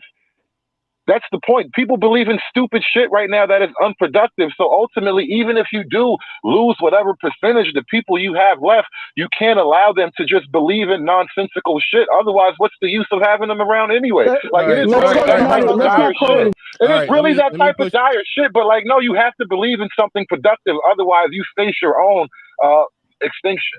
All right, let me get some questions out there to SKC. He says something interesting. Before I get to that, Theo Waff in the building with a $50 super chat. He says this chat is probably driving you crazy. Here's a little cash for a decent dinner and drink afterwards. Thank you very much. I appreciate that, Theo. Appreciate all you support. Appreciate everybody who supported the stream today. All right, SKC. You said something interesting that I know about. You said that the mixed population is a higher percentage of them than what there are fully, allegedly, supposedly, because I mean we all got a little mixed with a little something, but it's the actual, however they count it, mixed population is higher than the actual black population. Yeah, this year for the first time in the census, that population surpassed the black population. Okay, but does that refer to did the black population shrink? That's one thing. That's one question. And the second part to that question is, are they talking about people that are mixed with black, or just they're just talking about people who are mixed totally. Okay, that isn't as devastating of a thing to me if you're just talking about people who are mixed total. Now, if the people that are mixed with black outnumber the total amount of black people, that is oh shit. These niggas might actually breed out. Breed us out of existence. Well, I'm not saying that I would have to bring those numbers to you, but it's a larger number than what people are recognizing. But a lot of those people are still black, though, because I can be a black. For my whole life, I decided to mark the black box, and then as soon as they gave me more options, then I could say, "Oh, well, really, I'm mixed, so I'm just going to put the mixed option on there." So that doesn't mean that totally muddied the water. That's an interesting thought there, Truth. So when that occurs, that is showing you that person's interest is not where. Mm-hmm. Good point. No, it doesn't show that. That doesn't necessarily show that. So at that point, the things that you all are holding if somebody is not checking the black box, I think that does, especially if they used to check it, but now they don't check it. I think that SKC has a fair point. Hold on. This is why. Because first of all, a lot of black people don't fill out the census forms because they don't want the Nazi Gestapo to come after them. So that's one thing. B, there's a lot of black people. My own uncle used to write "nigga American," and when they allowed you to write in what you were, he wouldn't check black. He'd write in "nigga American," which was hilarious. So you can't really say that people still aren't identifying with black people. Furthermore, we can still look at rap music and hip hop culture and how rap music still has wiped out rock and roll, decimated indie rock, and now is the default American music. So a lot of people do look at black culture as the mainstream culture. So what we should do is start to really galvanize as Generation X and older black men is start to really tell our own stories. That's what Hoodservative and Trey the MBD, that Bernard, this is what we're all saying. That's what I've been saying. I'm with you on that. I'm with you on that. So what I want to know, SKC, why shouldn't we do that? Because some black people won't like it. I think over time, if you make the media and you get people who are great at their craft, and you allow them agency and autonomy like they've given black women in Hollywood, if we had that same ability to make the content that we wanted, then I'm sure we could reach the masses of black people and use propaganda and use media as a weapon, use art as war to help change minds. Well, last thing, history has proven that. History has proven that that's possible. Well, just like Cosby, right? Yeah, Truth, I'll respond to you, bro. What we got to do, man, is we got to make Larry Elder better than Little Nas X. And unfortunately, that ain't the case right now in the community. Hey, Bernard, but thanks for letting me up, bro. I got to dip. Peace, y'all. All right, no doubt. Thanks, man. Snuggles in the building with Super Chat. He said, here's a little cash because I want the chat and the panel to continuously drive Bernard crazy. This is music and enjoyment to my ears. Yeah. Ears and eyes. Shout out to Snuggles. Clue in the building. He says, dude on the top right sounds like Larry Elder. Yeah, you've been charged up in the chat with sounding like Larry Elder. Truth. I don't know what's up with that. But the interesting thing to me is like I was listening to a little bit earlier, and I think it was AC. Was that nigga right there? Where he was talking about why don't you just let them live and stuff like that. And I'm just like this is not a regular dude. He's a successful guy. He's a successful guy in life. That's exactly the problem. So hood-servative. This is the type of dude that's on the team. This is the type of dude that's going to be tearing down your stuff, talking about just let him live. So I'm like, you think you actually going to have a propaganda machine with people that's on your team talking about, yeah, man, just let him live.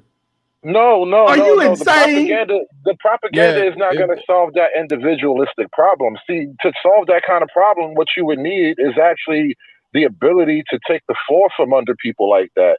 So, like, for example, the girls twerking on the table. We don't have the table. Well, maybe you don't, but you don't have the talent and you don't have the power. That's what it is. You don't have the talent and you don't have the power to do it. You already have super thugs that are looked upon as moguls. This is the case. Earlier brought up the prison is controlled by the prisoners. It's over, Prime. SKC earlier brought up a economist from Harvard. Who was that, man? Post that link in Professor Glenn Laurie. Professor Glenn Laurie. Yeah, Blogging Heads TV. He's on our YouTube. Type him up. You're not wrong in a lot of the things you've said, SKC. It's just a very daunting task. It's like it hurts to say it out loud. No, it don't hurt. It hurts to say it. What it is. You're not wrong, bro. Yes, it does hurt. Not only don't we have the talent, we have utterly rejected examples that have proven to work. Thank you. We've utterly rejected it. And that's what I'm saying. This is like, why is saying this out loud so of a bad thing? It is what it is. No, it's not. It's not a bad. It's not, SKC. It's not a bad thing. You're adequately identifying the problem. You're adequately describing the people that we essentially are also pushing back against and fighting back against. You are doing that, and we understand that. Yeah, it's a uphill battle. Like it's not an uphill battle, Bernard. Just like Obsidian was just saying. Okay, take for instance, like the propaganda machine that Hood and Truth are talking about. The people that you would get to back this stuff would be like an Ian Rowe, would be like a Glenn Lowry, would be like a McWhorter, would be you would have a young person like a Cole be like you writing on the stuff. But you've already shot them in the back and said they're not us. Who's done that? Yes or no, SKC? Yes or no? Wait. Who shot them in the back and said they're not us? Oh my God. No, because you're talking about the manosphere. You were talking about the manosphere in particular, so you're not wrong necessarily, but that is kind of the job. You're going to have the more like 2 years ago, there were very few people Glenn Lowry in the back. You could have people who could take talented people who could take books from Thomas Sowell and create shows and all sorts of stuff based upon that information. But you have niggas right in this space that say Thomas Sowell is a fuck nigga. Oh, okay. Now I know what you're talking about. Right. That's the strategy. You got to counter that shit. SKC, I get what you talking about. You talk. Listen, man. We agree that them niggas are ignorant. We agree with that. Like, it's my position that there are some stupid people that are unsalvageable. Okay, but then there are some people who are not necessarily stupid. They just got bad ideas. They've been inceptioned with the wrong ideas. Right. Shout out to Little Big Nate. I would like to pull as many people as possible out of the cesspool. That's as simple as that. Right. But this is as simple as the that. stuff that you're dealing with.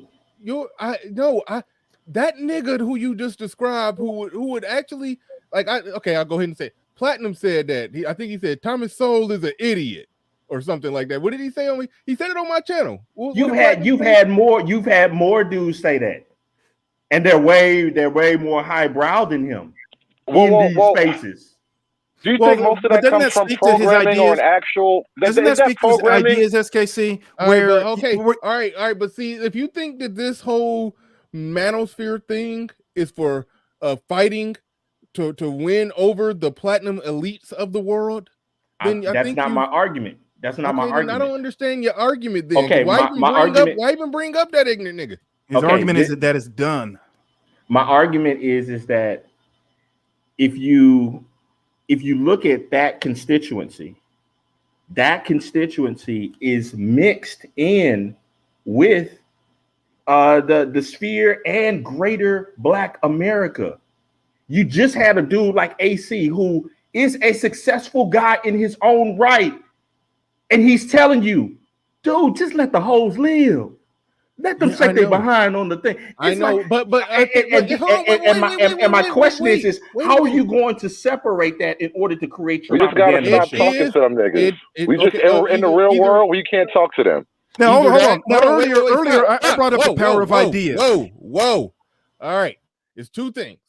A hood conservative said either you stop talking to or entertaining people like that, or I actually think it's the other way. If he thinks that, come up and get outwitted, outboxed, outdebated, and made to look stupid like Ben Shapiro does to all of the liberal social justice warrior people who've ever tried to get in the ring with him. He made them look stupid. He defeated them in public. That's what happened.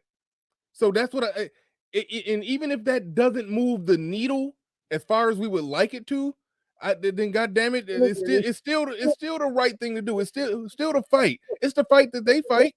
If it's good enough for Ben Shapiro, then let me tell you how you get it. Let me tell you how you do it. This is how you would do it. So, like, I was bringing up the power of ideas, and then Hood Conservative goes, "Fuck the power of ideas," and then he gave some great ideas, which is hilarious. And I think a lot of Black men don't. That was the point.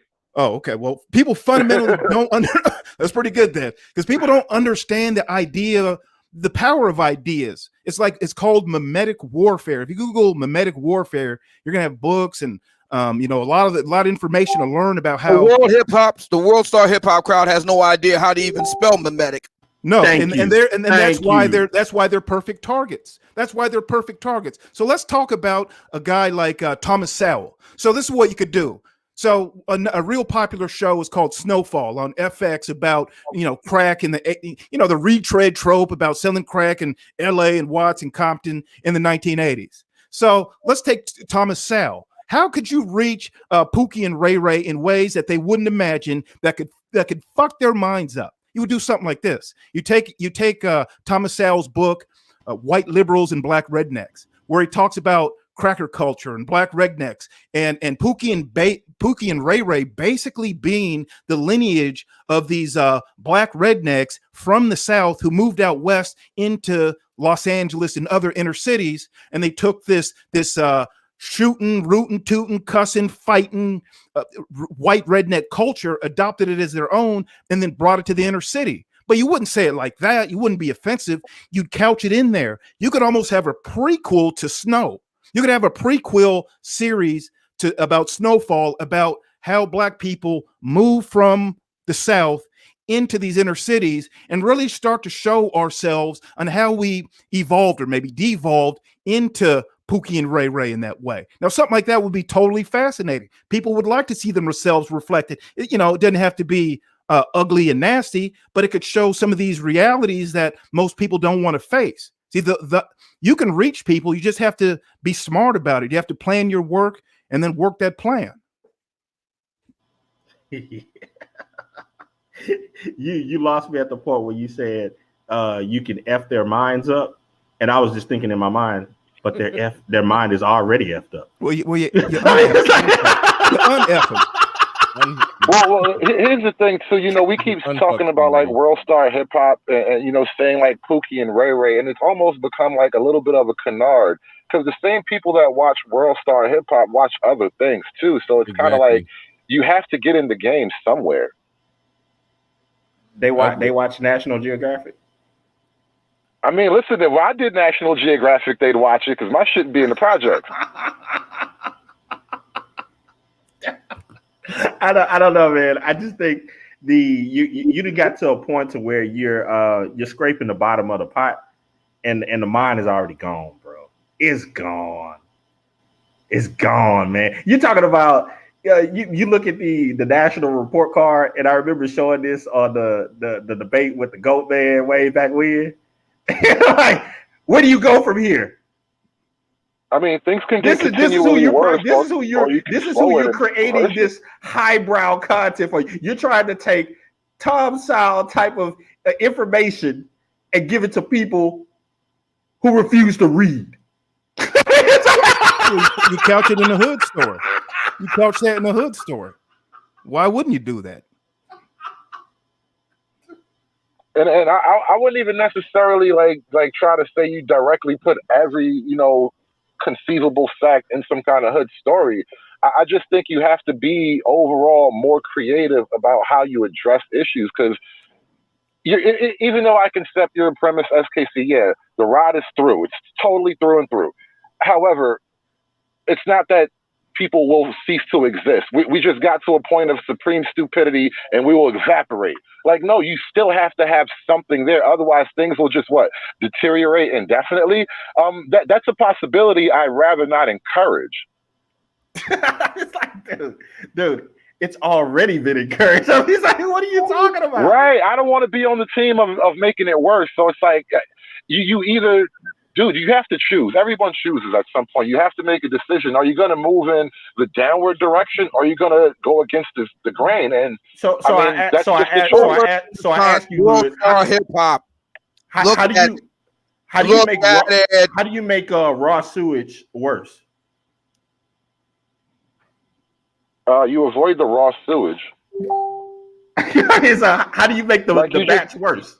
Well, you don't present raw sewage. I mean, if you're talking to people who like to eat raw sewage, if I really want to get into your analogy here, you have to present them with better options. I mean, no. What else are you going to do? You're not talking about people that just like to consume raw sewage. You're talking about individuals who balk at the idea of fresh air.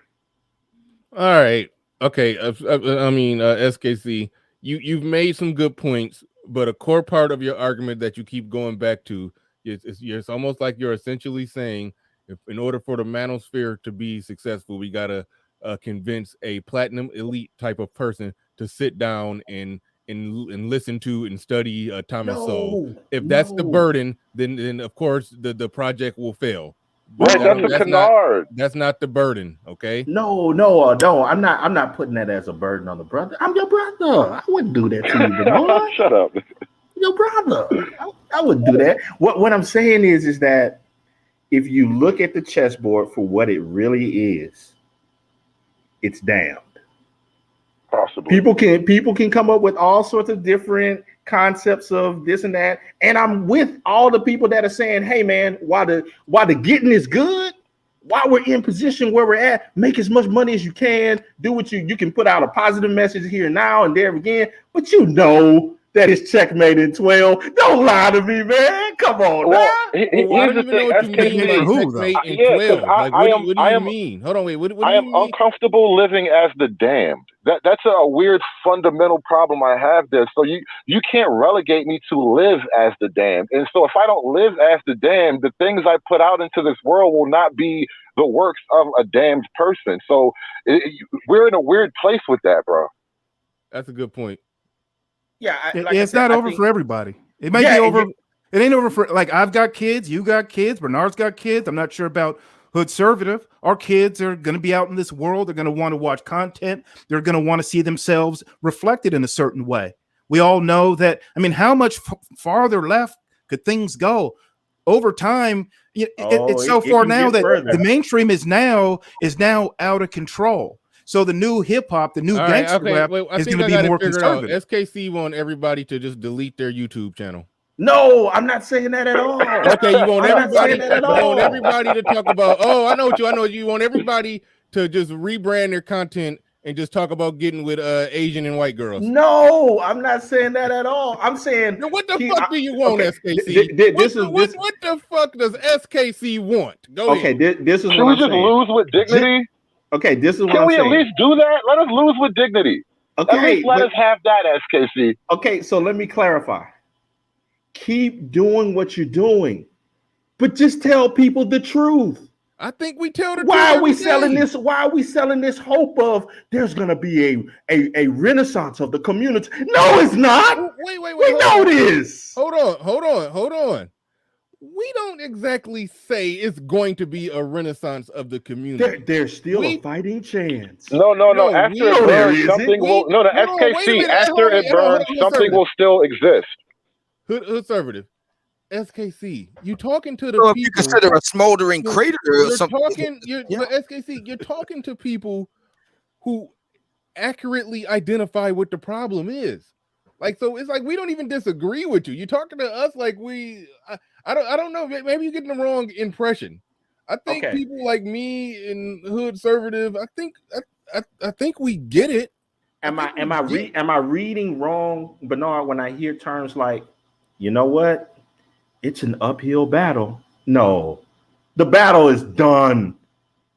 Okay, we're at Dunkirk right now. You're misinterpreting that. Yeah, you are. SKC, I don't know what you mean by done, because black people will still exist even when they meet your threshold of whatever you're defining as done. So that's why I don't understand what you're saying. What I'm saying is that as a whole, the community will continue to exist, but it will be a perpetual dumpster fire to be used to be used as cattle for others. Okay, so what's wrong? Wait. So what's wrong with like what me and Ramil say? That yes, the black people who are upright, competent, and productive need to be the ones using them niggas as cattle. What's wrong with that? And that's an excellent way to go. We've done it before. We've been there before. Way to go. People change. Like, okay, people so are plastic. We change. Hold on, truth. I don't have delusions of grandeur that we're going to create some awesome socialist black utopia Wakanda paradise. I don't have any delusions of grandeur of that. But I would like to see black people overall do better, and I think that that's possible. But overall, saving every Negro possible, no, that's not possible. But it's some unemployed niggas out there that ain't doing shit. It's gonna be a small group. It's gonna be a small. It's always going to be a small group. It's always going to be a small group. I think if 10% of black people got it together and employed the lower class, I think shit could actually, the needle could be moved and it could look better. Isn't that the purpose of having a talented? Wait, isn't that the purpose of having talented 10? Like, what are you there for? It's not about climbing into the mud and making the lowest IQ, ignorant, mumbling idiot speak the language of Thomas Sowell. Like, that's why I'm saying you are building a straw man, SKC. You are. I'm building a straw man by saying that, hey, if we look at things for what they really are, a lot of talking to people who see it for what it is. Okay, so we talking about the more talented among us do need to do more, do need to build more businesses. If the black unemployment rate is low, it's probably because black business is low. It's probably because black people are not doing right and competing. And I do think we got at least 10% of people who could maybe because reading comprehension is low. That's true. What I'm saying is this, and I agree with a lot of the points that you're saying, Bernard. But I think you're doing a disservice to people who can get out of the mud, as it were, and go and do other things. To say, you know what, and we got to give people a chance with giving them jobs and so on. No, what your only responsibility to do is to give the best person the job, period, so that you can continue to grow. Oh no, I agree with that. I agree with that. You get a best person the job, but if we talk most jobs that make a company run, like for example, I've spent a lot of time. I've been one of the idiots working on the assembly line. Don't take a high IQ to do that. It don't take a high IQ to do that. So if we're talking about making sure the company is really running and functioning, you don't just hire somebody based off skin color. I would ideally hope you hire an extremely qualified person. We don't have enough talent. I get that part, but we were talking about the lower level Negroes. The base IQ is too low. Wait. Obsidian, I adjusted for that. Even the base level low IQ nigga can still swing a hammer and drill. It's barely 85 on average. He can pick up something and drill. He can drill something. He'll barely make it into the army. We're going into the fourth age of industrial revolution. You're talking about we can still have the. He could assemble parts on an assembly line. With an IQ less than 85, you're not assembling Lego blocks, let alone anything on an assembly line. No, 85, 75 to 80 IQ people can work on assembly lines. It doesn't take much to pull levers and press buttons, I guess is what we're saying. It really doesn't. You need something to be done with this core people if that's how you really want to address the issue. Ultimately you have to change the programming, and that's how I keep looking at it. You can't just have this group of people operating on some unproductive shit. We need them to at least meet the minimum of pressing buttons and pulling levers. Parts. It's baked in the cake like solid state. It's never solid state because we weren't always this. Big Mag just put what I thought, what I was thinking. How can you continue? You have no means of punishing your slow. Nobody hit by that. Yes, logic. you do. Nobody has no. How much? Yes, you do. Yes, you do. Yes, you do. Here's the deal, right? And this is what I think. Every time, like this Nas thing here, every time decent people come and say, "Hey, what the hell you're doing is wrong. You got some caping ass, leftist ass, liberal ass, whatever it is, be it a machine, an individual coming out of the fucking woodwork saying, oh, don't treat them that way. Oh, understand what it is. Oh, understand what's going on." Listen, my parents came from the South to New York. My mother had 17 kids. In the South, I've been in that house every summer until we got to high school. They ain't had shit. They had a bathroom when my mother graduated high school. They put a bathroom in the outhouse. They ain't had shit, but they also ain't have welfare. And all of them did something with them lives. All of them were able-bodied. And in that community, if you did wrong, you were punished. Like I'm not talking about flog somebody time to a tree. I'm talking about socially, economically. We need to punish the bad behavior. In my mind, it just always go. OnlyFans can't exist unless dudes pay money and give it attention. Hey man, hey man, just let her live. I see a lot of I don't know what you guys are seeing. I see a lot of punishment of black women, specifically in the way that you're describing. How many black men in the manosphere are dating non-ADOS women? They might not be white or Asian or Latino, but they might be from Africa or immigrant or from the Caribbean or from South America. That's Pablo, right? A lot of black men. I don't know how many are. I don't know how many are, but to you of sitting and like just being familiar with your work and who you are, I think a big point that we're missing. Yes, we need the platform. We need the voice to continue so that it can get bigger. That hey, listen, the punishment is bad.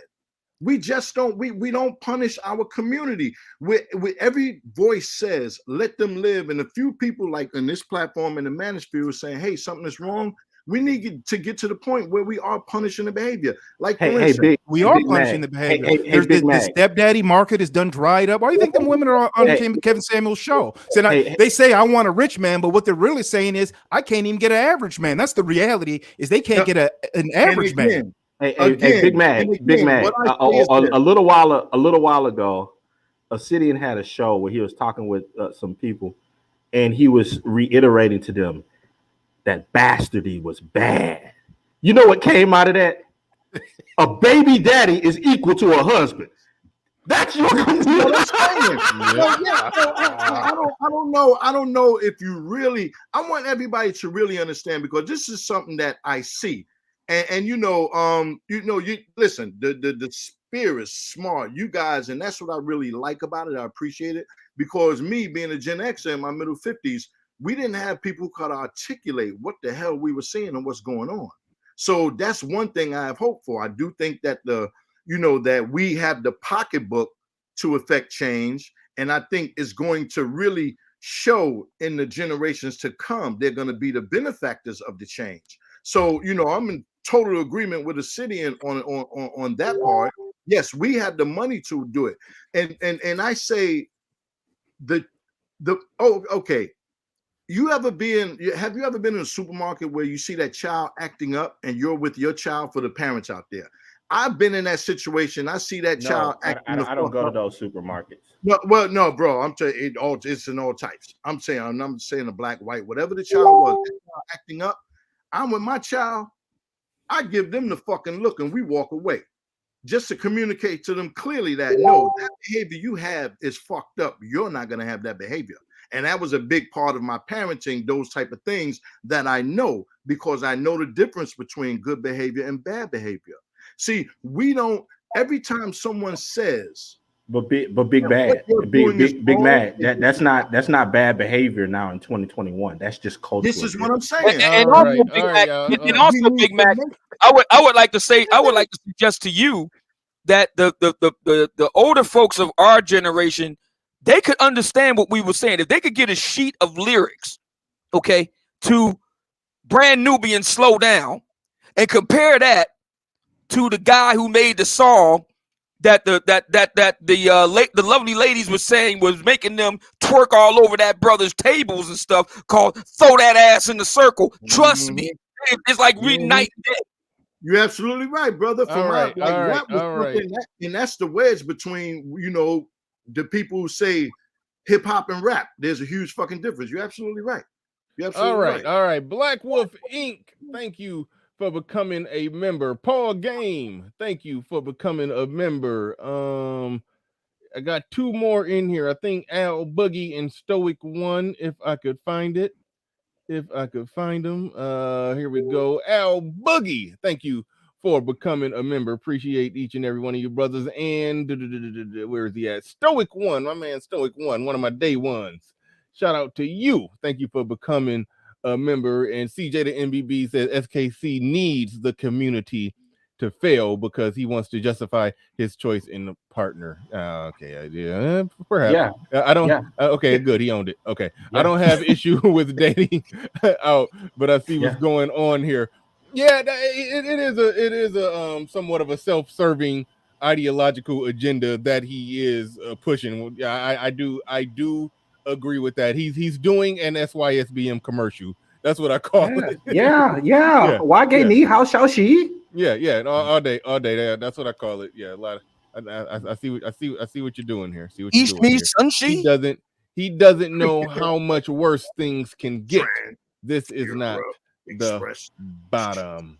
And he also doesn't understand how much better things can get. You never know what the future holds. We don't have crystal balls. We don't know what's going to happen. I look at something like this. There's some black women that say that they have crystal balls. You know, when they poll white Americans, what percentage of white Americans are for reparations, pro reparations for black America? Guess what the number is? I don't know. 30%. That's a huge number. The thing is, you don't need to necessarily have 90% of white Americans to be pro reparations. You just need a critical mass. Maybe the number's 40%. We're almost there. Who knows? That's not what critical mass means. No, that is what critical mass means. No, 30% is not critical mass. Well, critical mass doesn't have a specific percentage attached to it. Critical mass means once you hit the critical mass number, that number alone will evoke massive change and have. So what was the critical mass of Chernobyl? What's that? What was the critical mass of Chernobyl? I don't know. What was it? It was more than 30%. I can tell you that. All right. Well, it could be, but I'm saying 40% 11.5%. I don't know. I'm about to get the hell up out of here, but make sure that y'all go check out Little Big Nate tonight at 7:35 p.m. EST. The title of the show is God Bless Texas. I think he's referring to the what do he call it? The you spell that weirdly. The ABW Horsion, the abortion law. I know, but I was trying to. Yeah, wait a minute. There was a sister that asked you a question, Bernard. You missed. I think it was Snuggles. I think. Oh yeah. Well, if you remember the question, you are more than free She to asked, answer it. But like I said, hold on real quick. Want to make sure I properly acknowledge a Little Big Nate here in his thumbnail and everything. Y'all make sure y'all go check out Little Big Nate. Make sure you go check out Little Big Nate. I'm setting a reminder for it. Got to be there. Got to pull up a chair to talk.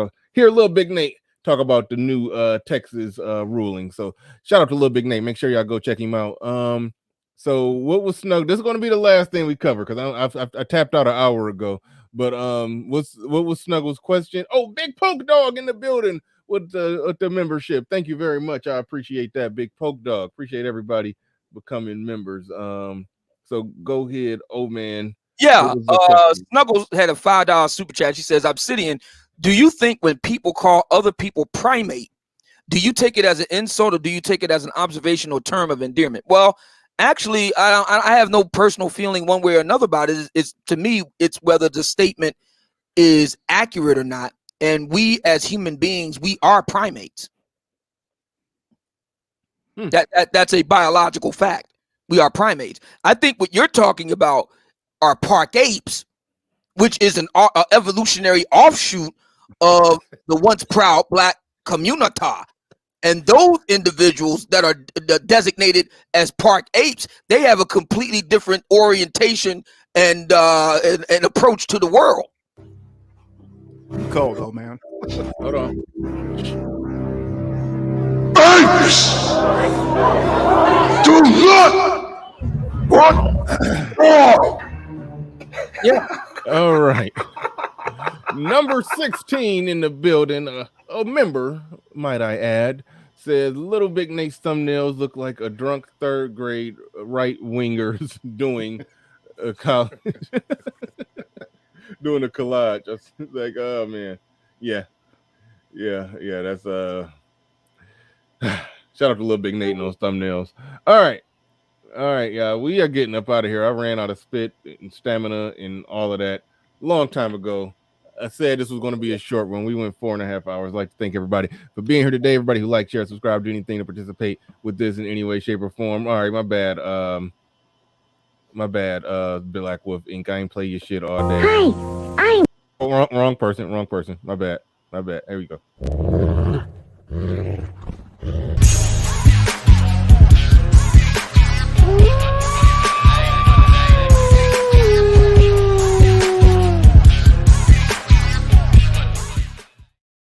All right, shout out to Black Wolf Inc. Appreciate you becoming a member. Appreciate your super chat. Appreciate all my day ones in here. Appreciate all the all right, yeah, we out of here, man. I'm done.